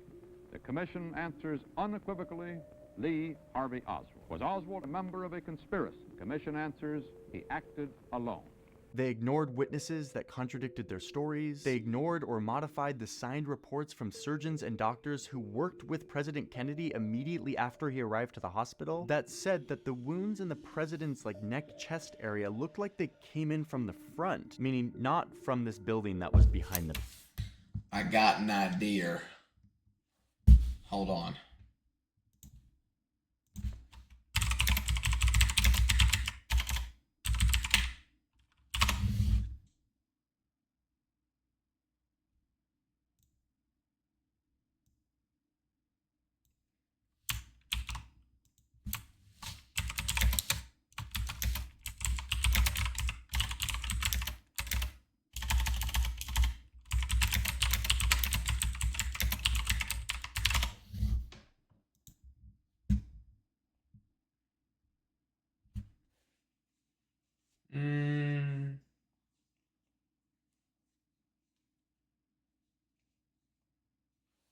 Okay, maybe. No, okay. It could potentially still be this guy. Potentially. In other words, the FBI and the Warren Commission ignored the advice from that memo that admonished the government to release all of the facts. In my mind, this was the biggest mistake and the root of all the conspiracy theories that exist today. The question I had in all of this is why? Why not do a proper investigation that explores the possibility that this was done by a group of conspirators instead of just one guy? For me, the answer to this question has a lot to do with the greatest fears that the American government and people were facing in the early 1960s. First, we have to remember that 1960s America was right in the heart of the Cold War, a time of constant vigilance, of fear of nuclear apocalypse, of extreme tension between these two superpowers. If this assassination was seen as an attempt to topple the government, or even worse, if it had been organized by the Soviet Union or its fellow communist regime in Cuba, that would create a sense of panic among the American public. It would be a very different situation than a 24-year-old communist sympathizer acting alone. A believed conspiracy would also create pressure from the American public to strike back, which could lead to an escalation. I have a theory. The CIA sent a woman that they hired to this guy's apartment, got him to sneak into the movie theater with her as a fun little date thing. She leaves halfway through, and then they just say that they found him at a movie theater.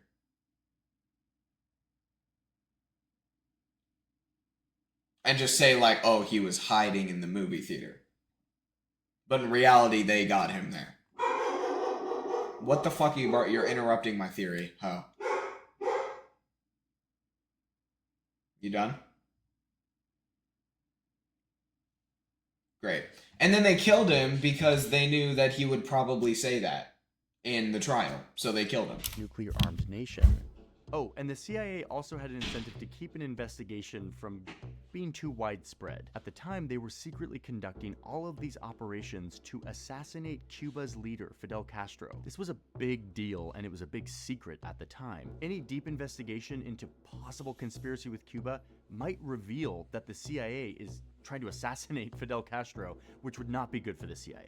So one way to read all of this, the memos, the rushed conclusion, the emphasis on Oswald acting alone, the need for there to only be 3 bullets, you can see this as a bunch of government officials scrambling to keep the American public calm, to make sure that pandemonium doesn't break out, all while reducing the possibility of geopolitical escalation with the Soviet Union. You can see this in some of these phone calls, where the new president is deeply worried about keeping the American people united around a simplified narrative of what happened. He's worried that if alternative theories get out, it could threaten our entire system. So their tactic for doing this was to hijack the narrative, to suppress and influence the investigation, and make it very simple. Oswald did it, that's it. Here's the problem though. Eventually, people will do the math and realize that the government has been keeping the full picture from them. And that's exactly what happens next. I'm starting to... Quick question. How old were you when you got your first social media account? 13. I'm starting to kind of move away from believing it a little bit. But we're only halfway through, so also I don't know. So the Warren Commission files its report with the official story of what happened.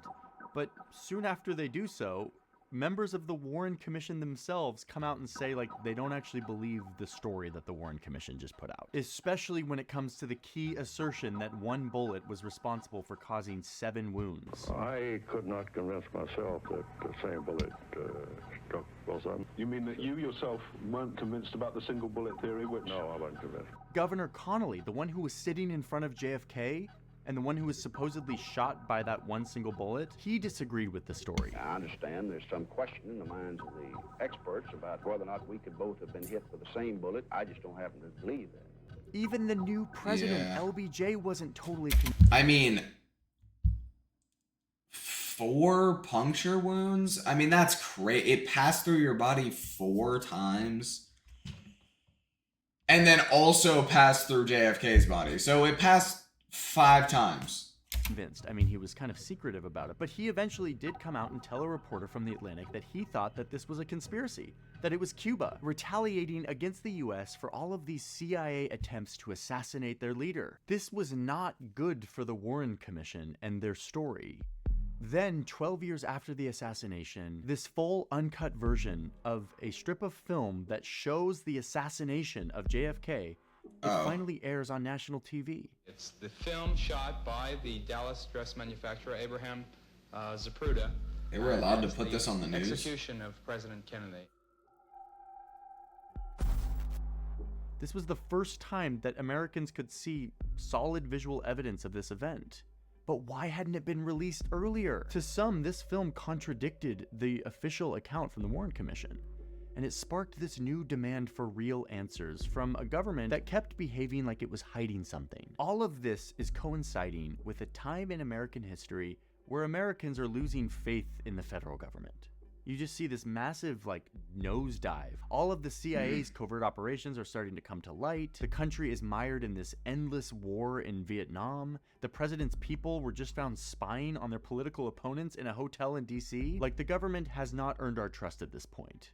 So people are like, it wouldn't be a far stretch that the government was also behind the assassination of JFK. This was furthered by the suspicious assassination of Martin Luther King Jr. Dr. Martin Luther King, the apostle of nonviolence in the civil rights movement, has been shot to death in Memphis, Tennessee. This was all too much, and the people wanted answers. So in a shining moment of redemption of our democracy, Congress responded by forming a committee that reopened the investigations into these 2 assassinations, JFK and MLK. This committee did a real investigation. They actually were earnest about this, and they confirmed what a lot of Americans were already feeling, which is that the Warren Commission's investigation didn't sufficiently look into the possibilities of a conspiracy. They say it point blank. They were way too fixated on their assumptions that it had to be this lone gunman that did it, and that their conclusions were way too definitive. And then they specifically call out the FBI and the CIA for withholding information from the investigation. One FBI agent even testified that he was ordered by his superiors to destroy evidence, in this case a letter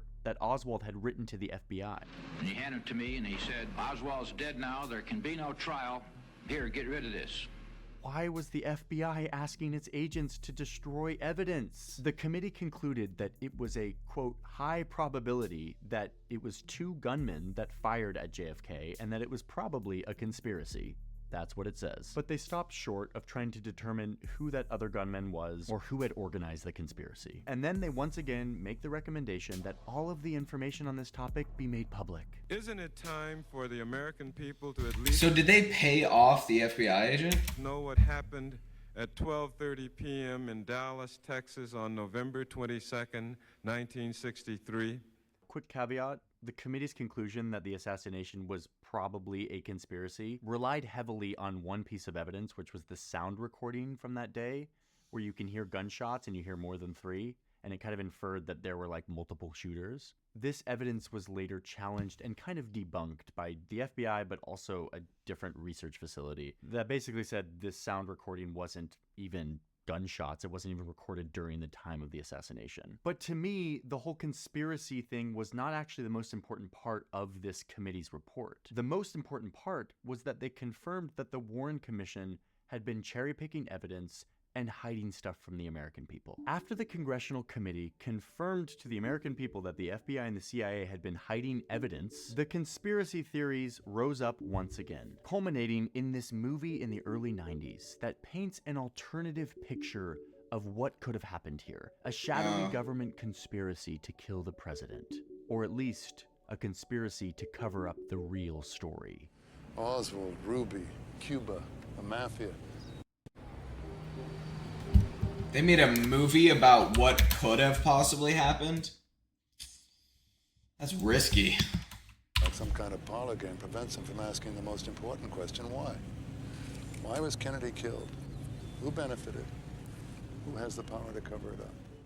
The film was largely conjecture, kind of based on some elements of truth. And some might argue that it was irresponsibly misleading to show the American public hey, the government killed the president. But hey, in a world where the government isn't being clear and forthright to the American people, this film felt like a response. Maybe the government was hiding the truth. Maybe the government did do it, or maybe they're just covering something up. We don't know because they haven't released information. This was a popular movie and people latched on to the theories presented in this film. The notion that there were more than one set of shooters, the way that it's presented physically in this movie is highly convincing. Public pressure got so intense that Congress finally decided to do what they should have done in the 60s, which is force all of these agencies to release all of the information. So in 1992, Congress passes this law that would lay the foundation for releasing all of the documents related to the assassination by October 2017. That was the deadline. They assembled a committee and gave them several years to go through all of the documents and re-examine the official account and prepare these documents for release to the public. We actually talked to the chairman of that committee. I was nominated by President Clinton to chair the Assassination Records Review Board. In the process of going over all of this documentation, this review board found some more inconsistencies and discrepancies and instances of potential cover-up. Like the autopsy. There's an entire video I could make about just the autopsy and the missing brain and all of this. But the crux of it is that what the doctors and surgeons saw moments after the president was shot, they recorded and they wrote down. But then what the official autopsy record actually looked like when it was released was something very different. The way the wounds were described, where the wounds were, what the brain looked like, all of this stuff had been changed or modified. The photos themselves had potentially been changed. And then the brain itself literally went missing. It's unaccounted for. So anyway, that's an entire rabbit hole that you can... What? His brain wasn't... his brain was missing. Okay, no, it had to have been a conspiracy. Go down if you want to. Releasing all these records also revealed that the CIA and FBI had been keeping tabs on Oswald's whereabouts, which maybe makes sense because he was a Soviet sympathizer, but why didn't we know that before? We learned that the Secret Service had destroyed documents, the original motorcade route sheets that they had, the surveillance tapes from that day, they had destroyed them. Now, we found those documents in the hands of another agency, so ultimately there was no harm. Judge Thunheim said that, yes, they got a lot of documents, but a lot of stuff was still missing. There was one guy at the CIA who took control of the investigation a couple weeks after the assassination. This guy looks shady as fuck. All of his records are just unaccounted for. Now, did he destroy them all? Maybe. I don't know. There's no real record of that. So you still have that previously destroyed issue. In total, they finally released 5 million documents by 2017. Basically everything, except for a few thousand documents that the CIA still refuses to release. Why? Guys, come on. You can find this whole trove of JFK documents on the National Archives website. We'll put a link in the description. Okay, but here's the craziest part of all of this. Even after 5 million documents were released to the American public, to a public that was like hungry. Yeah, the ones that they're not releasing are probably just on, like, there's sections about ongoing operations that they're doing right now. Like long-term ones that they're probably still working on. For like conspiracy. Still, there is no solid smoking gun evidence in any of this that points to a conspiracy, that points to anyone other than Lee Harvey Oswald as the person who assassinated the president by himself, acting on his own. Now, the evidence may exist somewhere, but it's been destroyed or whatever. The point is, the government could have released these 5 million documents in the 60s. Like, they could have done this back when people wanted it, back when they should have, and it wouldn't have changed their official story, and it would have satiated an American public that was skeptical of their government. At this point, though, I think it's too late. The feeling that the government was hiding something has now sunk deep into the American psyche. We all kind of are like, the JFK assassination, yeah, something was up there. I'm not really sure they're ever going to regain our trust on this one because of how much hiding of information there was throughout all of these decades. So, on the internet, all around, from people who are actually pretty credible, you have alternative explanations that abound. Maybe it was LBJ who planned it so that he could be president. Or what I believe is perhaps the most feasible theory, which is that some rogue faction in the CIA wanted to take out JFK because JFK was against what the CIA was up to.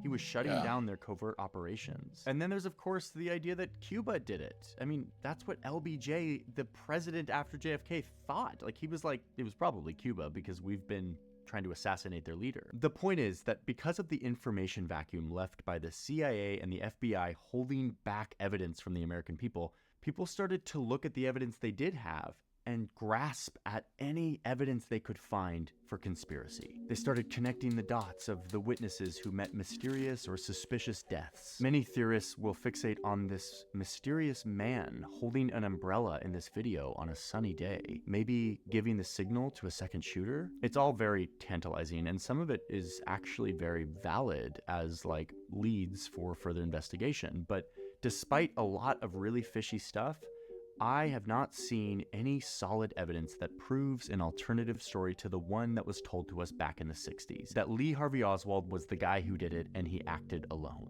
I think it's very plausible that there could be some conspiracy.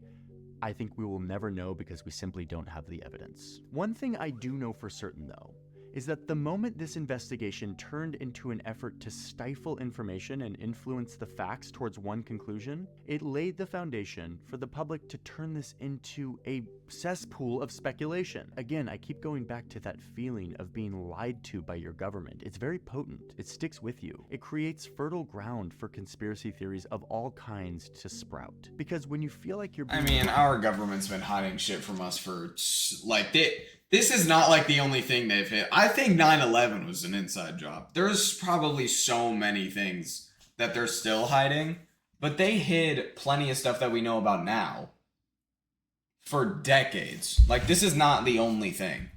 Lied to by your own democracy, by your own leaders. No matter the reason or justification, it makes you feel like you're on your own. Like no one's got your back, and that you are the one who needs to find the real truth. And to me, it's that space that the most enduring conspiracy theories find their footing. Yeah. Have you ever committed any act of violence in your life? No. You're in the CIA. No one's buying that. Yeah, that was a really, really good video. I definitely want to watch one on the conspiracies of 9/11 too, because I've seen the clip of the current president during 9/11. He's lying his ass off in that clip. I don't believe anything he's saying in that clip at all. I'll show you the clip. It looks... what should I look up?